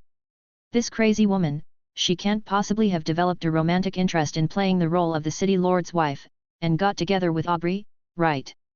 Impossible, Rolina's tastes shouldn't accommodate a man like Aubrey. He found it very hard to guess the truth. As for asking Rollina to come back and accompany him to the auction, Fang Hao did not issue a command, but when he conveyed the news, he mentioned that he had been invited to attend the Trade Alliance auction and asked if she would like to attend and relax. As soon as the message was sent out, Rollina rushed back overnight. She was waiting to attend the Trade Alliance auction with Fang Hao. Fang Hao and the three others exchanged enough warfire cards in the shop and then took out the teleportation scroll to the Trade Alliance's base. Tearing open the teleportation scroll, a faint blue curtain of light appeared in front of them. Once they stepped into the light, there was a sensation of the world spinning. When they opened their eyes again, they were already standing on the streets of station number 032. The streets were well maintained and the flower beds were lush. The environment was quite nice. Compared to the empty streets of last time, this time there were quite a lot of people. They were grouped by race, walking in groups of 3 or 5. Their magnificent outfits indicated that they had significant status in their respective races. Is this the new Trade Alliance post? Rollina curiously looked around. Haven't you been here before? Fang Hao looked at her. Importantly, Rollina should have visited the Trade Alliance post before. I have, but not here. I remember the post I visited was built on a giant turtle's back, and when standing in the city center, one could hear waves crashing. Rollina answered. It appears that the Trade Alliance has changed location, or perhaps there is more than one location. If there is a station number 032, then surely there must be a station number 031, and 030? You're making this up, there's no such thing as a big turtle. Angia didn't quite believe it. Rollina didn't get angry, but smiled and said, the world is bigger than you think, young girl. Angia pouted her mouth, not arguing further. She was convinced Rollina was just boasting. Fang Hao glanced at the gold watch on his wrist. It was 1:12 p.m. The auction was scheduled for 2 p.m. They had timed their arrival perfectly. Conveniently, they also avoid having lunch outside. We should head towards the auction now, Fang Hao said, leading the others towards the central area. The first time he came to the station, it was the skeleton merchant Ruer who had introduced him. At the time, Ruer had told him a thing or two about the Trade Alliance auction, so he naturally knew where it was held. They quickly arrived at the stone castle location of the auction meeting.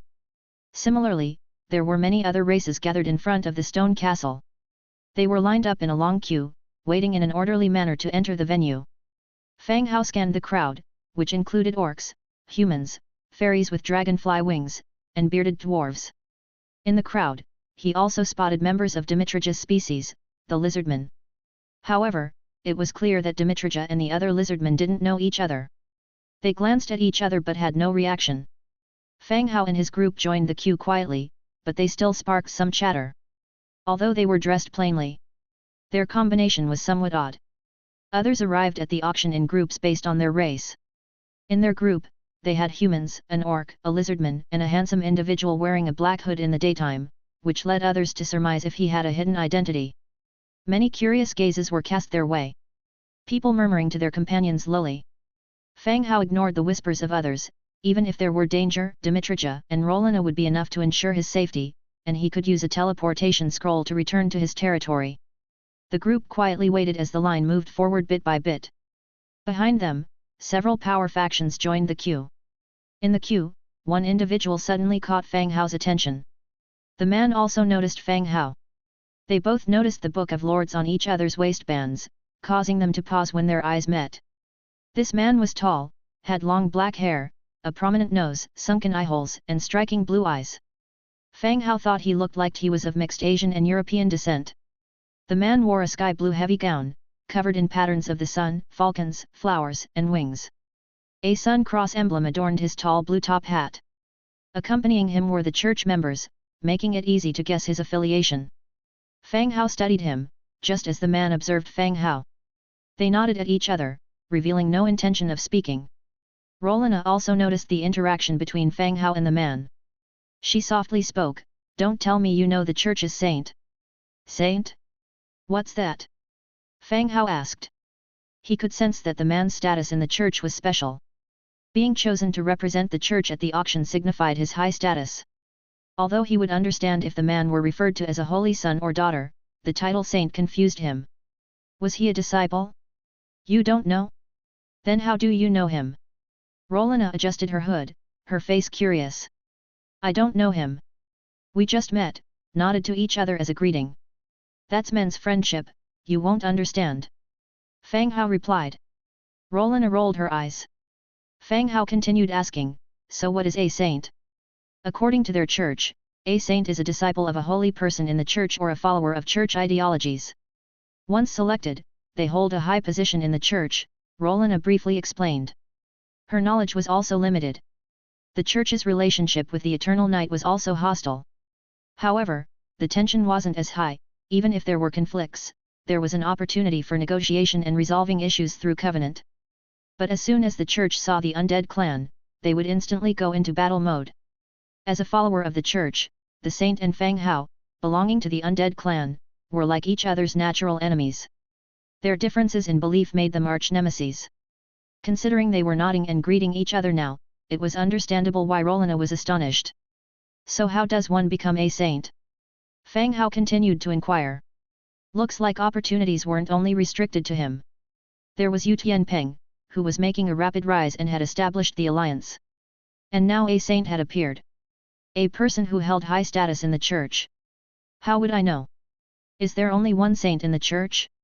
How much power do they have, can they mobilize the army? Fang Hao asked after a thought. I heard that the church selects 12 saints. These 12 are selected based on belief and ability, and ultimately one of them will become the next pope. That's impressive. Should I get to know him? If he becomes the pope someday, it won't be easy for him to fight against us. Chapter 435, Selling the Power Plant.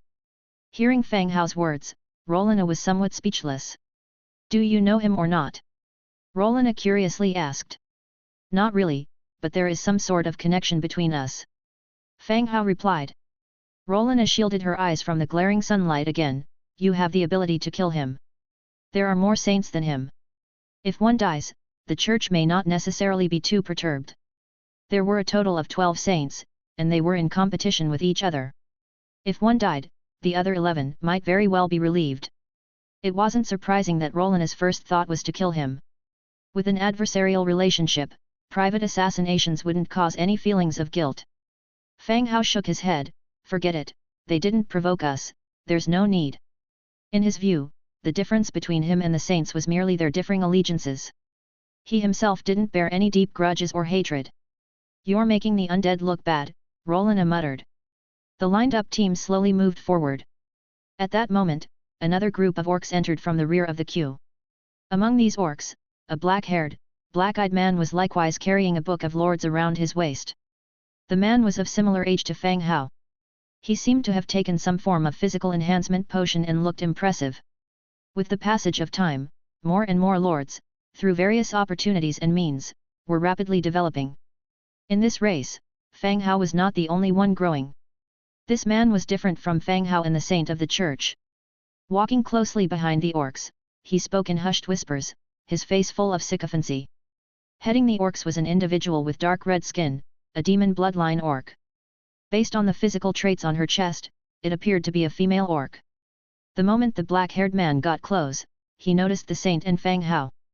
After whispering a few words to the female orc, he walked straight over to the saint and started a conversation with him. After chatting for a while, he turned and strutted over to Fang Hao.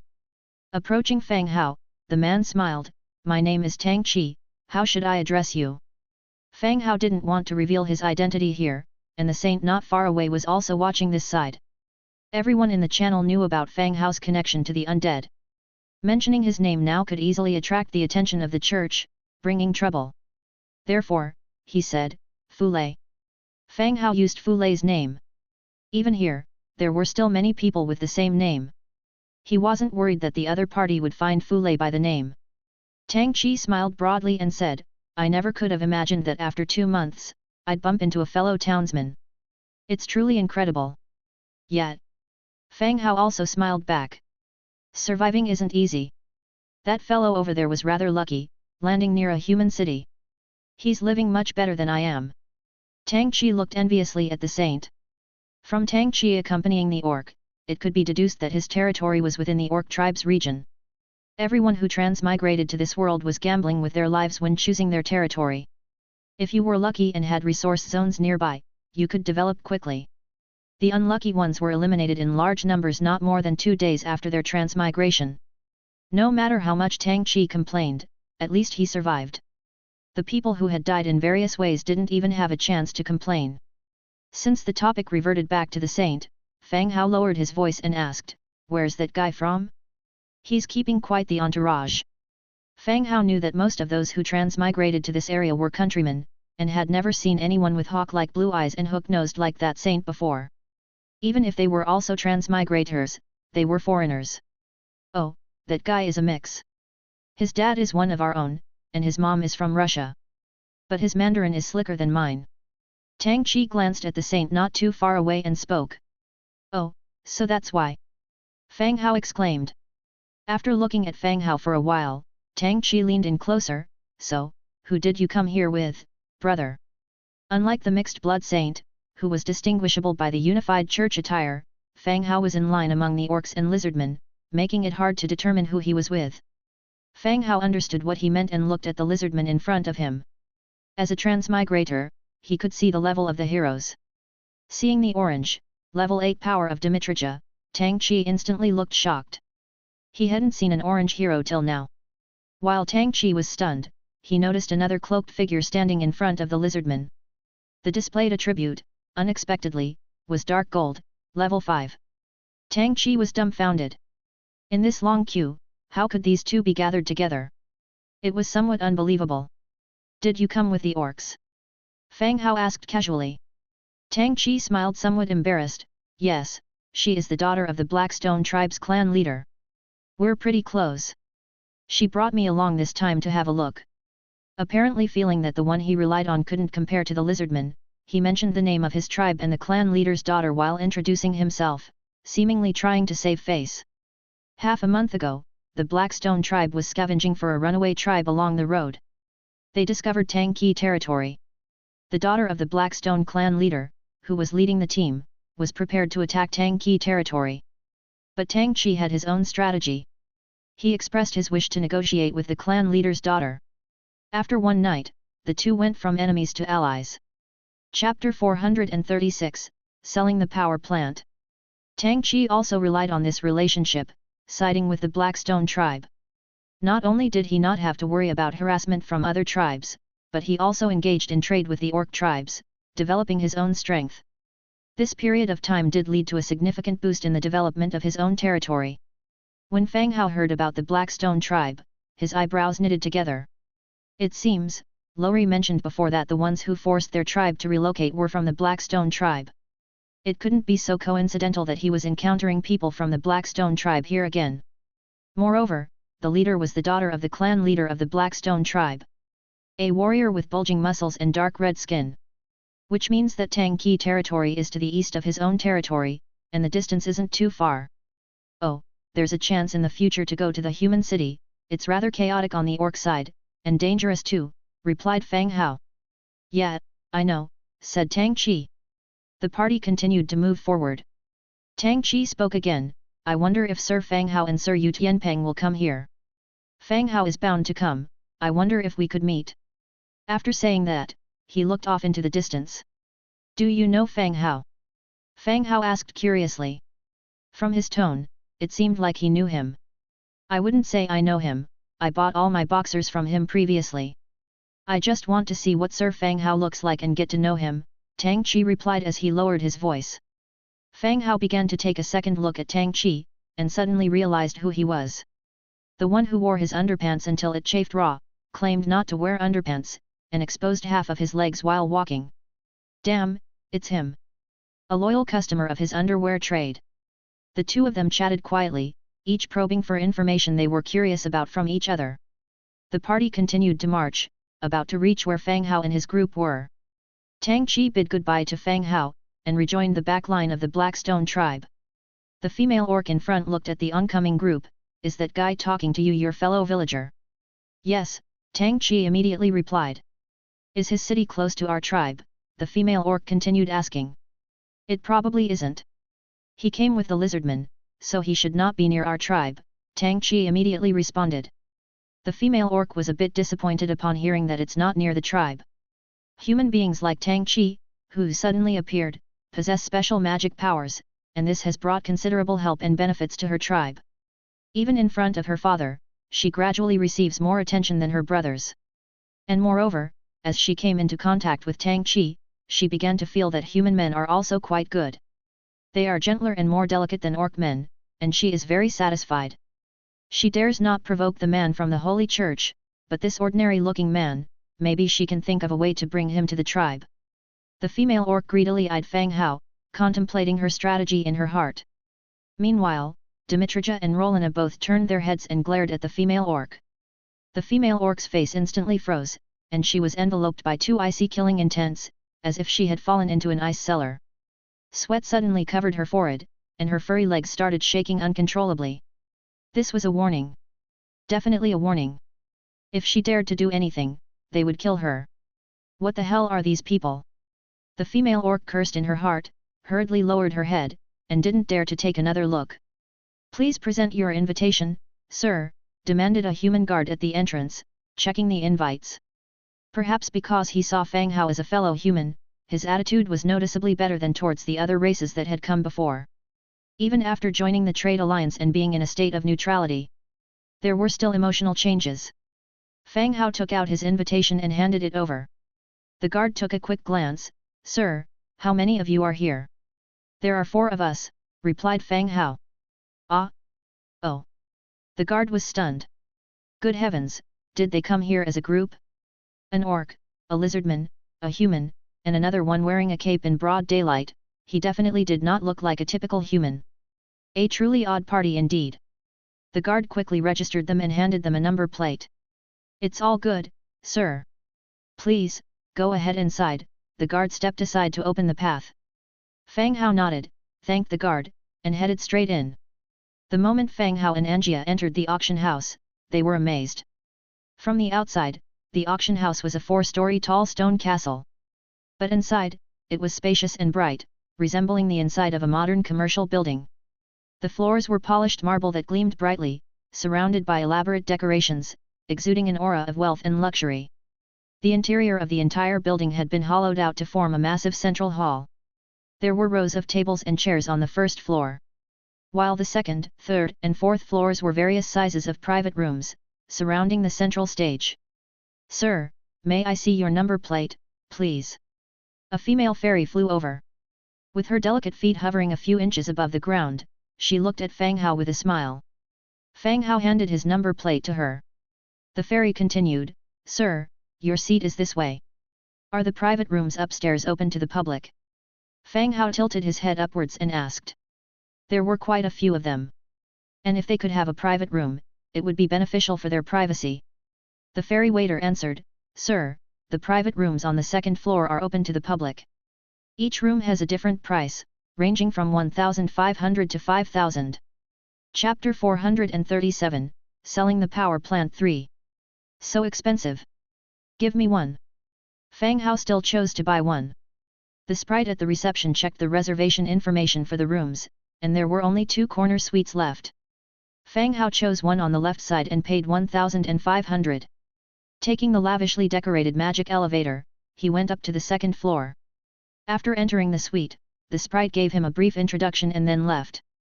The room was about 40 square meters, not large, but extravagantly decorated. At the same time, Fang Hao also understood why this suite had not been reserved. From the window, you could overlook the entire sales floor and the stage. However, the view from the window was blocked by a structural pillar, covering 1/3 of the view. It greatly affected the viewing experience. As more and more people entered the venue, the light signs outside the rooms on the 3rd and 4th floor also lit up one by one. This indicated that the VIP guests in the rooms had arrived. The 3rd and 4th floors were not open to the outside, and those who were able to be in the rooms were also the top figures in the regional pyramid of power. Several people chatted in the room for a while. Soon, the lights in the hall suddenly went out, leaving only the stage brightly lit. This drew people's attention to the stage. The auction host took the stage, greeted the audience briefly, then promptly introduced the first auction item. An orange-grade battle axe, carrying fire attribute damage. An orange weapon, has a status akin to a minor divine artifact in this area. Because the weapons of higher rank only exist in some legends or are held by a few top forces. The outside world simply couldn't get them. Therefore, orange had become the highest grade equipment that could be traded on the market. After the auctioneer announced the starting price, the bidding began in the audience. 1,350,000. 1,400,000. 1,450,000. Voices of bids were heard in the hall. Fang Hao did not look at the axe. Instead, he was very interested in the spotlight on the stage and the weirdly shaped microphone in front of the host. What's going on? Can they generate electric power here? What's up with those lights? Fang Hao asked. Rollina glanced at them and spoke quietly, those should be the products of goblin technology. They are very good at inventing these strange things. Among all of them, Rollina probably had the most exposure to such things. Goblins? You mean those little shorties dressed in suits? The fact that they have survived on this continent and gained the status they have now, what do you think they are relying on? Rollina continued. This surprised Fang Hao. He was not surprised by the appearance of the spotlight, but was surprised that this kind of product that seemed like electricity was invented by the goblins. All right, that's something new to me, Fang Hao said. In the end, the orange-grade battle axe was bought by a race that looked like a stone man for 3 million. Those who bid for this weapon were all people of large stature. Some of the more petite figures, even from the human clan, did not bid for it. This was a niche item. The first item fetched a good price, and the host also successively auctioned off the second, third. They were all quickly sold without passing lots. Fang Hao and the others were not interested in these items, so they just watched, chatted, and ate the free snacks. Soon, the auction reached its 10th round. The 10th auction item is the blueprint for the magic energy reactor.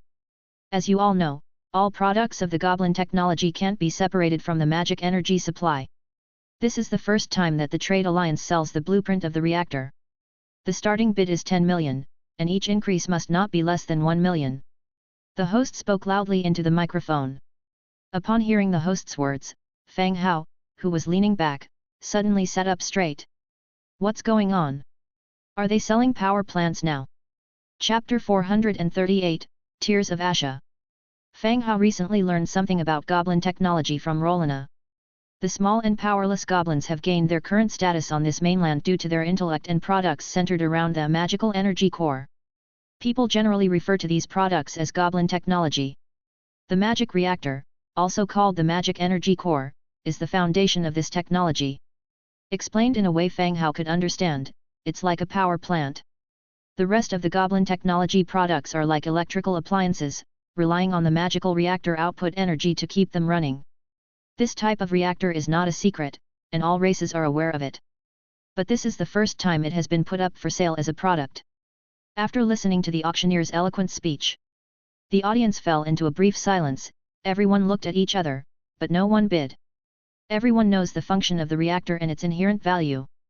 However, the magical reactor forms the core energy source of goblin technology, and the development of other races does not rely on the goblin technology. It's not clear whether buying it and bringing it back would indeed be valuable. Even if they have 1 or 2 goblin products, they would rely on replacing the energy core to maintain them, and not spend millions on blueprints. Apart from the transmigrators, native forces may not even be able to build it according to the blueprints after buying it. The host was confident, but the scene was a bit cold. Ladies and gentlemen, we will sell some more magic products later, don't miss this rare opportunity, the host spoke again.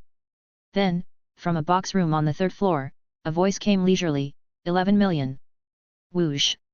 As soon as these words came out, the whole room buzzed. For most people here, 10 million was already an astronomical figure. Everyone knew there were some big shots here with lots of cash, but the random mention of this figure still surprised most people. 12 million, someone bid from the 4th floor. 13 million. 14 million. 15 million. 20 million. The originally quiet box rooms on the 3rd and 4th floor began to compete with each other, bringing the price up to 20 million before a pause in the bidding ensued. Fang Hao was initially quite interested. This electric energy-like power source could improve the situation in his territory if leveraged properly. It could replace human labor, provide basic support, and perhaps be fully realized. But when the amount reached 20 million, it turned Fang Hao into a spectator. The price was a bit too high. Buying it at a bone-breaking price may not necessarily be a good thing. Knowing about the reaction furnace, he can slowly look for blueprints in the future. Perhaps one day, it would be found in a treasure chest. Wouldn't that mean he got a deal of 20 million for free? Eventually, a box on the 4th floor purchased the blueprint for 25 million, astonishing the spectators below with their wealth. The auction continued with a brief intermission, during which refreshments were served. In the 17th round of bidding, Fang Hao bought an orange quality viscera jar. It cost him 5,100,000 warfire coins. This was because no one else bid against him. He added just 100,000 to the lowest bid and claimed it. The viscera jar is a unique magical artifact of the undead. It contains the organs of powerful creatures, conferring their abilities on the wielder. In the territory, there are only 2 viscera jars. One contains a blood clan's revival organ, and the other contains the lightning speed organ of a deep-sea species. Fang Hao initially thought that someone would bid against him. However, after making his own bid, he realized that he was the only buyer. Even the legendary skeleton king Otis didn't participate in this auction. After a while, there was a knock on the door, and a server came in with a wooden box. He respectfully said, "Sir, these are the items you purchased." "Okay, put it here." Fang Hao pushed the prepared warfire card towards the server. The server put down the viscera jar and carefully checked it. After confirming everything was right, he respectfully left the room. Upon opening the upright wooden box, the familiar shape of the viscera jar was revealed. Viscera jar, orange. Category, magic container. Ability, killing proficiency. Killing proficiency, every time you kill an enemy, attack power increases by 100%, and attack speed by 75% for 3 seconds. Description: in the endless darkness, death ravens, adorned with black feathers, hunt for their prey. They dive into the enemy camp, terrifying the intruders, reveling in the wildness within, enjoying the pleasure that slaughter brings. Killing proficiency is considered a very powerful buff attribute. 3 seconds, in terms of team buffing, doesn't have any negative effects.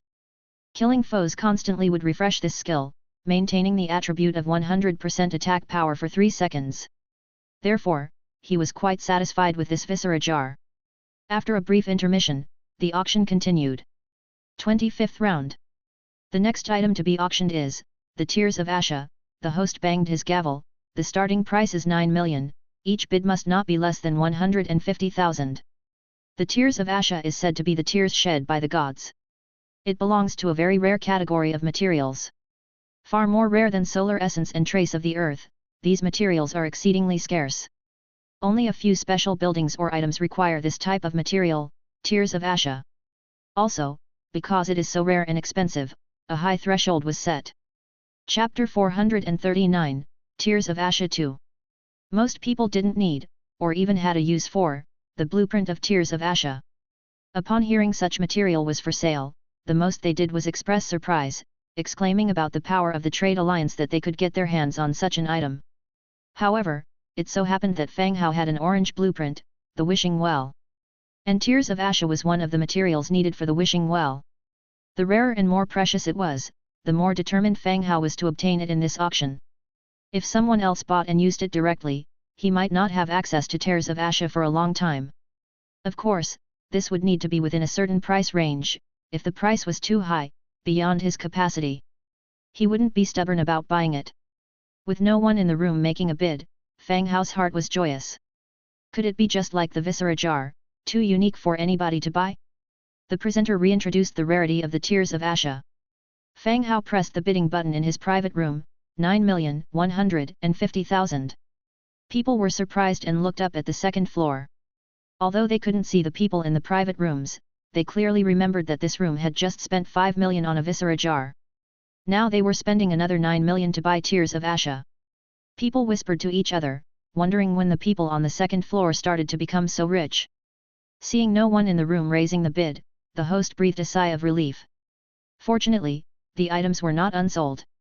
9,150,000 once, 9,150,000 twice, any higher bid. The presenter raised his hammer, about to call. Suddenly, the bidding light in the third floor's private room lit up, 9,300,000. Hearing the increased bid, he changed his discouraging tone and asked loudly, "Good, the distinguished guest from Chu family on the third floor has bid 9,300,000, any higher bid?" Fang Hao sat on the sofa, a little surprised. What the hell? Neither early nor late, but just as the hammer was about to fall, the bid was raised by 150,000. He was suspicious, wondering if the third floor was a shill arranged by the trade alliance. But as the only two bidders, his chances of buying were still high. 9,450,000. The third floor raised the bid, 9,600,000. 9,750,000. 9,900,000. 10,050,000. When Fang Hao raised the price to 10 million, the entire venue fell silent. Although items reaching 10 million was not uncommon. But for a material, was it worth calling to this degree? On the other hand, there was a contest between the second and third floors. The buyer on the second floor, daring to bid against the big shot on the third floor, was not often seen. And gradually started to suppress the third floor. At this moment, in the box on the third floor, a fairy clan girl with butterfly wings on her back, was pouting and sitting on the sofa. This was a flower demon from the fairy clan, small in stature, extremely beautiful, her ears like an elf's, looked very cute. Hearing the second floor raised the price to 10 million, the face of the flower demon changed instantly. Damn it! Is it those damn orcs trying to deliberately pit us? How would the people on the second floor need tears of Asha? They must be maliciously raising the price. The flower demon girl said angrily. The top forces were all on the third and fourth floors. The people in the second floor's private rooms, in their eyes, were at most nouveau riche. These people wouldn't have use for tears of Asha, and whether they had 10 million or not was a gamble. It was highly likely that they were maliciously raising the price, deliberately harming themselves. Recently, the fairy clan's dreamy forest had a significant conflict with the orcs' army. Although there was no outbreak of a large-scale war, friction was constant. The more the girl thought, the more she felt the orcs were behind it. I doubt it, nobody knows we want to buy the tears of Asha, how could those orcs possibly know it's us, a fairy guard beside her analyzed. Then who else would keep increasing the price to this extent, and besides, we could get the information about the trade alliance auctioning tears of Asha, so the orcs could have also gotten the news, the flower demon girl argued back. The fairy guard wasn't able to explain it. It was all their own speculation. What should we do next? The clan leader told us to bring back tears of Asha, but the price now exceeds the amount of warfire coins we brought. Tears of Asha, it was something the clan leader repeatedly emphasized to them. Whether or not the construction of the ultimate balance can revive the glory of the fairy clan, the tears of Asha is a very crucial step in the process. If they fail to bring it back this time, they will still face the harassment of the orcs. The fairy clan was once glorious, but the difference in numbers compared to the orcs has now become huge, and this quantity has fully compensated for the gap in quality. Yet, the item they were determined to get at all costs. Suddenly, someone on the second floor raised the price all at once to 10 million. This was already beyond the amount of money they had brought. Even if they went back to their clan to get more money now, they would not be able to gather enough during the auction. Moreover, they suspected that the orcs were maliciously bidding up the price. If they followed suit and raised the price, they would end up being the gullible victims. On stage, the auctioneer could barely hide his joy and directly asked the third floor private box, 105 million warfire coins for once, is there anyone else who wishes to bid? All the spectators also turned their gaze to the third floor. But this time the third floor remained silent, apparently approving of this price. After the auctioneer confirmed for a third time. Bang! With the slam of the hammer, the tears of Asha were finally bought by someone in the second floor private box. Once they had the tears of Asha. After they returned and collected a few other materials, they could build a wishing well. Materials could be obtained directly from the wishing function of the wishing well. However, the auctioneer wasn't as excited after slamming the hammer. He wondered who the guy on the third floor was. His operation seemed more like a malicious bidding, pranking him a lot. The money he had managed to save was gone now, leaving only a small amount. Fortunately, the tears of Asha were indeed precious and he had a use for them, so it wasn't a loss. Before long, the staff brought over the tears of Asha, and Fang Hao paid the corresponding warfire coins to complete the transaction. The auction was still in progress. Since most of his money was spent, Fang Hao did not buy anything else. Not until 5 o'clock in the afternoon, when the auction ended, did a few people leave the auction house. Having left the auction house, Fang Hao and his companions had dinner at a tavern. As they prepared to return, there were few pedestrians on the slender street. As they moved forward, a figure swiftly passed by and blocked their way. This was a fairy girl, the size of a Barbie doll, with butterfly wings on her back. The next second, the fairy girl's body instantly grew in size, turning into a height of around 1.5 meters, with pointed ears, a lowly girl. Is there something you need? Fang Hao curiously looked at the fairy girl. The fairy clan, in their original form, were about the size of a Barbie doll, and could even stand in the palm of a human's hand. However, the fairy clan had a spell that allowed them to resemble humans in size for a short period of time.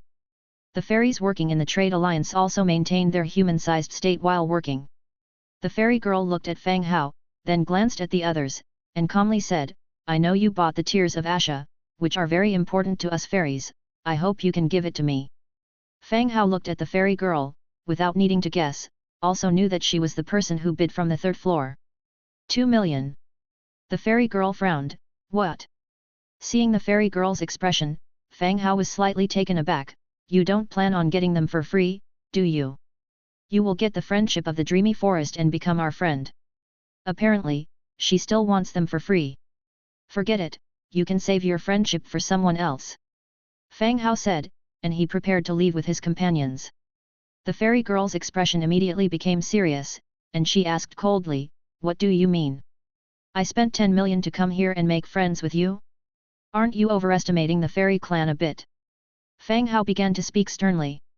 This woman, she's lost her mind. I bought it with my money, and she just wants to take it away with a sentence about friendship. I don't know whether this girl is dumb or if she considers me as dumb. Whoosh! At that moment, several fairy guards surged from all around, surrounding them. The fairy girl revealed a smug smile, don't worry, we won't kill you, only take the Tears of Asha, and there will be some compensation later. Having said that, her delicate white hand slightly waved, and the guards around her began to close in. Chapter 440. The fairy girl was quite smug. She scoffed at the ignorance of the others. Once she had the Tears of Asha, she could let the clan leader and the elders take care of the rest. They need not worry about such matters. 6 fairy guards emerged from the dark alleyway. They surrounded Fang Hao and his party, smirking like hunters cornering their prey. Fang Hao stared back coldly at the 6 fairies surrounding him. Fairy Guard, 7th Order. Fairy Sword Dancer, 8th Order. The attributes of the fairies were revealed. There were 4 fairy guards and 2 fairy sword dancers. The guards wielded silver polier war halberds. The top was sharp and spear-like, while the sides had crescent blades. They could both stab and slash with their weapon. Fairy sword dancers were 8th Order troops. They wielded dual swords, and their faces displayed an intense murderous intent. It seemed the fairy girl from earlier held quite a high status.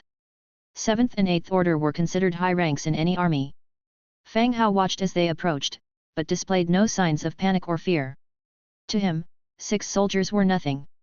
How could they compare to his heroes? It was these fairies, seeing him as easy pickings, who had discarded their regard for trade alliance rules. Fang Hao took a couple of steps back and murmured, kill them. A guard sneered, just by you lot. Before he could finish, Dimitrija swung his sword, slicing through the guard's halberd like butter. The second swing of his sword sent the guard's head flying. As the head rolled to the ground, blood gushed out from the neck like a fountain. The stench of blood was everywhere.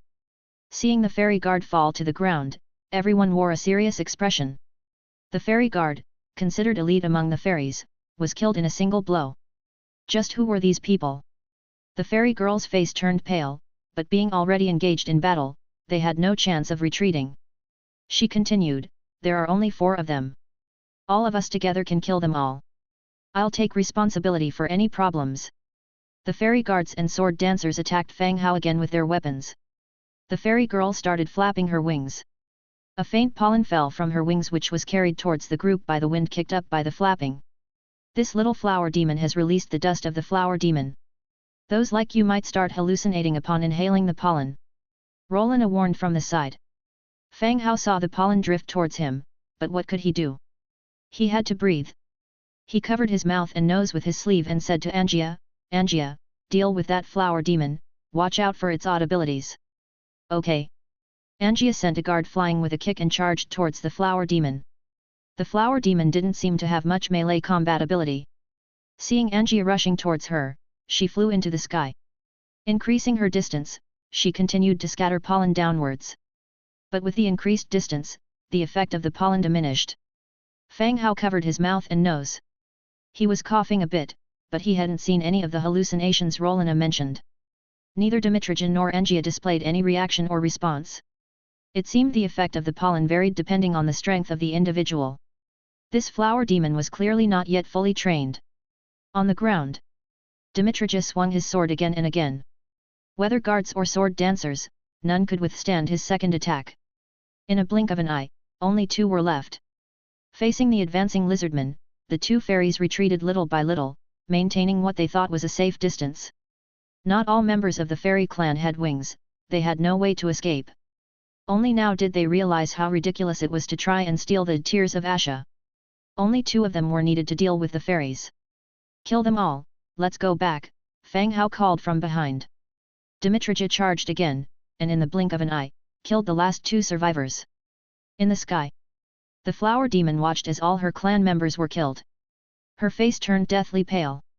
Not daring to stay any longer, she turned to fly away. But Angia wouldn't let her leave easily.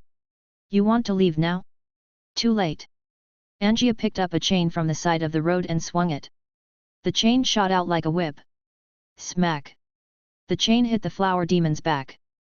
Blood sprayed as she fell from the sky. Angia quickly approached, ready to punch down. Just then. Stop! A stern voice rang out from behind. Close by, the intense sound of footsteps could be heard as soldiers in formal armor and four tall iron golem constructs rushed towards them. They surrounded the area. Even though the street wasn't crowded, the fight had attracted many onlookers. Especially since they were not far from a tavern. The entrance to the tavern was already filled with people staring in their direction. Done for, these guys are in trouble. What do you mean in trouble? Clearly, all the fairies were killed. You don't know? Today's security is overseen by Shirel from the fairy clan, he's notorious for being overprotective.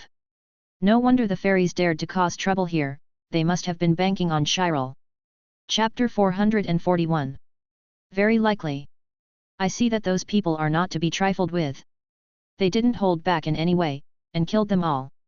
The spectators began to whisper among themselves, glad they had not left early.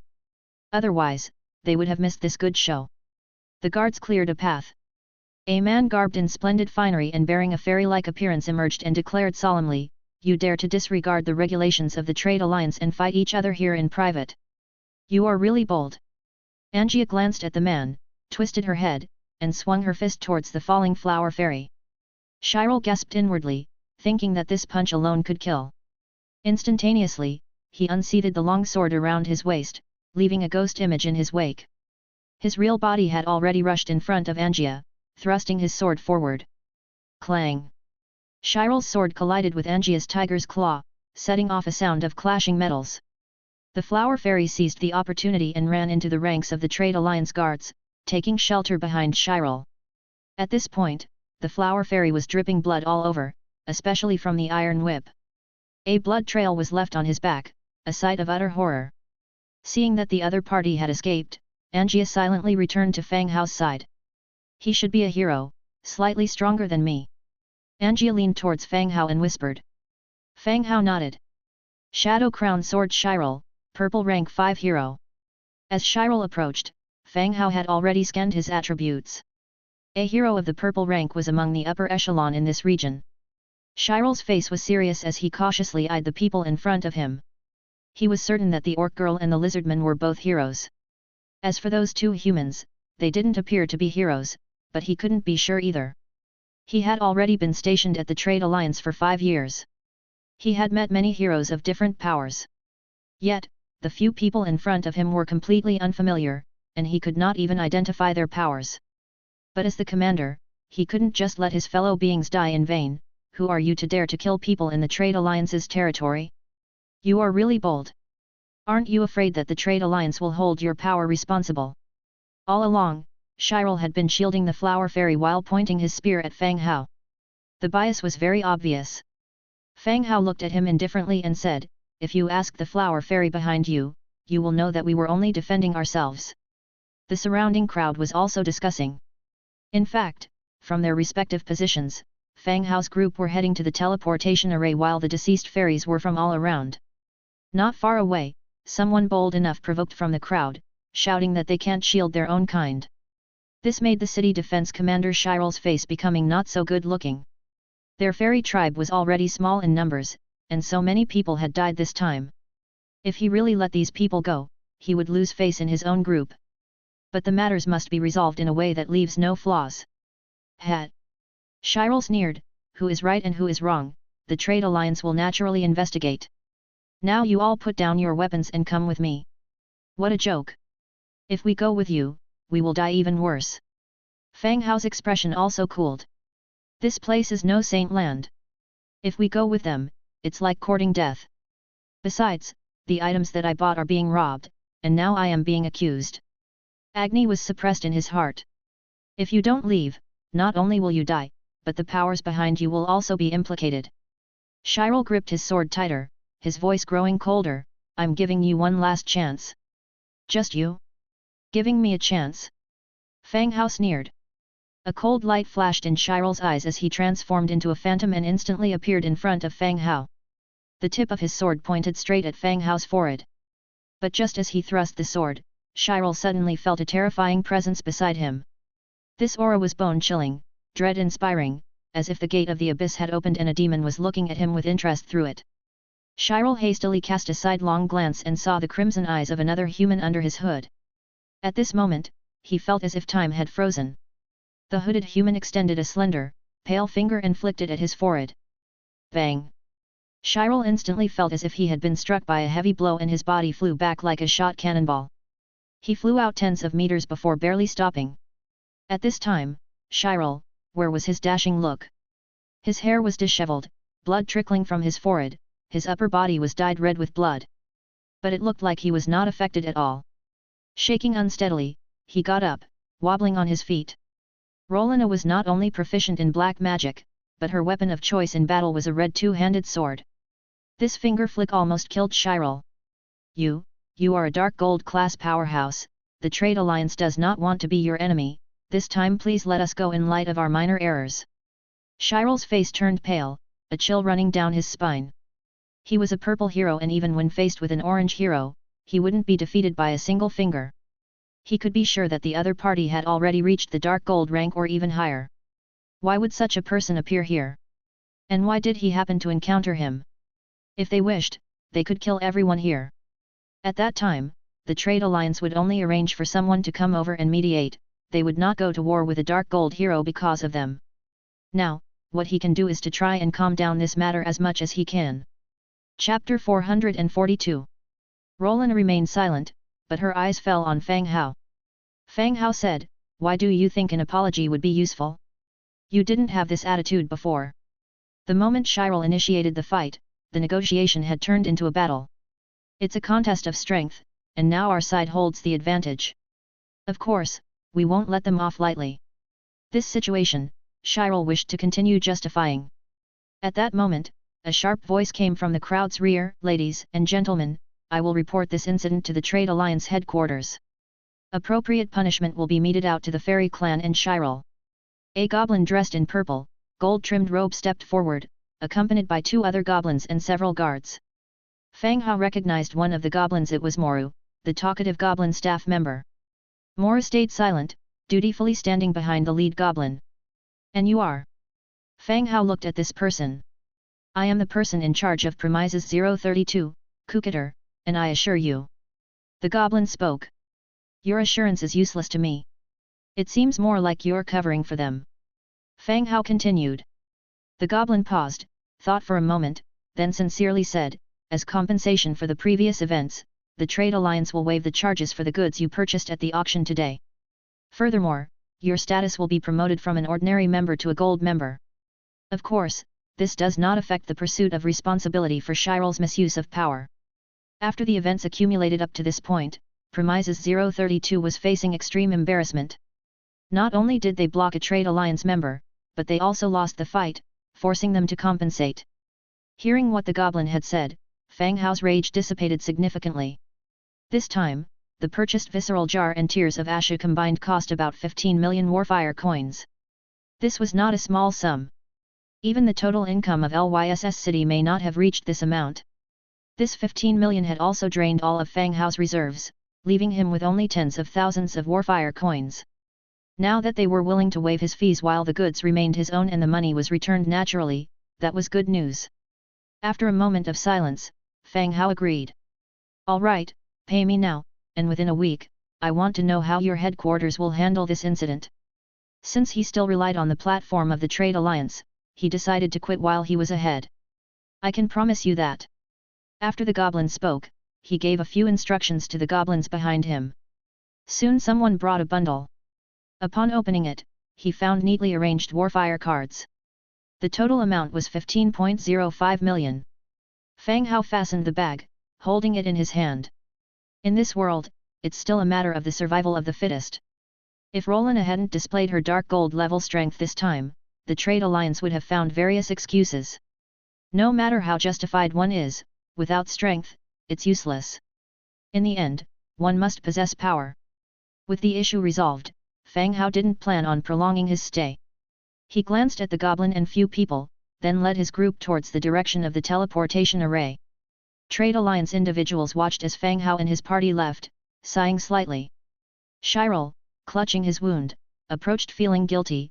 Lord Kukator, I've caused trouble for the trade alliance. Shirel, I'll report the truth to the headquarters. Don't blame me, I'm also doing this to protect you and the flower demon. The goblin in the splendid robe spoke. I know. Shirel responded. The goblin continued, effective immediately, Shirel is dismissed from his leadership position and will be detained along with the flower demon. The guards acted, detaining both of them. By the time they returned to their territory, it was already quite late. Fang Hao was in a good mood after this auction. He hadn't spent a dime, yet he had gained an orange visceral jar and the tears of Asha. If he had known the trade alliance would pick up the tab, he would have purchased more at the auction, regardless of whether they were useful or not. Arrange a room for me, I won't be returning today. Rolina announced. Sure, I'll create a private residence for you. You'll have more freedom there. I accept. Chapter 443, Kingdom. On this trip to the auction, Fang Hao had significantly noticed a change in Rolina. She had actually had some interaction with Angia. She asked some questions about goblin technology and gave detailed responses. Especially in combat, she not only actively reminded him that the flower demon had released pollen, but also asked him how to handle the situation after defeating Shirel. In the past, Rolina would never do something like this. Her previous style tended to let loose her anger, but now she clearly wants to interact with others and take care of their feelings. This surprised Fang Hao, and also made him think of ways to maintain this change. He wanted Rolina to blend into the group more willingly. Now, Rolina wanted her own place to live, and Fang Hao wouldn't refuse. There was plenty of space in the city, and it was no problem to give Rolina a place to live. What about building it here?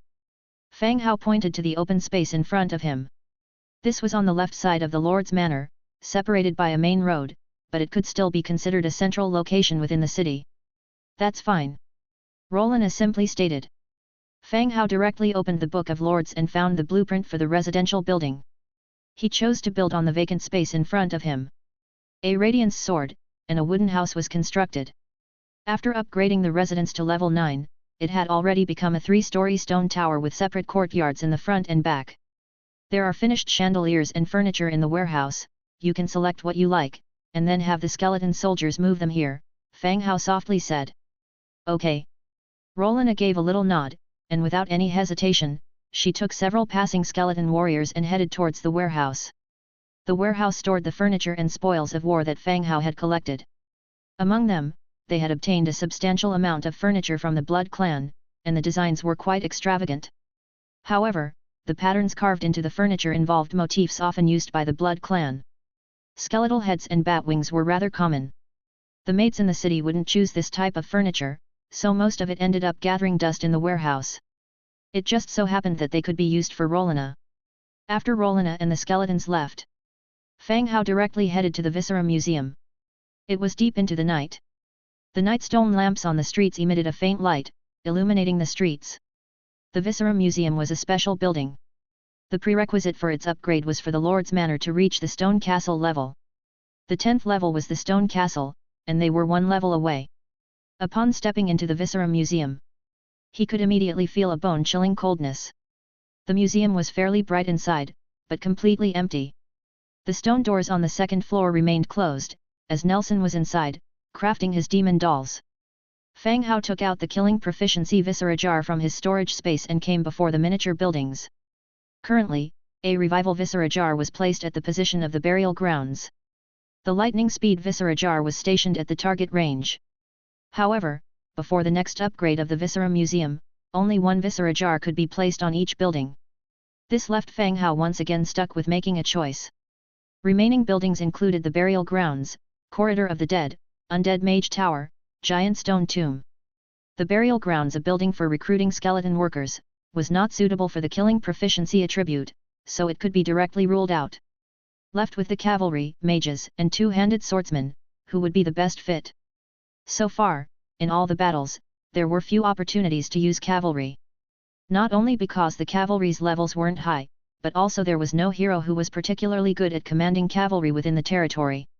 In the upcoming grand battles, including the Cold Wind Mountains and Bloody Mountains, the terrain wasn't suitable for the performance of cavalry. Hence, in Fang Hao's hands, he had never been able to unleash the mobility and combat power of the cavalry. Therefore, killing proficiency first ruled out the cavalry building. As for the undead mage, the execution power of magic was indeed great, but the release of skills required incantation time. Within 3 seconds, the accumulation of attack power couldn't be achieved, which made it unable to bring out the effect of killing proficiency. In the end, only Giant Stone Tomb, with the Baron Tomb guards wielding two-handed swords, was left. After thinking it through, he walked straight to the miniature building Giant Stone Tomb. He placed the viscera jar in his hand into the circular slot. Click! The slot embarked on a slow descent with a faint sound, leaving only the skull head jar lid visible. Immediately afterwards, a weak beam of light spread out instantaneously, causing all the Baron Tomb guards to undergo a change in properties. Baron Tomb Guard, Tier 4. Blessed Skill, Killing Proficiency. Killing Proficiency, each time an enemy is killed, attack power increases by 100%, and attack speed increases by 75% within 3 seconds. Description: these formidably powerful warriors, whether in their past life or after their revival, swing their enormous weapons tirelessly at their targets. No matter how powerful the enemy, they can't escape death. The Viscera Jar was indeed a great invention for the undead clan. This method amplified the attributes of the troops. It bestowed upon these already indefatigable and fearless troops the capacity for bizarre and unpredictable abilities. Of course, the collection of Viscera Jars wasn't easy, as they contained the organs of powerful creatures. Emerging from the Viscera Museum, Fang Hao arrived at the Trade Alliance building once again. Inside the building, the skeleton merchants who had finished their day's work were chatting and playing cards in the hall. If the skeletons could eat and drink, this place would undoubtedly become a tavern. On seeing Fang Hao entering, all the skeleton merchants stood up to pay their respects. Chapter 444, Kingdom 2. Well, everyone continue playing, I have some business with Dujin. Fang Hao gestured with a smile for everyone to carry on. The skeletons sat down and continued with their business while Fang Hao headed for the counter. Lord, it seems that you've made a substantial amount from this auction. Dujin began. Oh? How can you tell that it was a good result? Fang Hao asked curiously. I've just received news from the Trade Alliance. We've been elevated from ordinary members to gold members, my lord, Dujin continued. No wonder. Dujin didn't even know what he had bought himself, how could he know that the benefits were satisfactory? Apparently, he was referring to the elevation in membership level. It seems that Rolina, being a dark gold hero, was quite useful. Even if she couldn't be used in combat, keeping her as a mascot turned out to be quite beneficial, as she intimidated quite a few people. What's the difference between a gold member and an ordinary member? Fang Hao asked. My lord, gold members have a 1% tax rate in the Trade Alliance, and can submit up to 4 purchase orders. Furthermore, they have certain privileges during events organized by the Trade Alliance, Dujin explained. Ordinary members were charged a 2% tax. Fang Hao sold a significant quantity of items, and he had to pay 10,000 warfire coins in tax for every 500,000 coins earned. It could be said that Fang Hao found it painful to see this amount deducted, but he had no choice but to trade through the Trade Alliance's platform. Now that the rate had decreased to 1%, the tax was even less. Furthermore, the number of purchase orders increased from 2 to 4, allowing him to buy anything he needed directly through these orders. Above Gold members, are there any other membership levels? There are also Diamond members and Supervisors. Diamond members are the top-tier members of the Trade Alliance with a tax rate of 0.5%. Supervisors surpass the concept of membership, possessing voting and election rights within the Trade Alliance's internal affairs, Dujin detailed. In that case, the members on the third and fourth floors of the auction could very likely be the Gold and Diamond members Dujin mentioned. In addition to the reduced tax rate, they also enjoyed certain privileges, further emphasizing the uniqueness of high-level members. Supervisors, on the other hand, were more like shareholders in modern terms. Once their power was strong enough to influence the Trade Alliance, they would be courted and appointed as supervisors within the alliance, afforded certain rights. While Dujin didn't specify, these supervisors might even be entitled to a share of the Trade Alliance's profits. This membership level system indicated that the internal regulations of the Trade Alliance were thorough and comprehensive. So, from now on, the Trade Alliance will only take 1% from our transactions. Yes, my lord. Good. Fang Hao acknowledged with a nod, continuing, by the way, Dujin, I need a few materials. Take a look in the store to see if they're being sold. If they aren't, just fill out an order form directly, I need them urgently. Okay, my lord. Please tell me what you need, and I'll check if we have them. Coral crystals, tears of the ocean, breeze white coral, dawn blue coral. I need 50 units of each, Fang Hao read from the Book of Lords. These were the 4 missing materials for the wishing well. Given the names, these materials are obviously ocean-derived or from coastal areas. Fang Hao doubted he could obtain them locally. Considering that even the most precious tears of Asha were obtained during the auction, he should speed up the construction process. The sooner he finished building the well, the sooner he could test the effects of the wishing well. An orange construction with a multitude of unique materials. It should yield powerful results. Click. Dujin opened the shopping grid behind him and searched through the wealth of goods for the materials Fang Hao needed. Upon confirmation, Dujin stated, My lord, we do offer coral crystals for sale at a price of 120 warfire coins per unit. So expensive. Ah, buy them anyway. Place purchase orders for the rest. If there are people selling coral crystals, the others should be available for purchase as well, Fang Hao nodded and added. Very well, my lord. Dujin directly purchased 50 units of coral crystals, and filled out a purchase order for the remaining materials. Completing the orders, he turned around and threw them into the mailbox behind him. Fang Hao did not stay for long.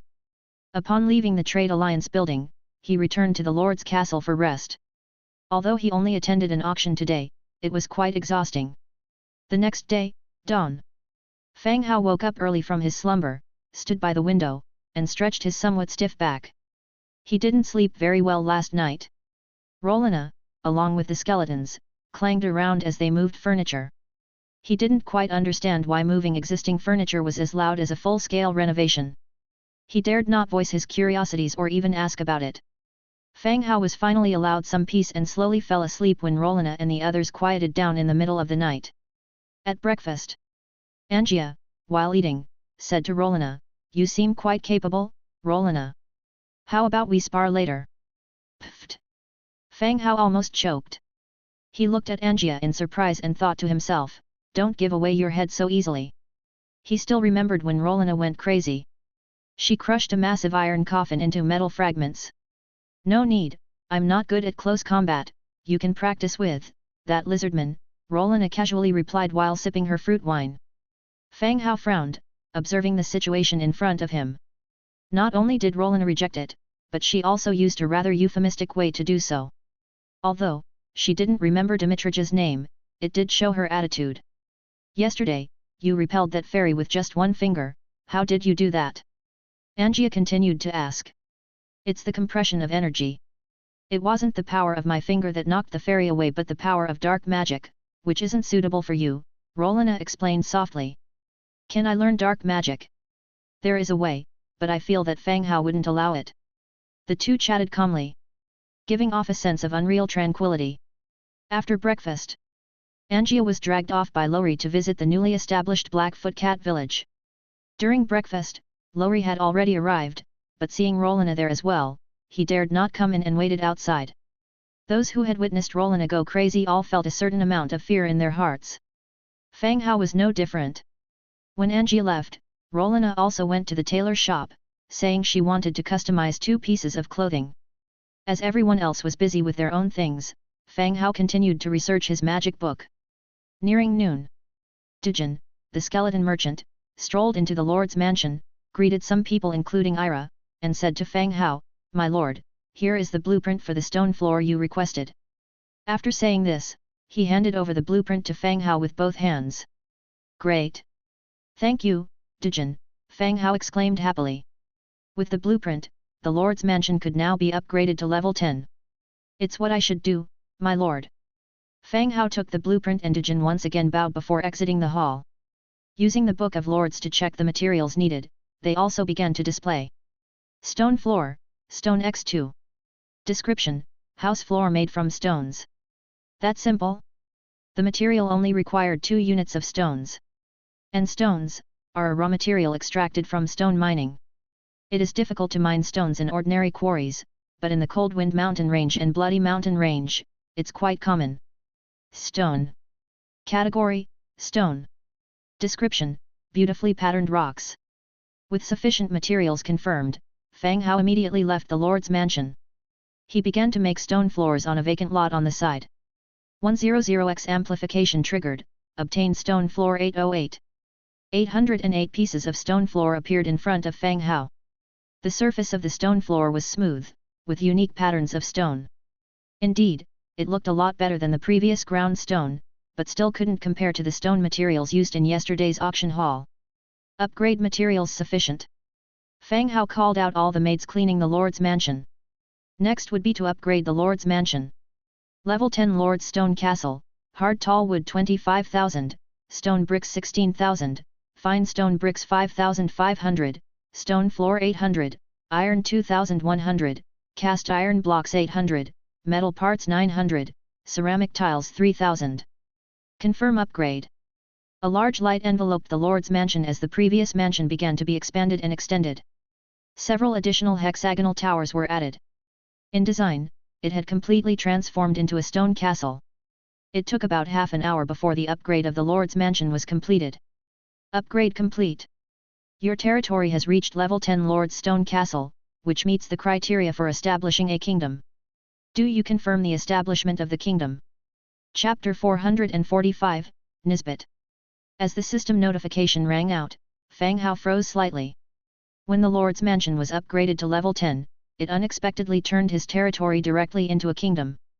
Your territory has reached the level 10 Lord's Stone Castle, fulfilling the condition to establish a kingdom. Would you like to confirm the establishment of the kingdom? The option appeared, and he instinctively chose to confirm. Congratulations, Lord, for becoming the first Lord to establish a kingdom. Rewards: all faction influence plus 100, belonging faction influence plus 200, 1 blueprint of faction building, orange, 1 blueprint of the kingdom mint, purple, 1 blueprint of the kingdom flag making, blue, kingdom law scroll, kingdom sand table, 200 shadow stones, 1000 warfire coins. The notification rang out again. Just like when he upgraded the city lord's mansion for the first time, the first lord to establish a kingdom also received a system reward. The system's rewards had never let Fang Hao down. First, he looked at the first blueprint, the faction building blueprint. Ancient burial pit, orange. Category: special building blueprint. Recruitment: Nisbet. Prerequisite for construction: Lord's Stone Castle. Materials needed: 1,200 durable wood, 3,500 stone bricks, 1,200 iron blocks, 800 cast iron blocks, 5 traces of death, 8 shadow stones. Description: the ancient eternal undead protect the Grand Mausoleum. What is so-called death is nothing more than proof of decay. Fang Hao felt a jolt of joy when he read the introduction to the blueprint. Because he had the ability to augment 100 times, the undead clan's troop building construction was exactly what he needed. Especially strong troop building construction. However, the name of the troop type that this building recruits sounded more like a person's name.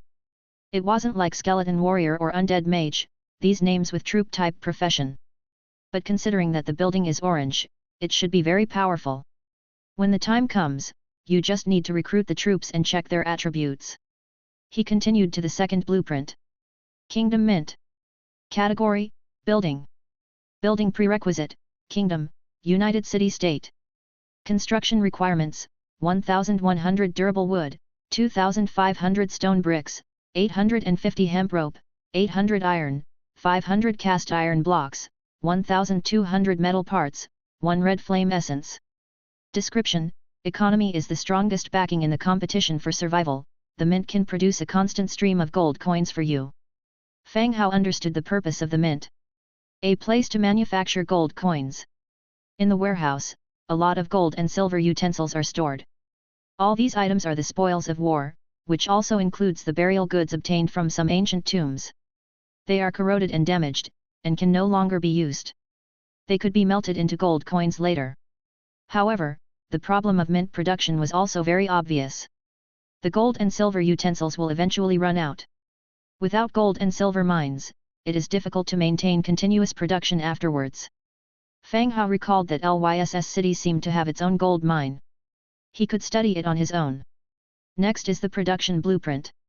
Kingdom Flag, 1 durable wood, 1 leather, 2 linen, 5 spun yarn, 1 silk, 3 metal parts. Description: You can create your own flag, which represents the identity of the kingdom. There's not much to say about the flag, he could make one later to see its use. Finally, there's the Kingdom Law Scroll and the Kingdom Sand Table. These two items are finished products, not blueprints. Kingdom Law Scroll. Category, Scroll.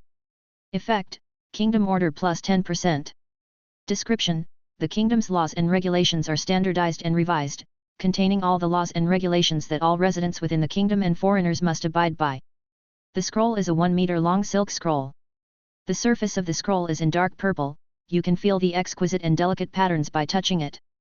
When unfolded, the inside of the scroll is blank, without any content or text. It seemed that he needs to fill in the established law articles. Besides, the scroll is also a treasure itself, which increased public order by 10%. Kingdom Sand Table. It's a 6-meter-long, 5-meter-wide sand table. The table includes everything from the Cold Wind Mountains to the Blood Mountain Range, and even Crescent Heights. However, due to the large scope of the territory, the downsized sand table only intuitively presents roads and terrain. Except for a few major cities, the villages and towns are not manifested on the sand table. After looking over all the rewards, Fang Hao revealed a satisfied smile. The gains this time are not insignificant. On the other hand, Yu Tianpeng stood in front of his lord's mansion, silently looking at the building shrouded in light. He remained silent on the surface, but he was also somewhat excited. Congrats, boss, for being the first to upgrade the lord's mansion to level 10. Once the system rewards are distributed, no one will dare challenge your status as the number 1 in the area, said an obsequious chubby man at his side. The chubby man was Chu Zhishang, who was boycotted by everyone in the channel for selling tiles at an outrageous price. He was somewhat disheartened by the rejection he received in the regional channel. Unexpectedly, however, he received an invitation from Yu Tianpeng right after. Keep in mind, during this time, the Tianpeng alliance has been quite popular, even overshadowing Fang Hao. After some exchanges, Chu Zhishang joined the Tianpeng alliance, becoming one of its members. In the future, the alliance members will protect him whenever there is danger. Of course, this kind of protection is not free either. Everyone must be of value to the alliance, and Chu Zhishang's value lies in providing tiles. Chapter 446, Nisbet 2. This was also one of the conditions for joining the Tianpeng alliance. All members' resources must be under the unified management of the alliance hierarch. This allowed Tianpeng's own city to be upgraded quickly. Today, after purchasing polished stone floors at a high price, he began elevating to level 10. According to the system's past rules, the first lord to reach the level of a stone castle would receive a system reward, even soaring to great heights. Well, there's no rush, replied Yu Tianpeng with a nod, maintaining his mature, composed demeanor. He was even younger than Chu Zhishang. At 32, he had run his own company before crossing into this world, but he wasn't well regarded in the industry. After arriving here, he obtained the alliance token during a mission. With this, he established the Tianpeng Alliance. Now, many people craved to join the Tianpeng Alliance, and made a great fuss over Yu Tianpeng. These people were willing to break their backs working for him, and some of them were even attractive ladies who desired to serve as his female lords. There were already 2 women within the alliance who had been A-list celebrities before they crossed over, and they were quite pretty and had good bodies.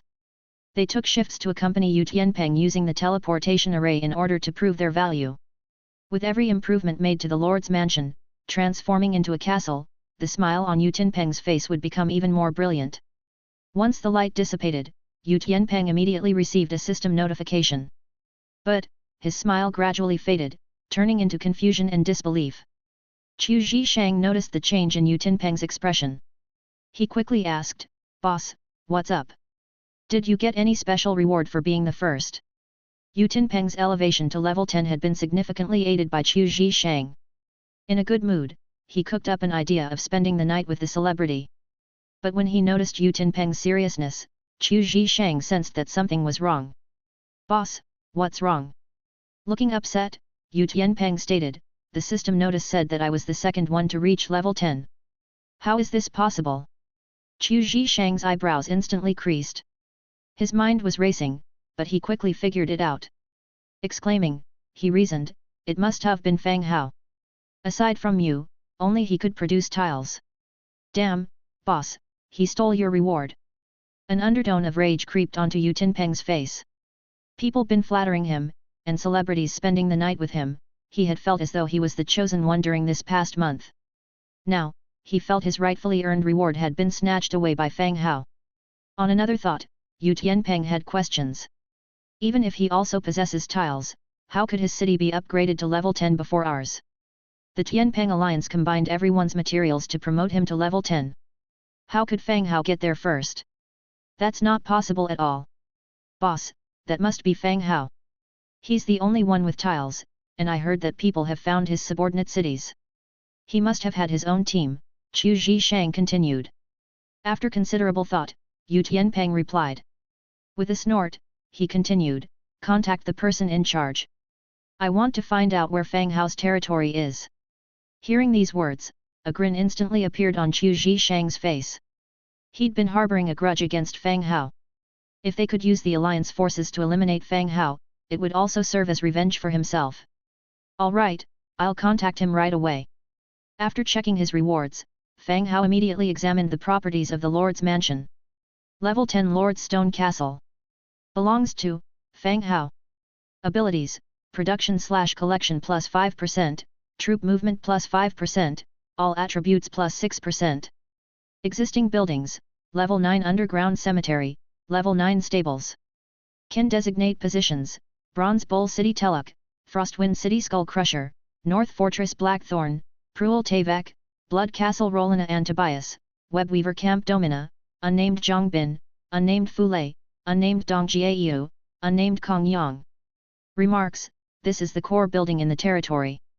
Required materials for next level upgrade: tough wood 30,000, stone bricks 20,000, fine stone bricks 7,500, polished stone floor 1,200, iron 2,500, cast iron blocks 1,200, metal parts 1,200, tiles 5,000.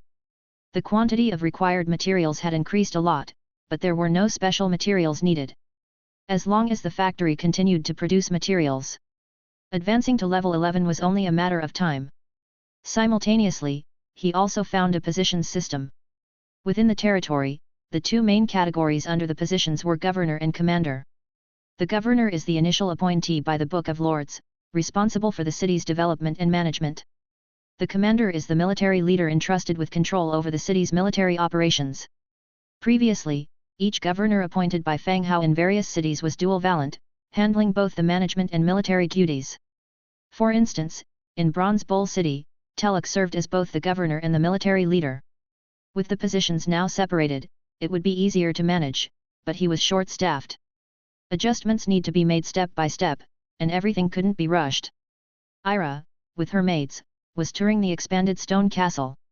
They were planning on what to do with each room and what sort of furniture to add. There were still too few people living in the Lord's residence. There were only 3 people, Fang Hao, Ira, and Angia. It was as if there were only 3 occupied rooms in a 6-story building full of rooms. The mates chatted cheerfully while discussing this. Fang Hao stepped out of the Lord's mansion, heading towards the undead construction area. He was somewhat eager to see the kind of formidable troops he could recruit with the blueprint he received as a reward this time. Chapter 447, Nisbet 3. Behind the giant stone tomb is a vacant plot of land, providing ample space for construction. Opening the blueprint of the ancient tomb, construction is confirmed. An orange radiance begins to ascend, gradually taking the shape of a pyramid. An hour passed, and when Fang Hao returned from the Lord's mansion, a small pyramid had already appeared before him. Although called small, that's when compared to the pyramids of Egypt from another era. The pyramid before his eyes was at least the size of 5 football fields. Its exterior is constructed of neatly arranged stone bricks, the surfaces of which are intricately carved with various symbols and texts representing the undead clan. Facing Fang Hao's side is a giant stone gate, etched with an array of patterns and texts. In front of the stone gate are 2 stone lanterns, giving off a faint blue glow. It couldn't possibly house a pharaoh, could it? Muttered Fang Hao. As everyone knows, pyramids are where pharaohs are buried. Although the one before my eyes is a bit small, it should belong to a royal member. He immediately checked the properties of the building. Ancient tomb. Category, Special building. Recruitable, Nisbet. Nisbet, Wriggling Spine 10, Death Trace 7, Star Silver 5, Forgotten Soul 1. Description: the eternal undead of the ancients, guarding the majestic tomb. So-called death is nothing more than a proof of decay. The recruitment requirements are quite stringent. Except for Wriggling Spine, other materials are more precious than the last. Especially the Forgotten Soul, there's only one in the domain. It was obtained from killing the Fear Devourer and kept as loot. If it weren't for that chance encounter, Fang Hao would probably be unable to recruit. Would you like to consume the corresponding materials to recruit Nisbet? Since it has come to this point, not recruiting seems unjustified. Recruit. A hundredfold amplification triggered, recruit Nisbet 101. The stone gate in front of him opens, and a large figure walks out slowly. At the same time, with the triggering of the hundredfold magnification, tall figures began to appear all around. This is a type of soldier standing more than 4 meters tall.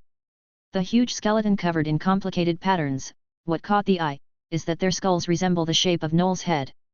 Empty eye sockets emitting faint blue light. It exudes an extreme sense of oppression. Fang Hao immediately checked their attributes. Nisbet, Tier 10. Faction, Undead. Racial characteristics, Undead, Hollow Skeleton, Light Weakness. Skills, Soul Devour, Attribute Stripping, Death God's Descent. Innate skills, Domain Power Mastery, Domain Axe Mastery. Soul Devour, passive: whenever this unit kills an enemy, it devours the enemy's soul to enhance its own strength. Attribute Stripping, active: this unit can strip the target's racial attributes, rendering them ineffective for at least 5 seconds. Death God's Descent, active: blessing from the Death God boosts all attributes by 100% for 120 seconds. Description: Lich priests, following the likeness of the ancient god, created Nisbet. They guard around the royal tombs and are the creators of the immortal king's power. Tier 10, as expected, Tier 10. In this world, the ranking of soldier types only goes up to Tier 10. And Tier 10 is further divided into upper, middle, and lower ranks, with different levels of strength among them. Once reaching Tier 10, whether one can become a hero or not is the biggest challenge faced. Numerous powerful beings are stuck at Tier 10, unable to pass the test and advance to become a hero. Chapter 448, Belief in the Kingdom. Nisbet has a total of 3 skills. But each skill has its own distinct characteristics. The first one, Soul Devouring, enables him to continually enhance his abilities by killing enemies during the fight. The Stripping trait skill is more like a skill designed specifically against a certain race. Traits refer to race traits. For example, Dimitrija's underwater breathing and scale armor, and the flower demon's flight are all race traits. By stripping these traits from the opponent at the right time, one could even directly kill the opponent. The final skill, Death God's Descent, a straightforward amplification ability, increases attributes by 100% within 120 seconds. It seems somewhat similar to his own body of giant spirit, but lasts longer. 101 robust skeletons, their pupils flickering with soul flames. After looking around at their surroundings, they turn their gaze upon Fang Hao. After a brief hesitation, all the Nisbets kneeling on one knee lower their skulls. We greet the great immortal king. The voice of Nisbet is low and hoarse, like a throat that hasn't had water for a long time, or like a warning from a wild beast. Fang Hao raises an eyebrow, quite surprised at the skeletons kneeling before him. This is the first time he has recruited speaking troops from the undead army building. A mouth like a human's, yet endowed with wisdom. Of course, being able to speak is a good thing for Fang Hao. Get up, all of you. Welcome to the team. Fang Hao says with a smile. Clatter. With the sound of bones rubbing against each other, all the Nisbets stand up, continuing to look at Fang Hao, waiting for the next command. What's your name? Fang Hao asks the Nisbet in the lead. Nisbet. Hey? What about you? Fang Hao asks the second one. Nisbet. He continues to ask the third, the fourth, and still the same Nisbet. Well, I'll be. All 101 of the skeletal frames are called Nisbet. This Nisbet is not only their professional title, but also their name. It would be impossible to differentiate between them if they all have the same name. He couldn't possibly be expected to give them all names, could he? After pondering for a moment, he says, Nisbet, all of your names are the same, which may be hard to distinguish in the future. How about I give you all a number? We follow your directives, sir. The Nisbets respond in unison. Fang Hao rubs his ears, and has everyone line up in a long line. He goes on to say, you're NIS 1, you're NIS 2, and you're NIS 3. Fang Hao goes on, numbering from NIS 1 all the way to NIS 101. All of the Nisbets happily accept their new numbers without showing any resentment or opposition. Perhaps, the undead always have an indifferent emotion. After giving all the Nisbets their new numbers. Next it is the equipment phase. The Nisbets are more than 4 meters tall, with a strong and robust skeleton. Surprisingly, they're rather close in size to the trolls. The best troll equipment is the Power of the Sovereign set, a blue troll suit. The defense level of this equipment has reached level 4, which makes it a top-tier product among blue sets. Fang Hao opens the Book of Lords, and directly finds the corresponding blueprint to craft this equipment. Triggered Hundredfold Amplification, 101 Power of the Sovereign sets obtained. Triggered Hundredfold Amplification, 101 Power of Sovereign War Axes obtained. One by one, pieces of equipment materialize around Fang Hao, scattering about on the ground. Okay, NIS 1, you command everyone to equip the new gear. Fang Hao says. Yes, sir. NIS 1 nods, leading the Nisbets to put on the compatible gear strewn about on the ground. When everyone has finished putting on their gear, Fang Hao nods in approval. Standing there as Tier 10 troops, they possess an oppressive charisma unlike ordinary soldiers.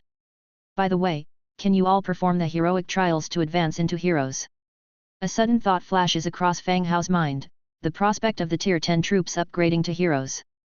In his territory, the Tier 10 Bone Dragon, a troop evolved from a corpse, is unable to take the heroic trials.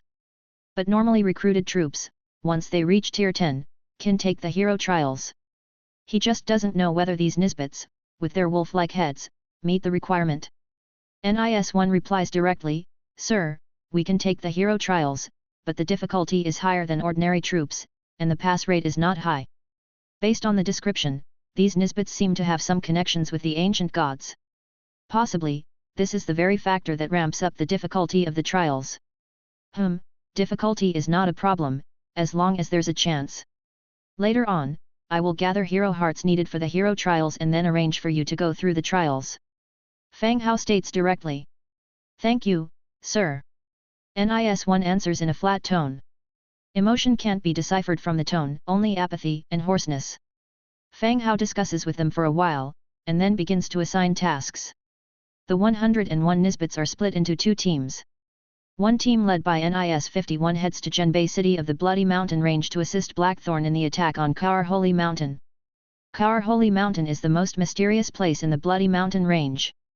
Orange hero Kaus, carrying offerings to the god, is likely to face some unknown dangers. Even if the trolls think that the god of Kaur Holy Mountain mentioned in the legends is a lie concocted by the Bloodthroat clan leader. But in the treasure box, Fang Hao did obtain a totem scroll of Body of Giant Spirit. Chapter 449, Belief in the Kingdom 2. The rewards in the treasure chest were related to the current situation. It forced him to reconsider whether there really was a deity sleeping inside Khar Holy Mountain. Since there existed a 10th-tier army, naturally the first task was to support the front line of the battlefield, reducing the dangers and losses in combat to a minimum. The remaining 50 were left in his territory, responsible for its safety, patrolling, and nightwatch duties. Once the arrangements were made, Nisbet 51, along with the Nisbets numbered after him, set off promptly according to the designated route toward North Town City. The team left behind first replaced the guards at the Tower Pavilion outside the Lord's Mansion. The 2 graveyard guards were replaced by Nisbet 49 and Nisbet 50. The remaining Nisbets were tasked with patrolling and securing the outskirts of the city. After dealing with the Nisbets' affairs, Fang Hao continued to the industrial area to construct the coin mint, the second blueprint he had acquired. Selecting a location, he began the construction immediately. 30 minutes later, the coin mint was completed. Coin mint.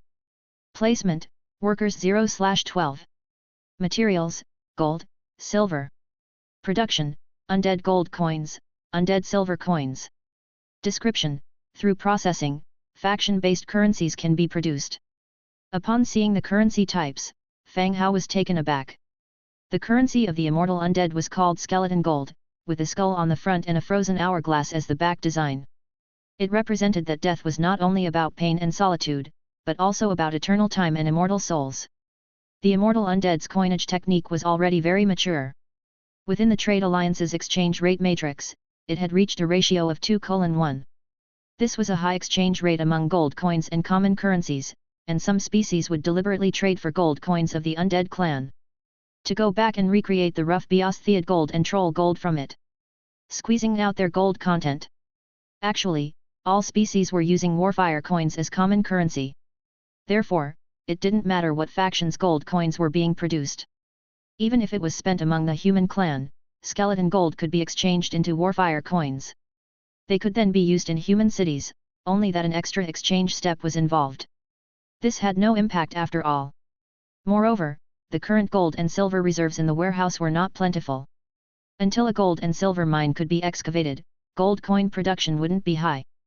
So, the second coin mint didn't need to be constructed. Production could be taken up slowly. 12 skeletal laborers were called to start work at the coin mint. Any gold and silver objects without use in the warehouse were all used to smelt into gold or silver coins. After settling the coin mint affairs, it was also lunchtime. After lunch, Fang Hao planned to construct the Pantheon and upgrade the Viscera Museum. Just as he arrived at the city center where the deity statues were placed, there was suddenly a press from the sky above his head. He looked up and saw a bone dragon soaring past overhead, and a giant spider dressed like a maid descended in front of him, hanging from the dragon by a thread of spider silk. The moment she landed, she turned from a giant spider into a tall woman, nearly 2 meters tall. It was Domina, the leader of the webweaver camp. She was dressed in a black and white maid's long dress, with 4 pairs of long, black, shiny sharp feet sprouting from her back. Upon seeing Fang Hao, Domina's cold face revealed a small smile. "Greetings, my lord." Fang Hao was startled by the sudden appearance of Domina. The webweaver camp was not near his area, and even by flying on a bone dragon, it would take nearly half a day to get there. Domina wouldn't come over without a special reason. "Well, long time no see, Domina." Fang Hao responded with a smile. Domina slightly blushed, collecting herself before continuing, "My lord, I've come to report 2 issues." "Yes, please take a seat, Domina." Fang Hao signaled her to sit on the bench across from him. Seated, Domina continued, "My lord, half a week ago, our mine was attacked by the Blackstone tribe. Although we repelled them, they may attack us again in the future." "Blackstone tribe?" "Yes, my lord. Blackstone tribe is a large tribe. For some reason, they have discovered the location of the mine and conflict has occurred," Domina said. Blackstone tribe has been showing up frequently in Fang Hao's head these days. From the Blackfoot Cat's mouth, from the human clan in the Trade Alliance outpost. This time, Domina reported that the Blackstone tribe attacked the mine. Domina's mines, capable of producing mithril, is the most valuable of all he owns. It must be flawless. If the opposition truly starts to affect the mining operations, even if it means a long journey, Fang Hao will strike them down, ensuring the normal operation of the mine. "All right, what's the second matter?" Fang Hao continued to ask. The second thing, as you instructed, we conducted an exploration of the treasure cave in the east. We found a creature on the mountain that greatly resembles a dragon. It seems to be guarding the mountain cave, Domina pondered as she spoke. Last time at the Webweaver encampment, Fang Hao assisted Domina in eliminating the attacking Knoll tribe. They found an abundance of treasures and a single-page map among the spoils of war. They learned about the treasure cave through the Knoll clan leader's interrogation. At the time when Dimitrija was attacking the Crescent Heights, Fang Hao had Domina arrange to scout it out. The treasure cave Domina mentioned this time was news of the same. A dragon. Fang Hao frowned. In this region, besides his bone dragon, no other dragon-related creatures have been discovered. Yes, my lord, it greatly resembles a dragon, but its size is much smaller and there are many of them, Domina continued. The indigenous people do not have the ability to identify the types of troops. When encountering unknown creatures, they would compare them to known species. How big exactly? Fang Hao continued to ask. Its body is about the size of a brown bear. It also has large wings, the shape isn't too different from the dragon clan. Domina hasn't seen the real dragon clan, but the bone dragon is right there. They are very similar in skeleton and size, the only difference is their body size. Young ones? Asked Fang Hao. The number is close to 100, I don't think they are actual dragons, Domina said. Dragons possess immense strength, but few of their kind exist. Otherwise, the continent would already have been ruled by dragons, leaving no space for the human and beast clans. Did you find anything in the cave? My lord, our giant spiders are unable to confront these dragon-like creatures. We only explored the surrounding area and drew a detailed map. We did not enter the cave, so we can't say for certain whether there are enemies or treasures inside, Domina said with her head lowered. This was indeed the truth. Military rank is one factor, sometimes racial traits also determine who has the upper hand in battle. The giant spiders, facing flying units, could hardly have the advantage. They could even only be passively taking hits. Fang Hao pondered for a moment and nodded, all right, I understand. Rest in the territory tonight. Tomorrow, we will go and inspect that cave together. Yes, my lord. After discussing with Domina, Fang Hao opened the Book of Lords and continued constructing the Pantheon. Pantheon, tough wood 3,200, delicate stone bricks 3,000, cast iron chunks 420, metal parts 1,200, traces of prayer 12, traces of God 5, rich essence 22. Confirm construction. A light flickered, an elegant and grand temple appeared before his eyes. The sun shone on the building, reflecting a dazzling brilliance, grey-white marble columns, clean white steps. On the sides of the corridor, 2 rows of made statues were holding musical instruments. It gave off a feeling of a fantastical realm. I wonder if the god of undead likes this environment. Pantheon. Category, Temple. Ability, Blessing, Kingdom Faith. Blessing, all placed statues gain plus 15% blessing attributes. Kingdom Faith, able to place a king statue inside the temple, receiving dependent faith. Description, in the closest position to the gods, listen to God's guidance. Chapter 450. Pseudo-Dragon Guard. The greatest difference between the Pantheon and the temple is the number of statues that they could hold. The temple can only house 2 statues, whereas the Pantheon doesn't impose such a limitation. As long as the statues don't repel each other, they can all be placed in the Pantheon. The attribute enhancement was also improved from 10% to 15%. And, a statue of the king could also be erected to keep the faith of the people. Although it seemed a bit abrupt, Fang Hao was certain that he was the king. In other words, Fang Hao could erect a statue of himself in the Pantheon. Erecting a statue can increase the attributes of his territory. Erect his own statue. Paying homage to oneself? That felt somewhat strange. For the time being, there were 4 statues in his land.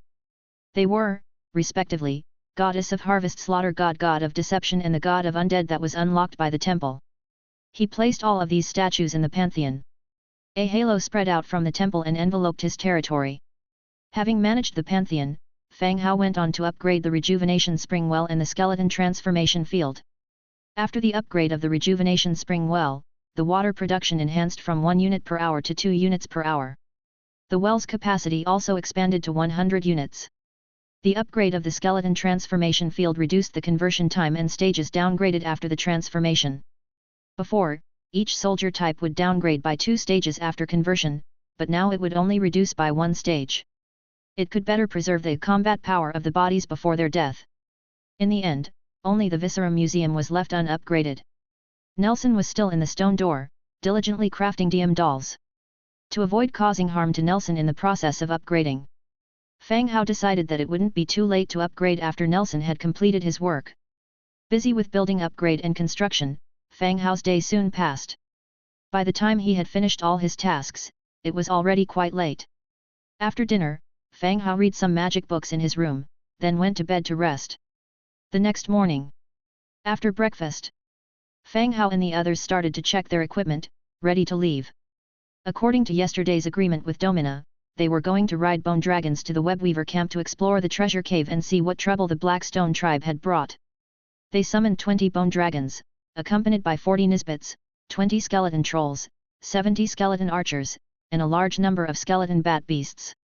Since Domina had already discovered that the enemy was likely holding a dragon-type creature, Fang Hao took more skeleton archers and skeleton bat beasts for this particular purpose.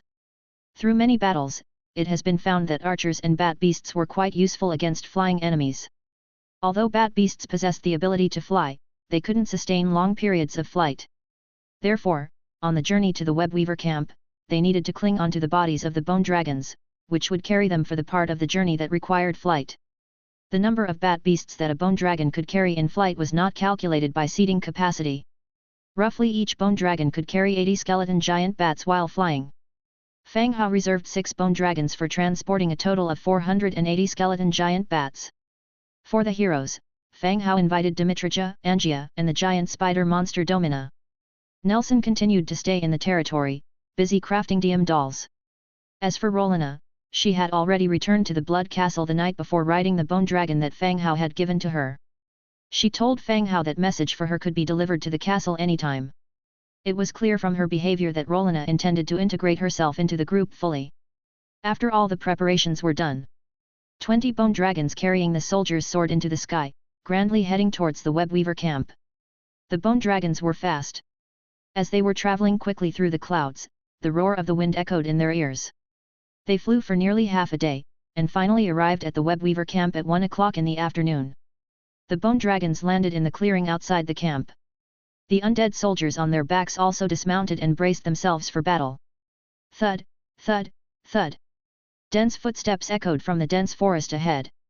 Large numbers of humanoid-shaped spider soldiers brandishing swords and longbows burst out from the forest. Seeing Domina, they saluted her slightly. At this point, a gnoll wearing torn jeans stumbled out from behind the spider soldiers. First, he amiably greeted Domina and said, "Lady Domina, you're finally back. I was so worried when you didn't come back yesterday, I hardly slept the entire night." As soon as he had finished speaking, he caught sight of Fang Hao and Angia. Recognizing Fang Hao's identity immediately, he fell to his knees. "My lord, you're here. I dreamt about something wonderful happening last night, and it really did happen." Without much thought, it was clear that this was the Gnoll chieftain that he had beaten before. "Didn't you say you were too worried about Domina to sleep last night? How did you have a dream?" Angia caught an inconsistency in his story and promptly pointed it out. Oh, it was a dream I had in the second half of the night," the Gnoll explained while continually scratching his torn jeans. Domina looked at the Gnoll and asked, "Yesterday, did the Blackstone tribe come to cause any trouble?" "No. But there were a lot of those damn scouts lurking around our mine," the Gnoll said furiously. Now, the Gnolls had established a new village outside the Mithril mine. Moreover, as Fang Hao continued to provide aid, the living conditions of the Gnoll miners had gradually improved. The Gnolls didn't want to be attacked by the infamous Blackstone tribe. It would ruin their gradually improving living conditions. If you like this novel and want more chapters, please subscribe.